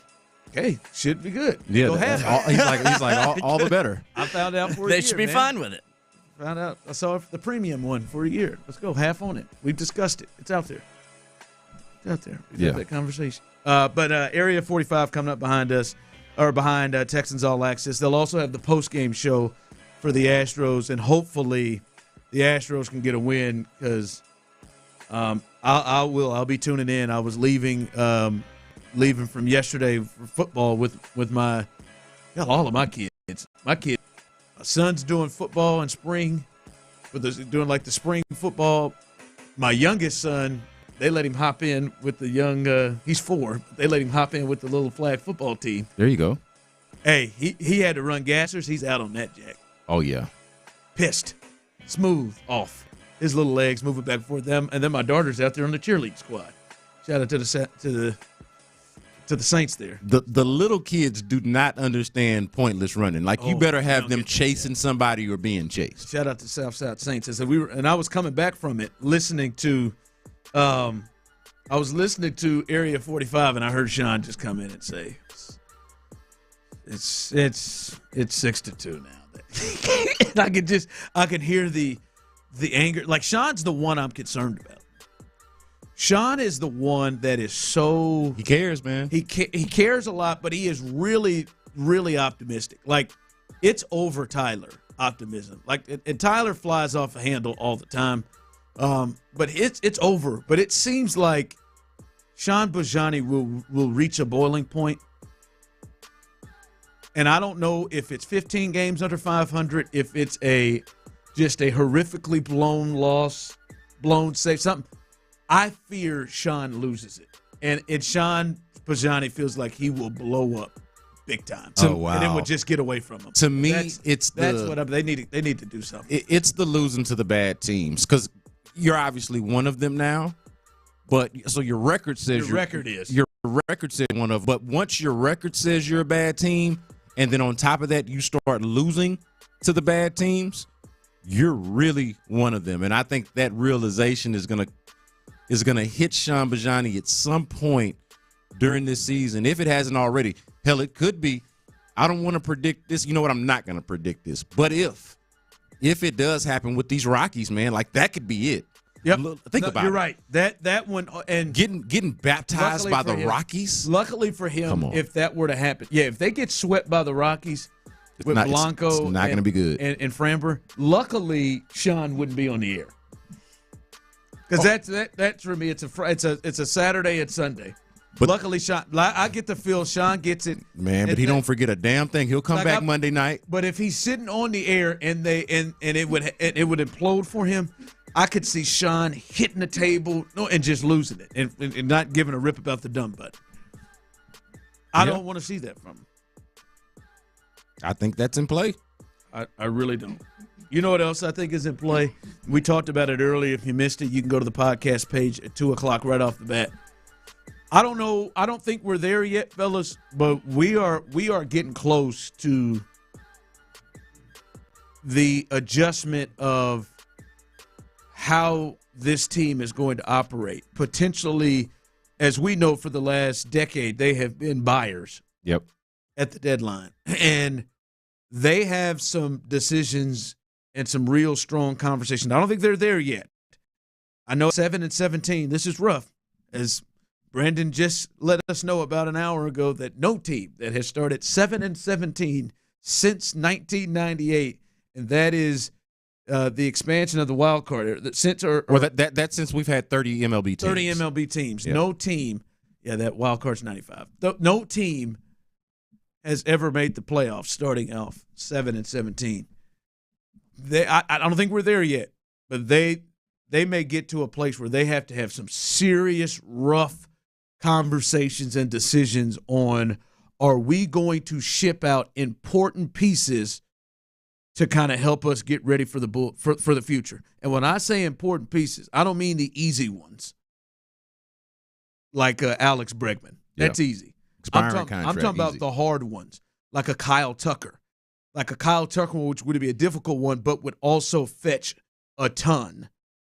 A guy that would have an extra year of control and this year and would be more than a hired gun. Like, I'm talking about those, the Framber Valdez conversations. Another one, a Brian Abreu, who bullpen at the deadline is something people really look at. Like, they're not there yet, but you can see the exit sign of, yo, we may have to pull the trigger on. Yeah, in terms of just having the conversation. Conversation. Like, you and I are even having the conversation right now. So I think if we're having it, then they should damn sure be having it. So I think the conversation is being had, but in terms of pressing the button or actually pulling the plug and doing it, I think they are a way